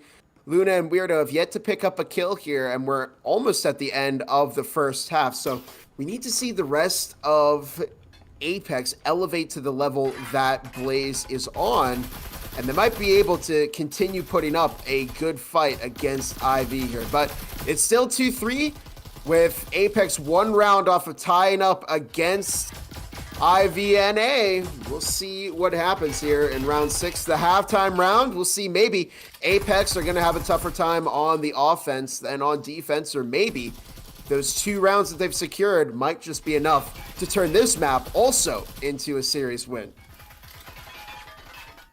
Just a matter of time before IV eventually worked their way into this front line of Apex that's holding down a site. It's really interesting how the meta's developed, Bob, and that teams so rarely push other sites when it comes down to certain objective locations. Yeah, you usually see A, communications here is the site push. Sometimes you'll see a team try B. I guess it's got a lower success rate than the usual A push, but it does mean it still works at least sometimes. So maybe you try something different in the playbook if you're on the offensive team. But in any case, Kija finds Luna. 4 versus 5 as some utility dumped between the teams. Another frag going off, and they haven't actually cleared out the static field emitter. As Blaze goes down to Gizmo, pushing in, getting that EMP planted, and once Blaze goes down, you see the collapse as the rest of Apex falls behind them, and it is 4-2 heading into the second half. It's looking good for a Martini, that's for sure. I know. I mean, they're feeling in high spirits for sure here for IVNA. I mean, that was going to be a rough, I think, round nonetheless for Apex going in. I think only 2 actual buys. The rest of them are, still assault rifles, but not Vezins and Maruis, right? Definitely a kind of different footing there. IVNA in much, much better form here. And, I say Ship tends to be a little bit more defensive oriented here, but IVNA definitely didn't make it look like that way. 4-2 on their own offensive half here. We're going to have to see Apex bring their A game the same way that IVNA has. Otherwise, we might be seeing Ship go the way of IVNA. And this is a strong team, right? So I want to see what Apex can do. Can they do some of their weird plays? Can they do some weird mix-ups here? Because I'll say IVNA, they don't do mix-ups as much. I noticed that they don't do as many switch-ups. It tends to be just they're kind of relying on their good mechanical skill to allow them to win through these meta pushes here. Because from my understanding, they played very consistent on those meta attacks. You're absolutely right. I do think they are incredibly consistent. I think that's what makes them such a tough team to go up against, and it's why we've into such a great back and forth this afternoon. But hats off to Apex, Bob. I don't think people thought we'd be headed to a fourth map in this best of 5. I don't think they did. I think a lot of people thought it would be over by now. Yeah. We would have seen the quick open and shut from IVNA to take all 3 maps. But right now, IV is still in the same terrain as Apex. They still have to win 2 more to take the series win. They opened up with some strong performance here on ship, but since have taken a bit of a step back, and Apex now need to put in a solid offensive half to potentially take a series win here. They've given themselves some padding. The question is, how good is this offense on ship? Because if it's not anything to write home about, we could see IV taking this one quickly. Yeah, this is gonna be some. It kind of has to be impressive. They got to be locked in sync, and coming to play despite, or maybe not ineffective defense. We'll have to see. This could be ship-sided. Apex on the pistol round and pushing in already an early kill. The incendiary, unfortunately, not quite where they wanted, and Swift finds a nice little cheeky headshot through the gap. 4 versus 3. It's up to Ivis, Blaze, and Lytronics to keep their team alive heading into the second half here. Half a minute on the clock as Swift still being a menace for Apex to deal with in the back of the site. There's Gizmo. Oh, but Ivis with amazing movement manages. Oh, look at the coordination there. Blaze got so much damage. Kha'Zix goes down. Swift and Proxy are insanely low. And just like that, we might have seen the tides turn in favor of Apex as Lytronics with the double to give them the 4-3 game. That was so smart. Did you catch what happened there, Nightfire? Explain it to me. Okay, so in Infirmary, there is a table that Blaze was standing on. They vaulted up on it and could see through a tiny gap in kitchen. And as the IVNA players rotated towards the site push onto the other site, Blaze shot them through that gap and got all 3 of those players very, very low. And then by the time they arrived to the site, it was already too late. Ivis and Lytronics were there. They were too squishy, and they got the round. But very, very smart. Very, very smart play. I think that was an insane switch up bait. If you think about it, right? They bait the switch up knowing IVNA needs to be smart because I believe they picked up Gizmo, who happened to just be on that back end there, calls out, hey, the switch up. And I don't know if you noticed, literally the second Gizmo goes down, I think 5 seconds after, you see the IVNA roster rush to the other side, and Blaze has the foresight to know that rotation is likely going to happen. It gets a lot of chip damage, and that is when I talk about clinical. You saw IVNA within 5 seconds rotate, immediately rotate. But then also clinical on Blaze to know that is likely to happen, and that's when the mind games come in. Big damage on the Gizmo through the wall. No full kills, though, and they should be able to heal with the health syringe that's available to them. Or is there one? There might not be. Well, that's a bit of a waste of an ensign. Keija finds the kill onto Lytronics. Got to keep an eye on that vent if you... Oh, look at the lean from Blaze, but no, Keija finds the second kill. Looking to potentially make it a third, and already Apex a little bit devastated on the push here. Luna outside of Red Engine looking for a player, but they won't find it. And the question is, do you continue pushing here? I guess you are going up against one SMG player, but Ivy still have numbers, and Apex don't want to lose all of these rifles, do they? Yeah, it's a tough call to make here, but You do still have the advantage. You've done some good damage on the Kija and Gizmo. There isn't any health syringes, but you don't know that, so it's hard to really make the determination that you have a relatively even playing field here. Just a minute left on the clock as it looks like Apex might try and go for it. It's been a long day. We see the incendiary tossed into the back of Site B. Swift picks up a lot of damage from that. Weirdo catching Gizmo, and here comes a push in, but Ivis goes down to Kha'Zix, and the EMP now dropped. Luna going for a blind fire here onto Kha'Zix. Swift might try and go for the pick here. It's a little bit delayed, though. Luna catches another pick, and it's up to Luna in 1v2. They don't have a way to heal. They only have 2 cloaking devices, and there's 30 seconds left on the clock. Proxy and Kija also out of options in terms of regenning HP, but time is their friend. And so they both drop back. Kija's pingy EMP saying, hey, it's over here. Don't bother with Luna and whatever the heck they're doing. And so they tuck in and defend back towards EMP. Kija waiting for this swing. They grab the... Oh, they do get it right underneath Kija's nose. Uh-oh. Where's Kija? They're not there to stop the EMP plant. But they do catch the kill on Luna as they rotate out. And IV going to grab themselves a rifle or 2, a EMP interrupt, and ultimately a point on the board. Up 5-3 on map number 3 here in this best of 5 series. That is going to be a big round. Definitely a big round for IBNA. I mean, Apex, I don't know if you noticed, had so many buys that round. I mean, I think 2 or 3 all rails coming out there, so it's gonna be a big one for IBNA, really knocking down Apex on that gamble that we were talking about whether or not they eco or not. I think it was a solid gamble, right? Because of what we can see. Yeah. So the Apex player making that call, the IGL, whoever's making that call there, made a pretty solid play unknowingly there to kind of just send it, knowing that they had a couple assault rifles in hand. They had the cloak in hand. They had a good amount of utility and guns in hand there against the IBNA defense. But I think IBNA was probably looking at this in terms of we have time, we have a slight advantage here, and it still worked out for them in the end there. Here we go into our back half, Bob. As the side swap has yielded interesting results. Apex going to go for a half buy, partial buy, rifle buy into round number 9, and I think they'll be able to full buy the next 2 rounds regardless of outcome of this round.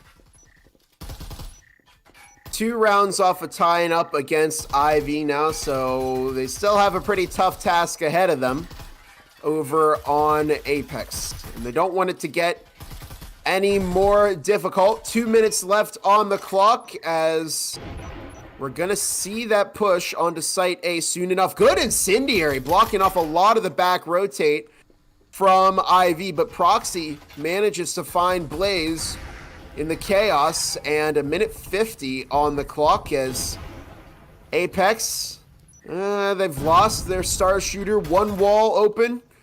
We're about to see 2 walls open. There it is, a frag toss into the back of Site A, routing a couple of the players. Luna and Weirdo look to push in. Proxy might find someone through the smoke, and a frag is tossed out. Doesn't find anybody. Luna catching Kha'Zix. Kija drops 2, including Proxy. Weirdo finds Kija. Oh no, the team kill might have devastated IV here. It did. Luna finds Swift. Oh no, really, really rough round for IV.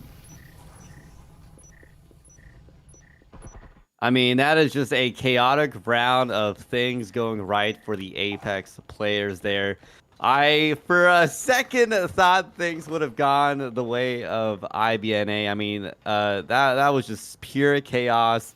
Apex coming in with only 1 buy. I think 3 all rails for the most part there. So definitely a little bit rough for them coming into that. But man, I mean, talk about things going right for the Apex players. Right, indeed. As I mean, look at the just the circumstances there. If you think about it, if Kija didn't get the team kill, that would have been a player alive that might have been able to secure some extra. So it might be lucky, but it is a mistake. Every little mistake can cost you in this level of breaches. And, that very well could cascade into maybe Apex finding another round here. But I might be speaking too soon. We'll see.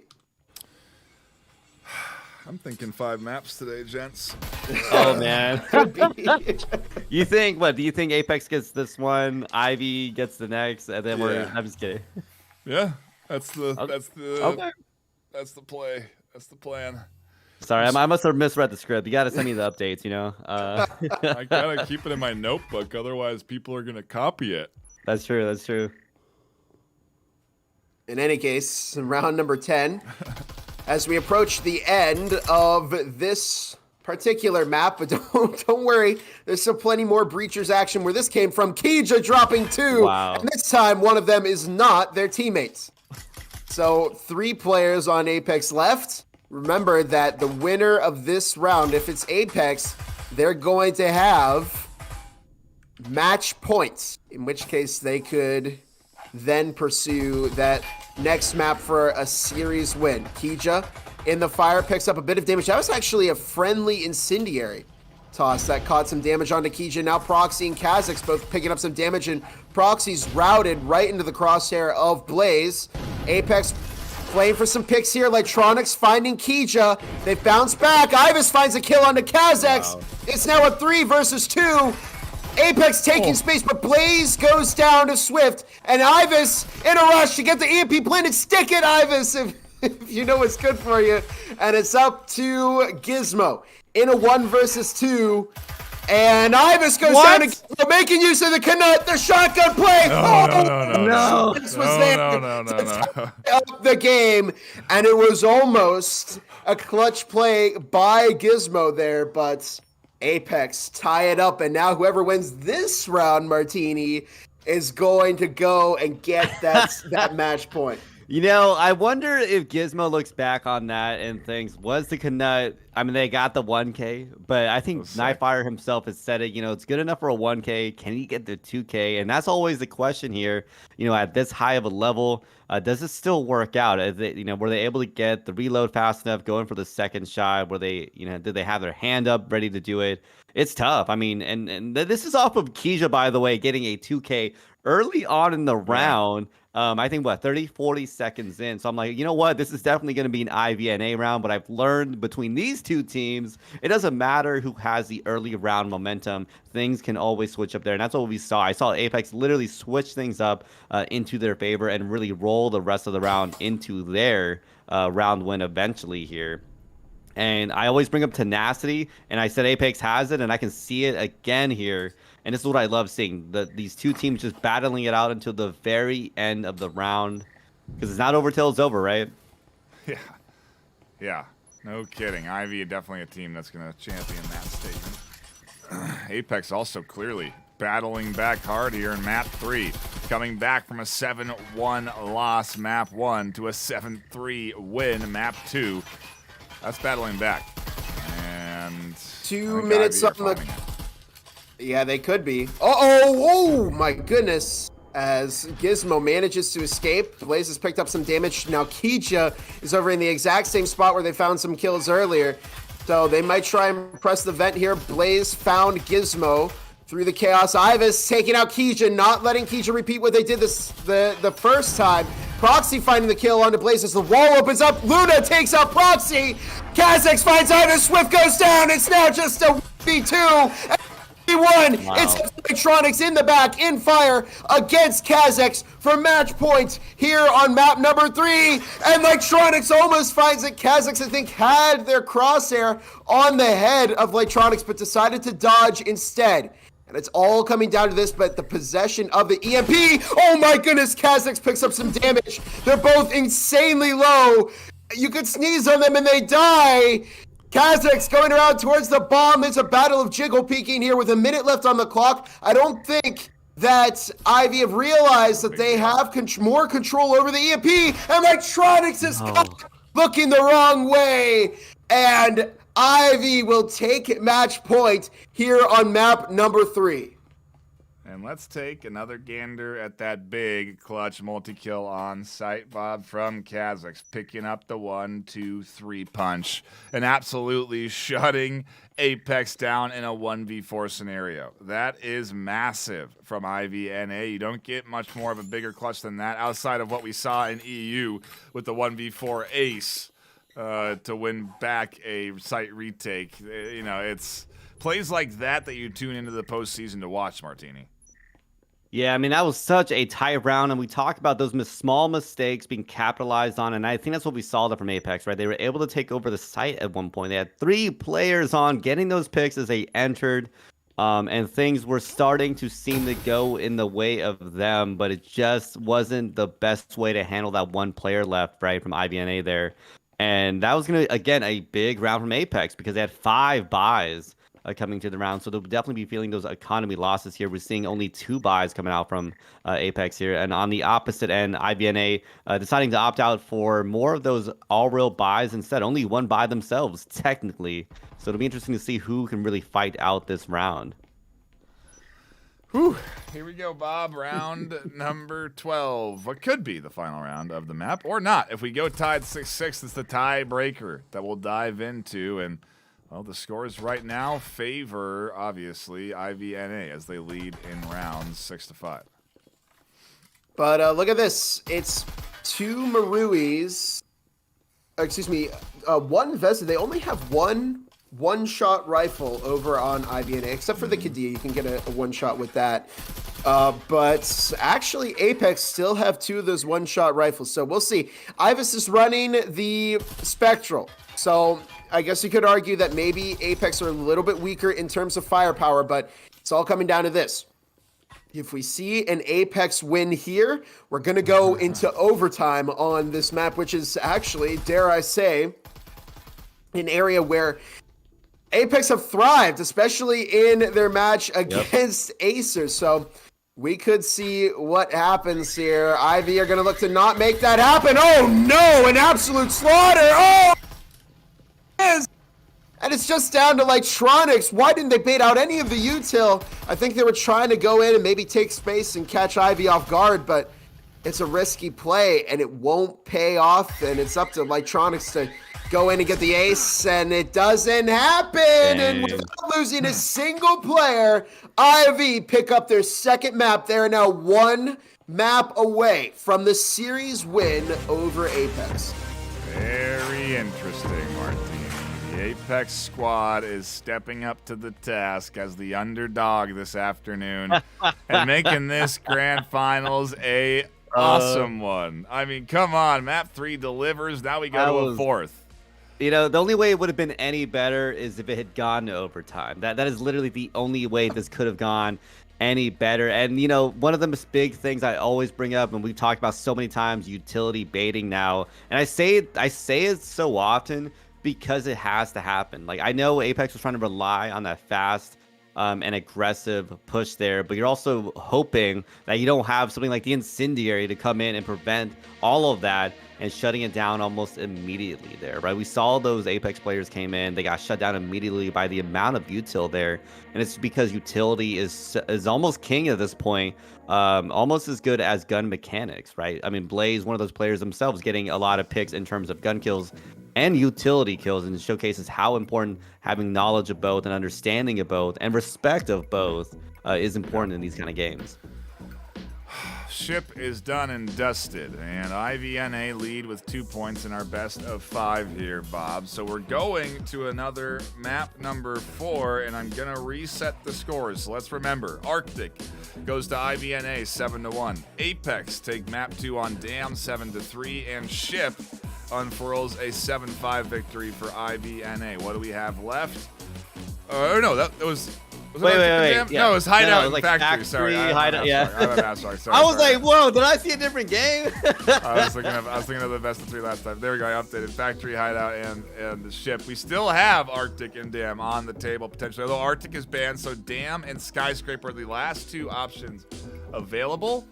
And a timeout's been called. So we're gonna go into a brief little intermission, and We're going to take a break here on the desk because, man, this is intense. We're not done yet. We've still got at least another map to go into. IVNA lead. Don't go anywhere. We'll be back with more Breachers NA Grand Finals action.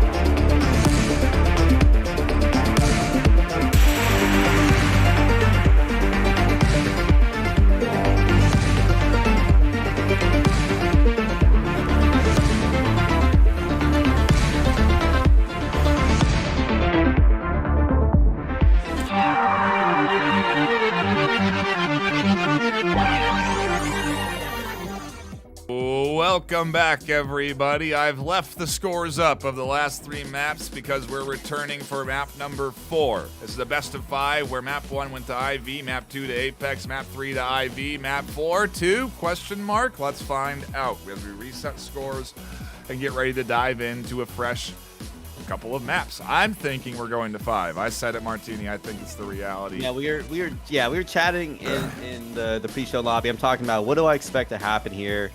We've seen some great gameplay coming out from IBNA, great gameplay coming out from Apex here. I can see it going to 5, to be quite honest. Bob, what are you thinking about map number 5? We're heading to Dam, or excuse me, map 4. We're not there yet, but we're headed to Dam for map number 4. And maybe I willed it into existence by talking about it earlier, but how do you think these two squads are going to fare against each other here? Question. I don't know the exact statistics off the top of my head, but this is a map that Ivy and in that matchup against Formula 3, this is when Formula 3 started to lock in really early in the season. So maybe this is maybe 45% win of what's to come for Ivy. Yeah, for IBNA, 61 for Dam, so it's also slightly favored towards Apex here. Okay, so Apex got the server, and I believe they also got to pick the map here.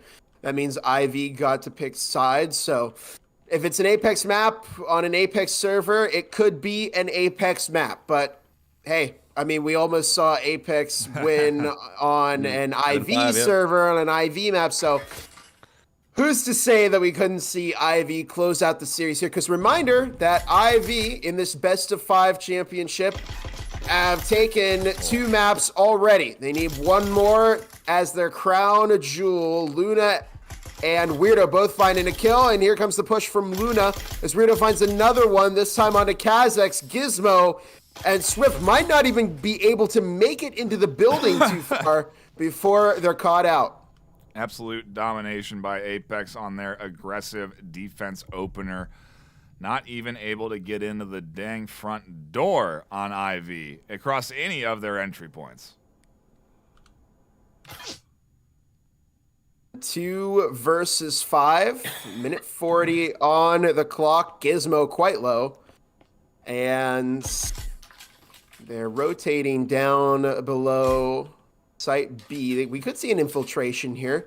But the thing is that Ivis is watching for it. Well, not anymore. Gizmo may be able to get in here and establish some presence, but I don't know. It's a minute 20 on the clock. It's up in the air. Martini, is it worth it to even save 2 Spectrals? I feel like this early on, you have 2 Spectrals, you have a breaching foam. You're saving about, 1,000, 1,200 total for your economy in terms of the upcoming round. I mean, it's not nothing, but it's not an amazing play either. But you're also talking 2v5. One of your teammates is already down to half health. You're looking at best, maybe picking off 1, 2, 3 Apex players. That's probably your best bet in terms of what's likely to happen here. So I'm not shocked that they might consider just an eco round. That was a tough entrance from IBNA. I mean, the fact that Apex, to Nightfire's point, basically prevented them from walking in the front door, by the way. They're not even on site. The front door to the site, they're entering the map, right? They're trying to enter the map in general. And that aggressive defense knocked them down. And never mind Gizmo getting picked up there. As I thought the round was over, apparently, but this is a dominant showing already from Apex, and this is what you want to do. 7-5 from the previous map. You want to showcase a dominant defense against IBNA here, because apparently this is your map. Apparently this is your server. We're going to go as far as that here. Apex is looking solid, but again, as we said so many times before, it is only pistol rounds. This is not determinant of this first half. I am going to reserve my judgment on what's going on with IV for a few more rounds, because I do think I have what could be potentially the issue for this squad right now, but we'll see if they can bounce back off of what could have been just a rough pistol round, to the point just not able to get their foot through the door there, quite literally, and we'll see if they have better success here into round number 2. But a nice opener for Apex, Bob. A good way to bounce back from losing that 7-5 ship. You open up with an early pistol win, a dominant win, no less, where again you completely shut them out from even getting into the objective space. I think that's a pretty good momentum push in the favor of Apex right now as we get ready for round number 2. And it looks like an unfortunate technical disconnect for IVNA. And we might have to see Big Lunch, the captain, sub in for the team. But in any case, here we are, round number 2. Apex have taken the first round and are looking for the first 2 rounds here. Ivis prepping the incendiary, tossing it over, blocking out Swift and Gizmo. Dare I say it's maybe a little bit early to deploy an incendiary. I almost feel like you wait for maybe the EMP to get planted or the team to close in a little bit more before you use it. It's getting a little aggressive, to say the least, as, ooh, a nice flash there, wards off Blaze and Luna. And look at how nicely Gizmo pushes in, but it's a little too late. Right as the flash dissipates, Luna comes to, catches a nice kill over the top, and they hold down sight. Minute 50 on the clock now as Swift and Kazakhs looking to coordinate together here for a push down the middle of site B. Luna swings out, finds some damage onto Kazakhs, but Swift is able to get some damage onto Luna. And now a minute and a half on the clock. Ivy still down a player, so it's essentially a 2 versus 5 here. And they're just unable to get that 5th in. Luna on the breach, and it looks like Martini might be a save here. I'm not sure. Yeah. And I'm going to debut what my theory is here if they do not end up pushing. We'll see how it goes here after this round, because I do now know and suspect why Ivy is going to lose this map pretty quickly. But anyway, into round 2, we are here a minute down now as the wall opens up. And the push coming in here, and a nice hold from Apex. Everyone alive, healthy, and tucked in on the site. And they almost worked down the board there. Lightronics onto 1, finds Swift.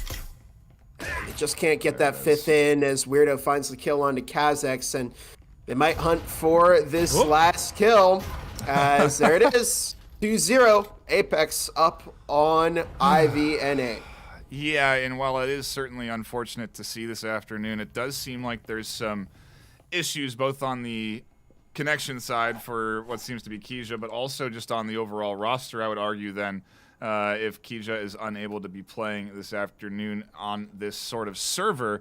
The general complaint that I think is happening here with this IV squad, and they're trying to make it clear to us, is that they don't have a player that can successfully connect into the server they're playing in. Obviously, I would argue then that you need to have a full roster. It's vital in moments like this when you're into the prize money that you are able to substitute in an effective player so that they can be and play for your 5th.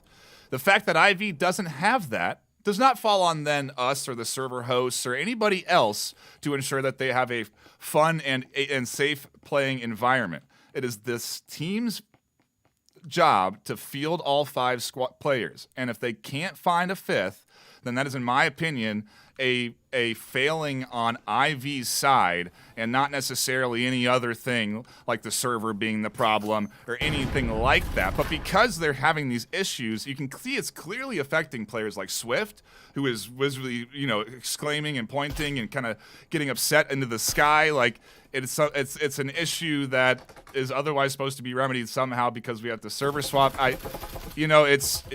It's a fixable thing. Very clearly, you have to bring in Big Lunch, like we've suggested, and if that player, Big Lunch, is not able to then make you as an effective 5, again, not the problem of anyone other than the team. So we'll see if they can overcome this adversity that they're clearly facing right now, but maybe if Keija connects, they'll be okay as we do get into round 3 here. Yeah, to be a little diplomatic here, it is unfortunate, but it's within the rules, it's within the right of Apex to play on servers. They're not playing on EU servers, so it's unfortunate here for IVNA, but just as IV is entitled to play on which servers they want, so is Apex. And so far, they're they're doing well in this round here. Yeah. They have the opportunity to turn this around. If they can get the mental back up, yep. You know, you get thrown hurdles when you're in the VR world, especially, you know, even in the esports world, because again, it's all electronics. So, you know, internet can play into effect, and while it's unfortunate, and everybody would love to have perfect internet across the board, sometimes not a reality. But we can see Ivy is capable of locking in, and they're able to find some rounds here if they can continue to keep this performance up. Because, well, taking a look at the scoreboard, at least on my end, you know, only a couple of players are experiencing issues with connection. Well, it's any case, it's down to Blaze in a 1v2 against Swift and Keisha. This is the closest that Ivy has been to finding their first round against Apex. You have to take it round by round here. Start by getting this one, and you know, if you let mental issues affect issues, you know, like this affect your mental, it can really hurt your overall performance. But 10 seconds on the clock, the EMP not getting planted, nobody's recovered that. Swift is gonna have to push for a kill here, and Blaze finds it instead to give Apex their third round. Yep, Keisha going to be unable to play through that round, and Blaze, well, almost goes down as Keisha reconnects. Blaze snaps 2, finds the kill, and, well, I'm sure Blaze wouldn't have been too happy to die from that, so I don't know, it goes both ways, but either way, they need to get their 5th locked in or just kind of refocus, right? What are your options, right, Bob? Because, again, you have to play through this environment. These are the rules. This is what happens when you have an online tournament, and so it's just how it goes, you know. So what's better, to complain about it and kind of let your team get distracted by it, or just lock in for the 4v5? In my opinion, it's lock in for the 4v5. The unfortunate nature, if they can't get their captain back in, it's going to have to be that 4v5. But Martini, let's hear from you. What intel do you got from us? Yeah, and I'm kind of curious to see how IBNA is going to be able to work with this. Double check also, you know, the team names there if you could real quick. Yeah, I believe it's Apex on. Cool. Perfect. Works out there.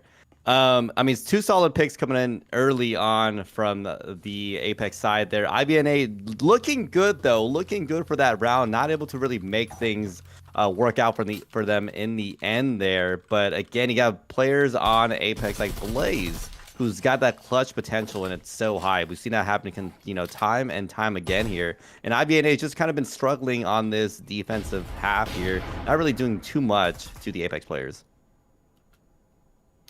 Here comes the push in as Apex comfortably hold down a defensive lead 3-0 in map number 4. We'll see how they do on the extension up here into the nice incendiary zoning off. Weirdo not allowing them to push any further. Gizmo gonna hold things down. Blaze looking to get aggressive with the utility toss around the corner themselves, and that does big damage to Proxy as they drop back and heal. And it is up to the Ivy stack to decide their own fate here. They've got to find some momentum against Apex, and it's got to start soon as Luna catching 2. Swift on the flank watch. Manages to find 1, but it's down to Swift and Enzo to keep Ivy alive here in this first half. Swift goes for 1, but numbers advantage will claim the round here for Apex, 4-0. Yeah, it is again, dominant opening lead here for Apex, and for IV, you just got to recollect, right, Martini? You got to refocus. Your economy is solid, so you're able to invest into some rifles and some orals, some utility, and I mean, 2 maps, 2 points on offense on Dam is, I think, a probably successful offensive half. Yeah, I mean, we're talking about Dam, where generally the defense does pretty solid here. We're seeing Apex, you know, showing in really good form here. 4 in a row, so much cash in hand. I mean, the Roamer, Luna, getting 2K in the last round. Blaze, again, putting up 2K themselves, I believe, getting 7-0 at this point. Yeah. And you're right, IBNA is kind of at a rough, you know, very rough start here.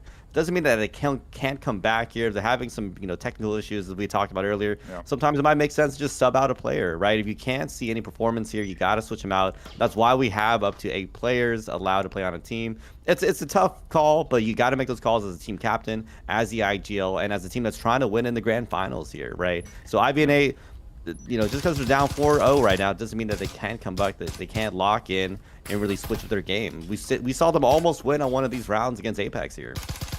Indeed, we did. Here we go into round number 5.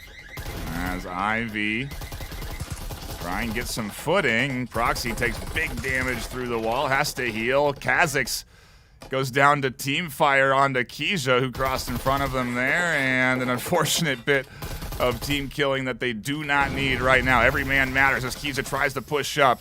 Can't find kills through the smoke. The static emitter slowing them down, and Apex continue to put on an aggressive front on defense. Incendiary is coming out to zone back this IV offense, and they have no chance of progressing up to this damn site. And Luda's just going to come barreling through. Gizmo able to find 2 with a nice double kill, countering the aggression. They've managed to work it down to a 2v3. Apex holding angles here, and it's possible for Gizmo and Swift. It's, of course, going to be difficult, as it always is, but good positioning from Gizmo to find Lightronics. Yeah. Now a 2 versus 2, and Weirdo doesn't have a rifle. They only have a shotgun, in which case they may be able to find Gizmo if they take the close-range battle, but Ivy are going to have to back off a little bit if they realize that there's a shotgun play. Swift grabbing some rifles, and only a minute on the clock. That Impy is going to have to go down soon. And we'll see what happens. 55 seconds on the clock. Door blocker now goes down. Gizmo, collected by Ivison. Weirdo finds the shotgun onto Swift to make it a 5-0 game with Apex in the lead. Yep, I'm still seeing some complaints in chat, but also understand that Ivy technically have the advantage here, right? Because next map will be map 5. So if we do go there, which is where we're headed right now, Martini, it will be Ivy that picked the server, that picked the map, and they can go into their comfort town to try and challenge this Apex squad. But I think maybe they're a little worried that they're going to be challenged like they were the map before, when it was 5-7, nearly came down to a tiebreaker, because Apex are here to fight, and they've made this best of 5 a great back and forth, in my opinion. Yeah, definitely showcasing a lot of chops here for Apex. I mean, I said time and time again, Apex does have the chops to do this. We've seen them do well. They have the same tenacity, might I argue, as IVNA. Several rounds they've been able to hold it through and really make things work out for them. Unfortunately, we saw some great plays in that previous round. I think Gizmo really trying to make some big waves there. Unfortunately, did go the way of Apex still, though. So we're probably going to see the 6-0 potentially in this upcoming round. We are seeing all rails come out from IVNA. It's going to be a really big round because they want to capture this 5-1. Because going 6-0'd in that first half is not going to be great going into that second half. 6 we go, the halftime round. If IV can find some success here, maybe they can pull out a 5-1 curse against Apex. But in any case, 2 minutes on the clock as Ivy stacking outside of security.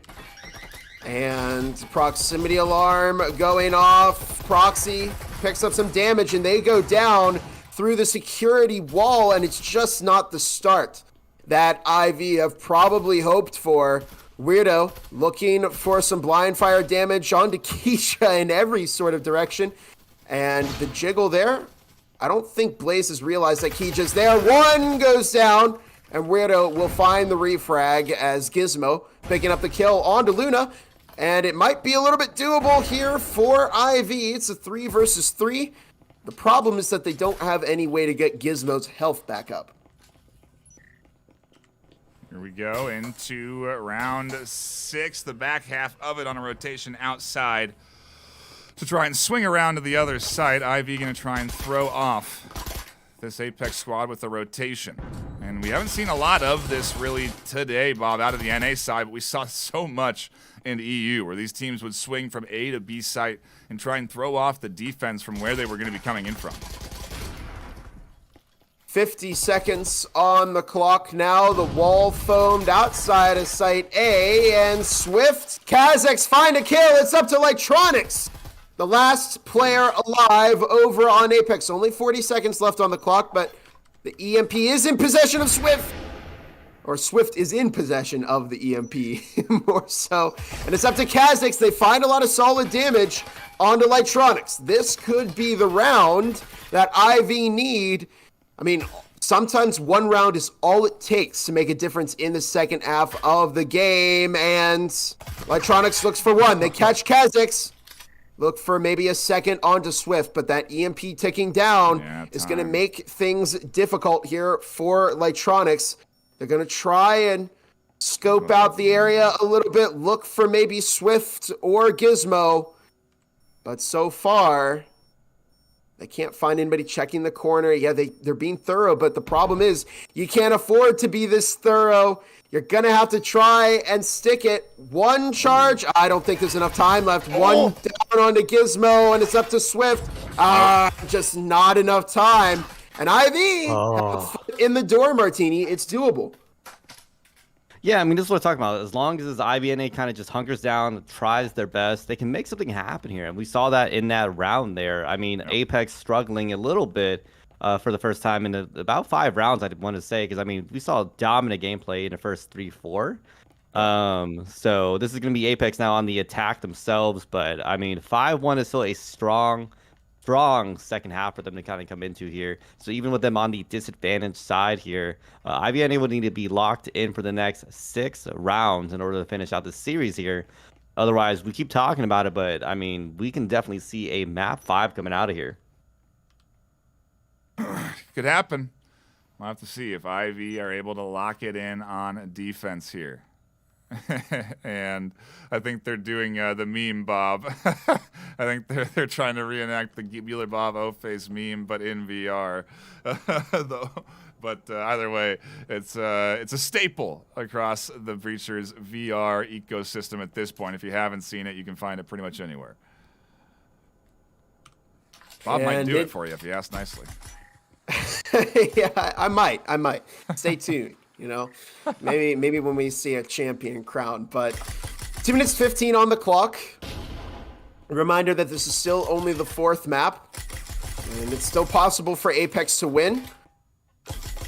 Excuse me, not possible. Still possible for IV to win is where I'm going with this. It's more likely that Apex will win. They have more score, but it's still possible for IV if you're an IV fan. Minute 50 on the clock as Proxy looks to swing out. They'll go down. Weirdo finds the kill onto Proxy. Wow, a couple of kills fall into the hands of IV of Apex, and it's now a 2 versus 4, and it's a complete switch up over to Site B.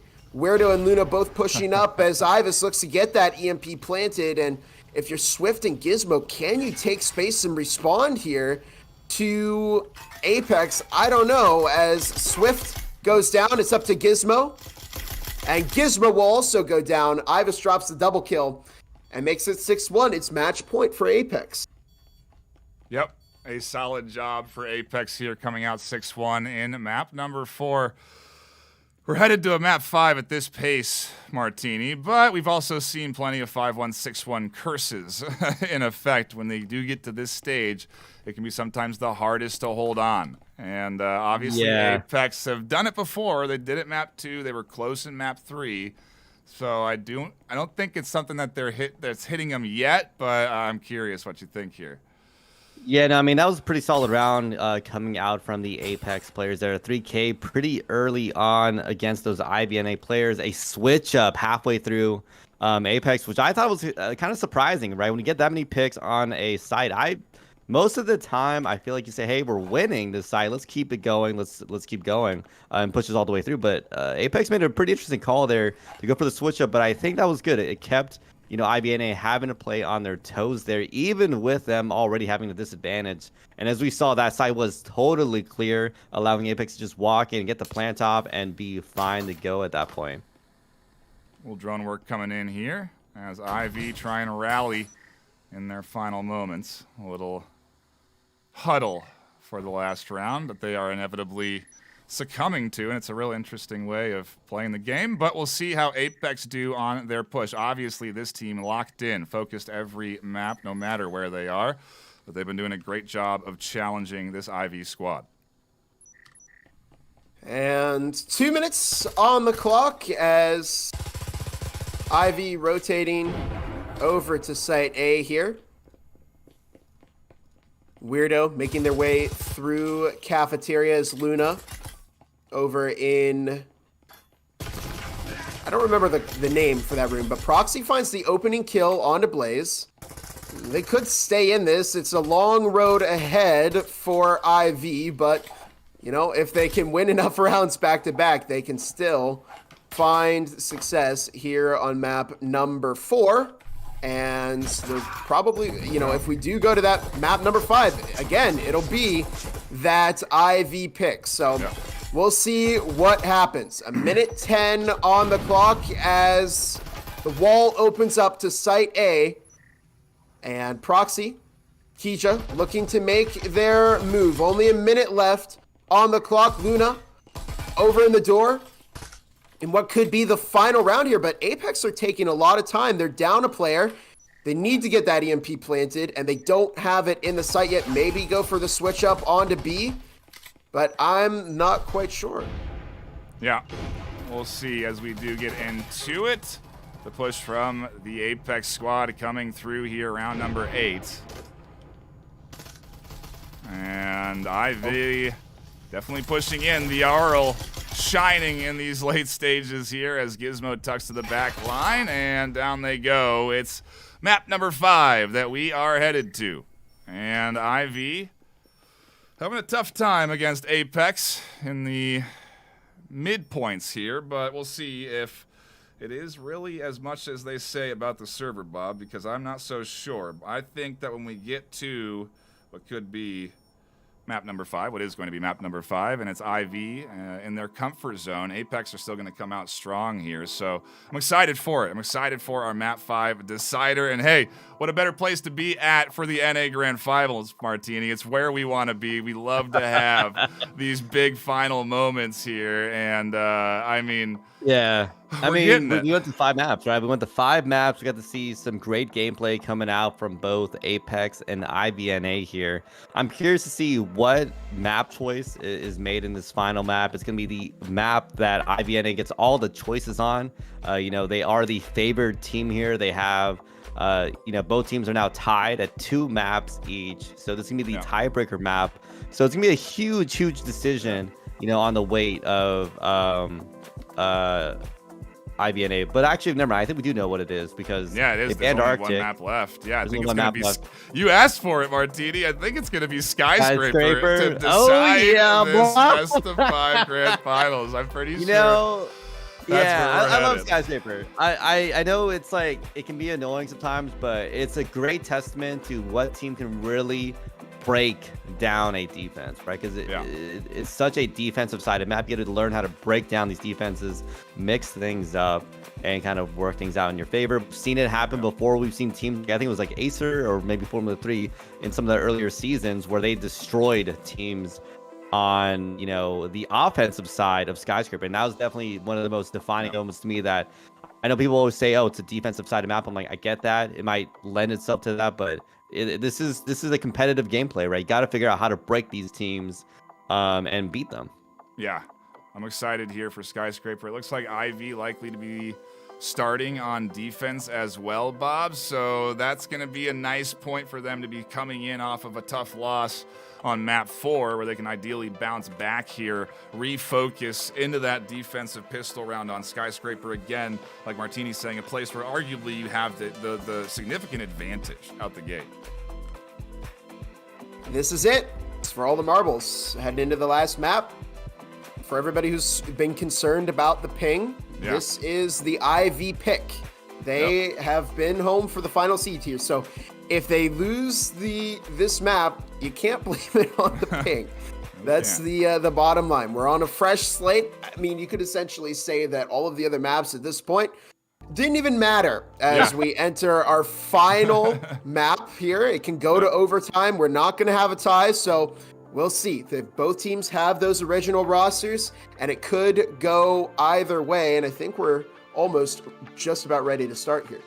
Yeah, absolutely. And, at the end of the day, we're not moderators. We're not the ones that are rule enforcing. So, we can't do anything if there is ping issues regardless. So the best that we can do is play through and enjoy what we're seeing, and I've been enjoying it. I don't know about you, Martini, but this has been interesting to say the least. Apex, our 6th seed, are absolutely challenging the number 1 seed, IVNA.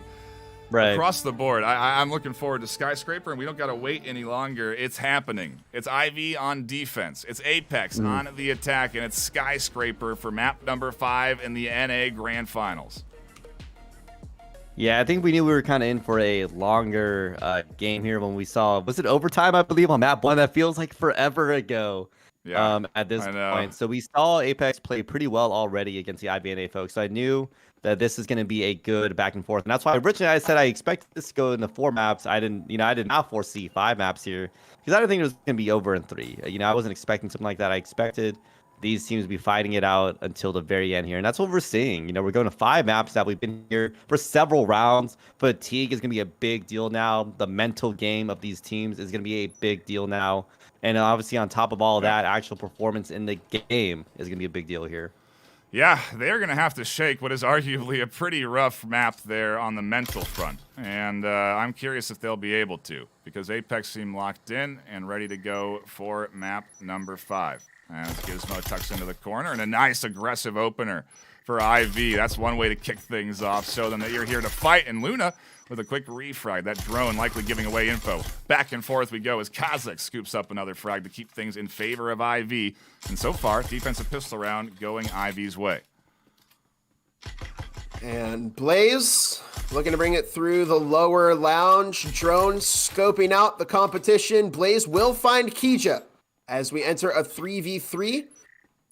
And yeah, this is, I would think if I'm IV, the mentals got to be good here. They're playing on home turf, and, they're on defense on Skyscraper here. So all that's left is to just lock in and find this final win against Apex. But if you're Apex, even if the odds may be stacked against you here, things can happen, and we'll see if maybe they can find some early momentum here in the second half as Weirdo will go down to Proxy, who drops the second, and it's now up to Blaze, who finds one onto Swift, and the second and a 1v1 to give Apex their first round here on offense, and that may go a long way in the end, Martini. I mean, talk about clutch master there. Like, how much clutch can you get with getting a 2K win in the end there with 1 health in the pocket there for Blaze? I mean, if we're going to give anyone a MVP medal, I think, on the Apex side, it's going to be a player like Blaze. We've seen him time and time again in this series get utility kills, get so much fragging utility from everything. We've seen him just frag out on top, just everything, right? So definitely some great clutch potential plays we've seen from Blaze time and time again here. And this is going to be vital, right? And when we're talking about offensive sides, you want to see Apex capture as many rounds in the pocket here, knowing that IVNA is going to have the advantage on this defensive side. So they're hoping they can get as many rounds as possible, switch to defense to kind of just clean up that second half there. And IVNA is going to be doing the opposite here, capturing as many defensive half, knowing that it's going to be a little bit harder when they're going to be attacking Apex's defense later. Yeah, let's see as Apex get ready for their breach in now. The full buy, Bob, committing heavily, and it's risky to say the least. IV are under-committing here, ecoing, and if they get anything out of this from Apex, it's going to be a net positive. And Proxy picked up some early damage there. 2 minutes, 10 seconds left on the clock as the drone just pushing in from Apex, looking for trips, statics, any sort of utility from IV and A. And you can see Apex have invested in this round, Nightfire. Yeah, 4 Aurals, 2 heals. They're actually kind of mirroring the IV buying strategy from earlier, where they really invest and create some kits for their team that are not only going to have the players get the damage in that they need, but they're also going to keep the players alive longer. You can see Luna blind firing through the B2 wall into the site as Weirdo hanging out side of the site. Gizmo with the lean out. bot's Good nade. read from Ivy. And there's a frag tossed into the back of Bathroom. Luna finding a kill onto Proxy with a frag. But they are caught by Kazakhs as we enter a 3-4 with 1:15 on the clock. Good work through the wall there from Blaze to whittle down the on-site defenders.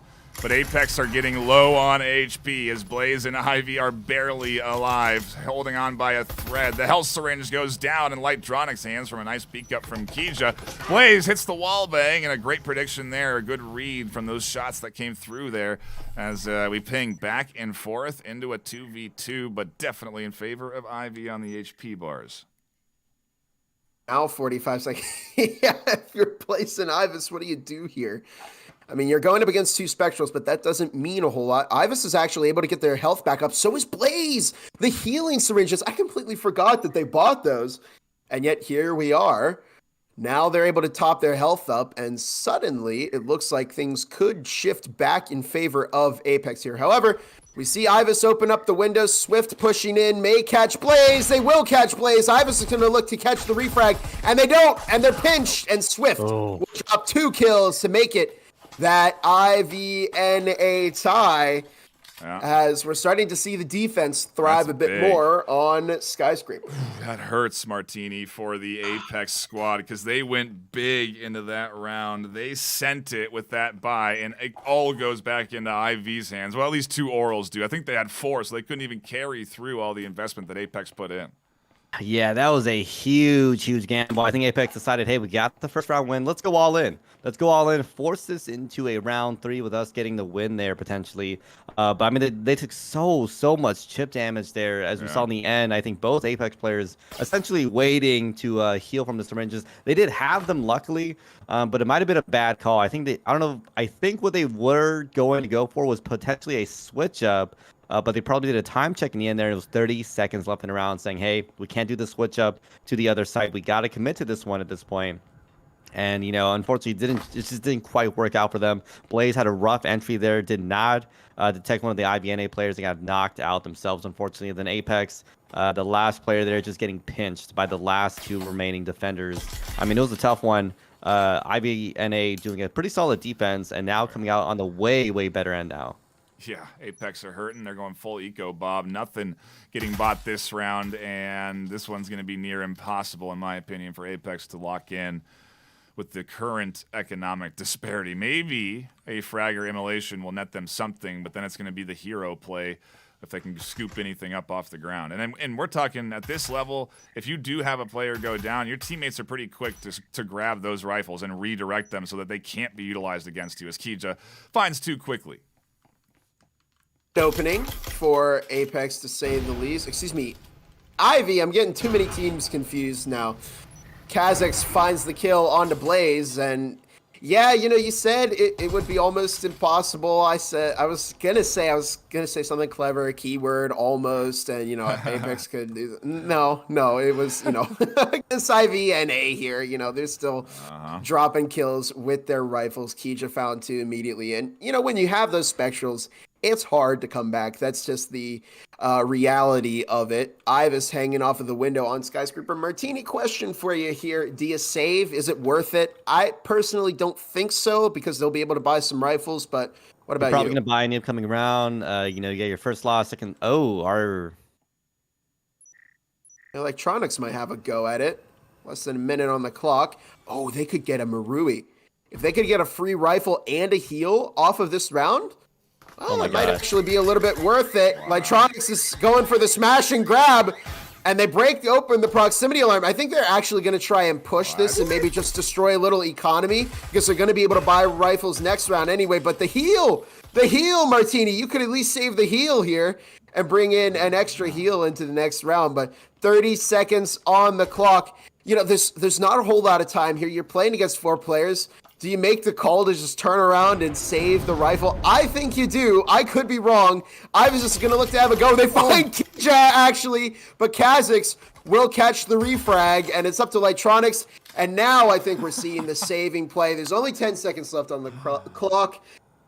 Oh my goodness! I thought Lytronics was going to push there, and that would have been crazy. No, I think it made sense for the Spectral, say send Yep. it in, get Yep. a pick or not, who cares? You're gonna buy an upcoming round. I think Lytronics. At first, I was gonna be like, "What are you doing? Why are you setting it in?" And then then we saw it. There was a standalone Marui. I don't know if someone made that call out, but hey, a standalone Marui. Pick that up. Let's get out of here. Smash and grab is definitely the best way to phrase that. Just smash and grab. Let's get out of here. I'm going for the 1K potentially, and we're good to go. And Keisha was, I think, pretty vital in that early round for IBNA, getting a early 2K, knocking down that Apex defense. That attack there, and preventing them from really having anything set up. And IBNA, I think, took that round in stride for sure here. At this point, I'm wondering, can Apex come back? Can they bounce back? Because they came into this round looking a lot better in terms of that economy, not having to buy another rifle at all, and getting a Marui on top of that. Not just any rifle, but a Marui. So they're definitely looking a lot better and closer. If anything, it looks like the buys are almost even here, as both teams have 4. Vezins and Maruis, and then the all rail in the hand here. So this is probably gonna be the best bet Apex has for getting at least a 2-4, for them going into that second half here. Yeah, this is looking nice, and I think a 5-1 is what they need. That's really, in my opinion, where IV are going to be the most comfortable, because then that pistol round sets them up for the series point, and at that point, I don't know that Apex will be able to really cope with that kind of pressure at their back, right? With the idea that they would be knocked down to second place and lose out on doubling their prize money and taking away, I think, triple the prize money in hardware for HyperX. So it's definitely, again, that factor, that element of that prize pool starting to creep into the mind of these players. Is it going to affect how they play in this final map of Season 3 Grand Finals? What a way to end. Yeah, to come down to the very last map, I'm getting reminded of VRML Con 2024 when we went down to the very last map there too, between Acer and Formula 3. Fun fact, you can actually find the entire VOD of that on this channel. It was a really fun event. Hopefully we'll get to do one in the future as well, but nothing confirmed quite yet. 1:20 on the clock as Apex pushing into Red Room here. 1:15 now. They're going to look to have a go at the server room push onto broadcast. Blaze establishing out into the broadcast hallway as Luna makes their way down upper south. And actually, I think Gizmo is in upper south. They're in the broadcast hallway. Luna in upper south, and they're looking and watching the angle like a hawk, not letting Gizmo or anybody creep up through the hallway. Here we go. The all-important map 5, round 4. A nice nade to the back end, forces Proxy off their line. Weirdo tries to catch shots through the wall, and wall bangs Proxy with a beautiful track there. Down they go on the front line of defense. Kija swings into the back line. Swift goes down trying to get extended to push up in the front. And Apex are into a 3v2 as Blaze finds another. The Marui coming to big plays here as the Incendiary comes down. Pushes Blaze off of the EMP, and eventually Blaze finds the kill. Kija can't ward off Apex all the way, and we're tied 2-2. A chaotic push in from server room, Martini. I was watching the attack develop there. I was like, how are they going to approach this? How are they going to make this work out? We saw a beautiful entrance with that wall bang coming out from the Apex players there. I think at one point it was almost blow for blow in terms of kills and frags going out there and everyone getting knocked down. But I think Blaze in the end, again, coming through, getting that 2-3K towards the end there with that last player on IBNA. And again, a very crucial player in allowing Apex to get another round in the pocket here on offense. Remember, they want to get as many rounds as possible. And I'm going to be honest, if they can get a 3-3 for Apex, they'll be looking really healthy coming into that second half. And I'm going to be honest, if I were IBNA, I'd be starting to get a little nervous here. I mean, we're talking about Apex putting up a good showing, on your map and everything. It's looking a little tough right now for these IV players. But again, we've seen them get knocked down before. It doesn't mean they're quite out. So we'll have to see how this develops. Yeah, here we go into round number 5. 2 more to go in the half. Then we swap sides, and IV get their chance at attack. And I mean, Bob, we say it's defensive leaning in Skyscraper, but quite frankly, I feel like maybe towards the end of Season 2, we did see offensive points start to get locked in pretty consistently at a high level. So I feel like at the highest tier, Skyscraper is sort of a toss-up. I may even throw out that we could be headed to a 6-6 map 5 here at this rate. That's what I'm feeling in my bones. I think the tiebreaker might be where we end this map. A lot of it comes down to the team itself. You know, we could see IV just have a more successful offense, and maybe, you know, Apex does a better defensive job. I think you're right. I think we probably are in for another 6-6, and what a dramatic way to end it. A very exciting NA Grand Finals, that's for sure. 4 versus 5, a minute and a half on the clock. One thing's for sure, in just a few rounds, we'll be seeing Breachers VRML history. A Swift Gizmo out in the upper north hallway. Blaze will find the kill onto Swift. Gizmo may look to have a kill with the Omen, but has yet to push the flank. Proxy catching Blaze as Weirdo finds Kija, and you see a pack of Apex players pushing out. Proxy will find one on Luna, but it's up to Gizmo, and this could be what gives Apex some momentum as they prepare for the second half. The question is, and this is something that we'll ask Martini once we get to the post game, but okay, Martini, I got to ask you here. What would be the side to go 4-2 on? You know, historically, it would be defense. Offense. Well, so do you think that IV will have more of a chance once they go on to offense to get the game I don't back? even know. I mean, 4-2 is looking really good because generally, I'll say this, you want to go 4-2 or as well as you can on this offensive side, knowing that generally you play a little bit better on defense here. I'm wondering what's going on here, though. You know, we talked so many different things going on. I wonder if it's a mental game, if it's fatigue, kind of making that defense game not working as well here. But it'll really showcase when Apex does switch it up. But I mean, Apex is showcasing a great game here on offense. I mean, them switching to defense, I think is not going to be any weaker. So I need to see IVNA take some kind of breather, take some kind of something here to really mix it up, because otherwise, I mean, we might be seeing this slip from their fingers.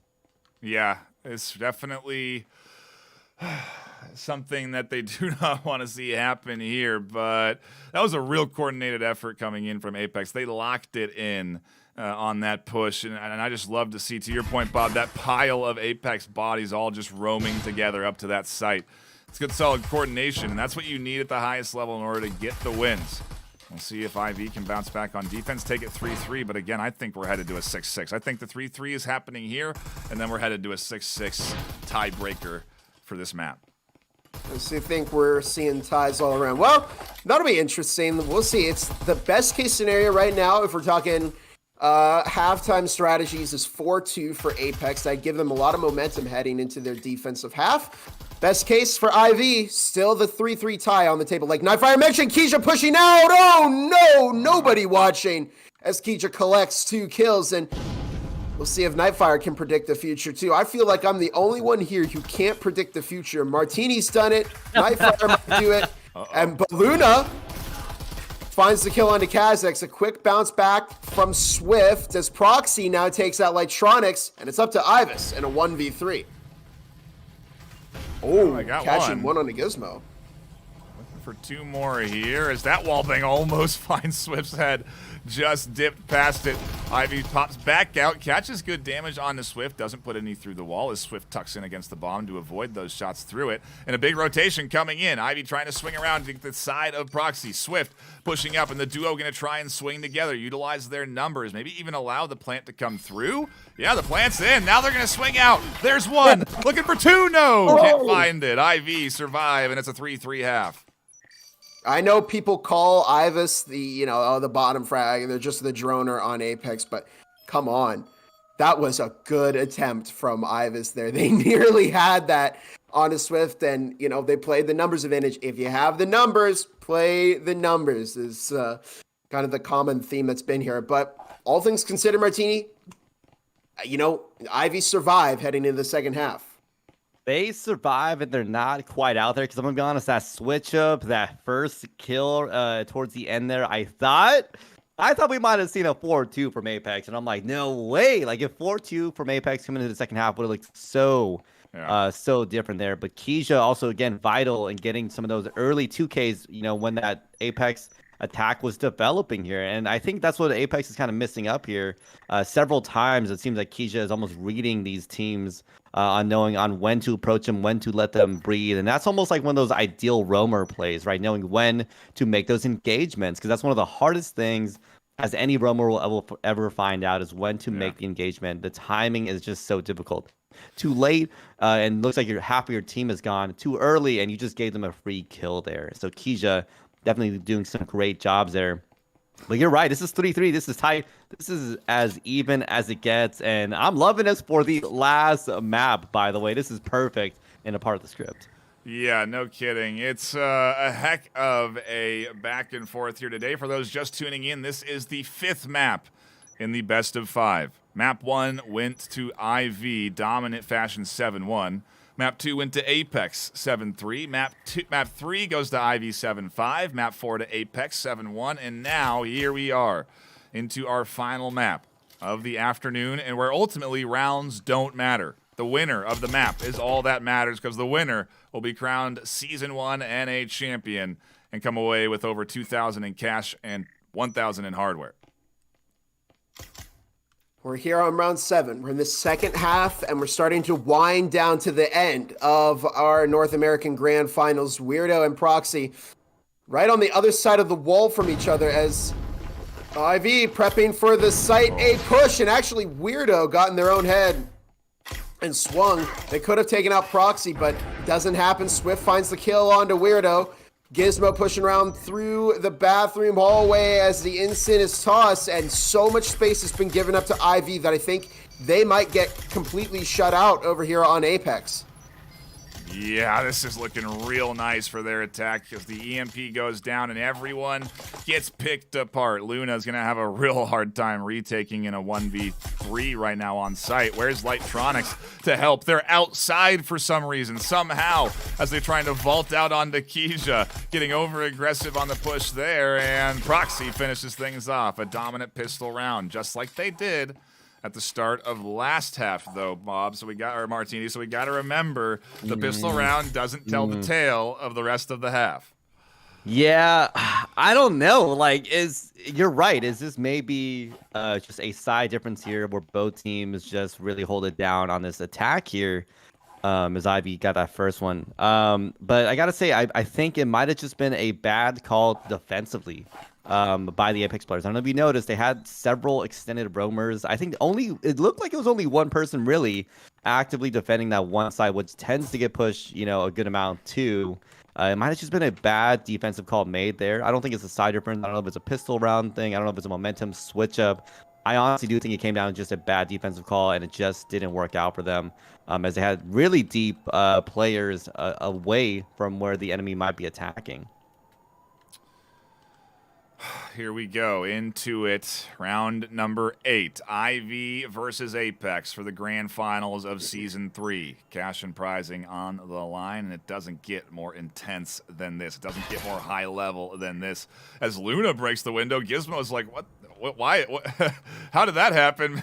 Maybe expecting to get peeked, but ends up not getting peeked. And Luna, I'm not sure why they broke that window. Maybe so that, I don't know, now Gizmo can stealthily vault in through the doorway. Knowing Luna sets some interesting traps. I've played against Luna before in Breachers Ranked. I've fallen to many of them, so it could just be a patented Luna trap. But in any case, we see Proxy getting ready to push into server room. Blaze has the frag primed, and that drone is going to be shot by Lightronics if they attempt it. Not a good frag, as Luna misses the drone. Won't quite find it. There it goes. The pressure's on for Apex to respond to IV.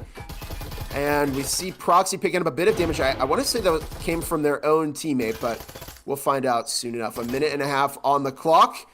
Every IV player stacking up in server room, and one frag grenade or ensign placed really well might get a lot of damage onto their team, but here come the flashes. Luna swings out. Nice. Swift finds the frag onto Electronics, dropping a double onto Apex, and we're now into a 3 versus 5 with a minute left to go.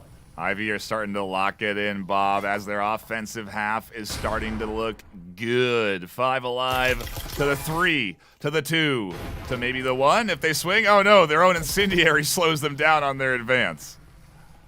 And this is interesting. We might see Apex just try and block Ivy out. Yeah, there's the other instant toss. And we're going to see a rotation probably over to Site A. They have... Oh, no, they don't have any more incendiaries. So it's do or die now for Apex. Blaze swings out. Doesn't find the kill. It's up to Weirdo with the Omen here. What do you even do if you're in this scenario? All 5 Ivy players are alive and healthy. And Weirdo having to go. And they've given away their location. Gizmo going to look for the high ground. And Swift finds it. Makes it a 3-5 game with Ivy just 2 rounds away from becoming the NA champions. They've battled through turmoil and mental strife, Martini, but I feel like these last 2 rounds, Ivy has locked it in. On the attack, they've been in control, and they simply have looked more like Ivy. Yep, this is the IVNA when I say clinical. This is the IVNA I talk about when I'm talking about surgical. Yep. You know, we're talking about PhDs and breachology. We're talking about MDs, whatever medical terms you want to pull out there. They're looking great because remember, this is technically supposed to be an Apex's advantage. They came in, several rounds off of that offense. It should have looked a lot better for them. But it's not looking that case here. And we're going to need to see some different gameplay coming out from Apex as IVNA has locked in and almost entrenched themselves in this crazy momentum, running towards potentially a 7-3, right? We're seeing a lot of risky buys come out in terms of all rails, assault rifles on the IVNA side. It's going to be a big, big round. And this is where Apex has to knock him down, has to really knock him down a notch. Otherwise, I can see IVNA run away with this because they're looking really good right now.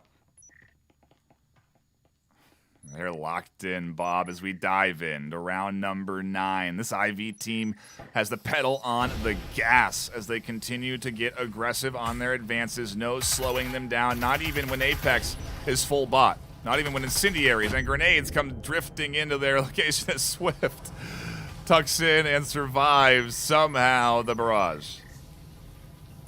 And Gizmo on catwalk, 1:50 on the clock. 5 versus 5 as Luna is the first to drop in this round. Ivus might have a go at proxies. Blaze will find that kill. And Apex want IV to know they're not out of it yet either. But again, IV with a clear advantage in terms of firepower and utility. Apex are going to need to pull a rabbit out of a hat here if they want to stay in this game. Here comes entry into upper lounge. Gizmo and Kija make their way in along with Swift and Kazakhs. No grenades, no utility, nothing from Apex, not even heal to keep their players alive. They're fighting tooth and nail to stay in this championship. A loss here would put IV onto match points. And with just a minute left to go, we're waiting for IV to push in. Here comes the breaching foam, carried by Kija. Okay, I thought they almost didn't buy breaching foam for a moment, and I was very scared for IV. But there it is. Gizmo has it, but only 45 seconds left on the clock. Can Apex stall long enough, even without the utility that they need? Oh! Quick pick from Weirdo. Down goes Gizmo. Kija swings for 1, swings for 2, looks for 3. Can't quite find it as Kazakhs finds the double, and down goes the defense of Apex. IV, head to map point, head to series point, head to championship season point, Martini. Man, that was a big gamble from the IVNA players. 3 buys coming into that round, but when you got players like Kija, when you got players like Kazakhs, who regularly come in, get those picks against players in on these sites, I would be pretty confident too. This is gonna be Apex now on match point, having to fight themselves all the way to overtime at this point. Remember, they got to force this into an overtime to maybe come out of this grand finalist here. But I mean, IVNA, what do you do against this momentum now? This crazy win streak coming out from them. They have just been on fire the last couple rounds here.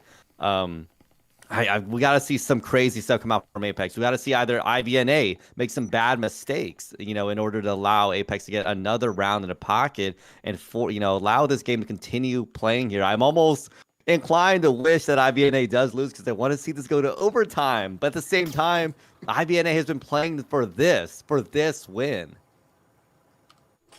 Almost feels like it is scripted, but we can assure you it's not. It's all just the bit. Yeah, obviously.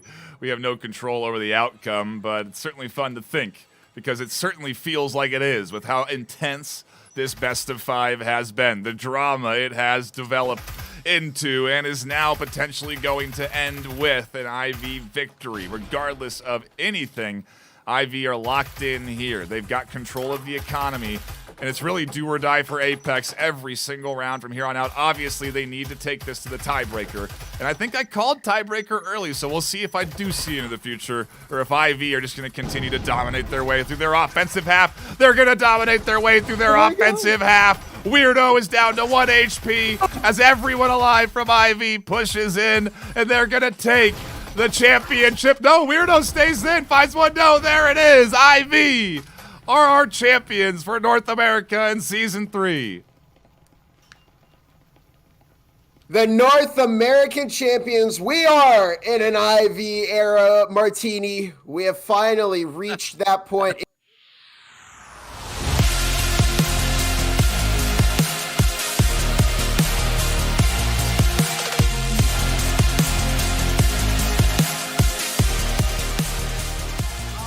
They will win the $2,300 North American prize pool as well as a plethora of equipment from HyperX. And you can see these players, they've wanted it, they fought for it season after season, and they finally have reached that point.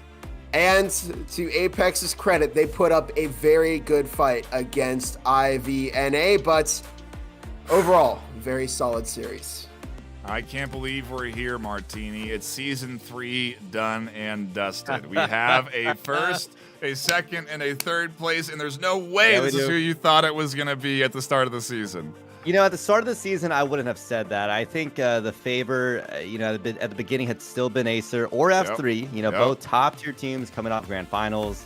But towards the end here, we saw IVNA really grow into a great team here. We saw them pick up that big win against Acer, that big win against F3. You saw them play dominantly in these playoffs here, winning in 2 against their other 2 playoff matches, playing still such a good game against Apex. They're also a team with so much history, as we talked about earlier. They have been here since preseason in so many different forms. They've changed so much. They've almost evolved themselves as a team, and it's kind of a sight to see. IVNA really earned themselves, and everyone keeps talking about a new IV era, right? We saw the Acer dynasty, but I'd love to see I want to see what this IV era brings and what it develops. But hey, one thing I also want to see, everyone have a good break, man. We've earned this break. As we've seen so many playoffs, some of these season matches. Oh man, it's great to see. Let's just reflect on some match highlights here, Bob, and a stellar season. Thank you so much for joining me on this one, but what a great way to end the season, Bob. I just, it has been just an up and down, It has been a long season for all of these teams. To see IV, to see that effort finally pay off. They had been beaten by F3 early in the playoffs for 2 seasons in a row, and to finally break that and push all the way for the championship is probably just surreal to this team. They knew that they could win going in. They had the confidence. I'm sure they didn't realize it would be that difficult for them, but they are the ones who walk out on top, and just congratulations to IV. Thank you all for watching. We've hit probably peak viewership for a North American final, apart from VRML Con. So thank you to everybody who watched, and all of our sponsors as well, Triangle Factory, ProTube, HyperX. for making the VRML possible.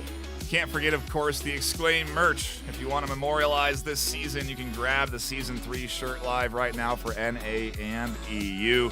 I think it's one to remember, to say the least. Definitely looking forward to future seasons as well, because this was what a stellar Triangle Factory. Hats off to you. Thank you for supporting us. Thank you for being a sponsor this season. Thank you for contributing to the prize pool, and thank you for developing an amazing game. I cannot provide enough thanks to that team, the Triangle Factory team, and that dev squad. It's been a great pleasure working with them, and hopefully we have many more years to come at this rate. But what a great finals, and I'm happy that we got to cast it. Bob and Martini, thank you so much for joining me across this entire season and into these grand finals. It's been a real joy casting with you, and thank you all at home for tuning in and enjoying the action. A reminder that we do a lot here at the VRML, and while Breacher's season is over, there's plenty more to come. New seasons on the horizon and partnerships with new communities, like the one we announced recently with Dash League. Really cool stuff happening this year that you're going to want to keep your eye on and get involved, because VRML is going to grow. VR esports is going to grow. That's the mission that we have here at VRML, and we're going to accomplish it in 2025. Keep the eyes peeled, stick around, subscribe. We're going to go to our well-deserved month-long break. And when we come back, it's more VR esports. Until then, stay classy.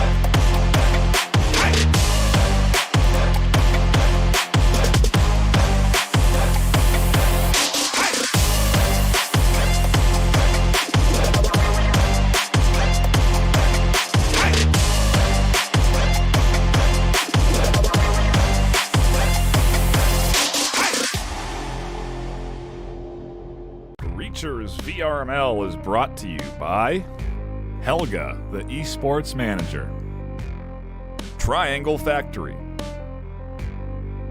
Thanks for watching VRML.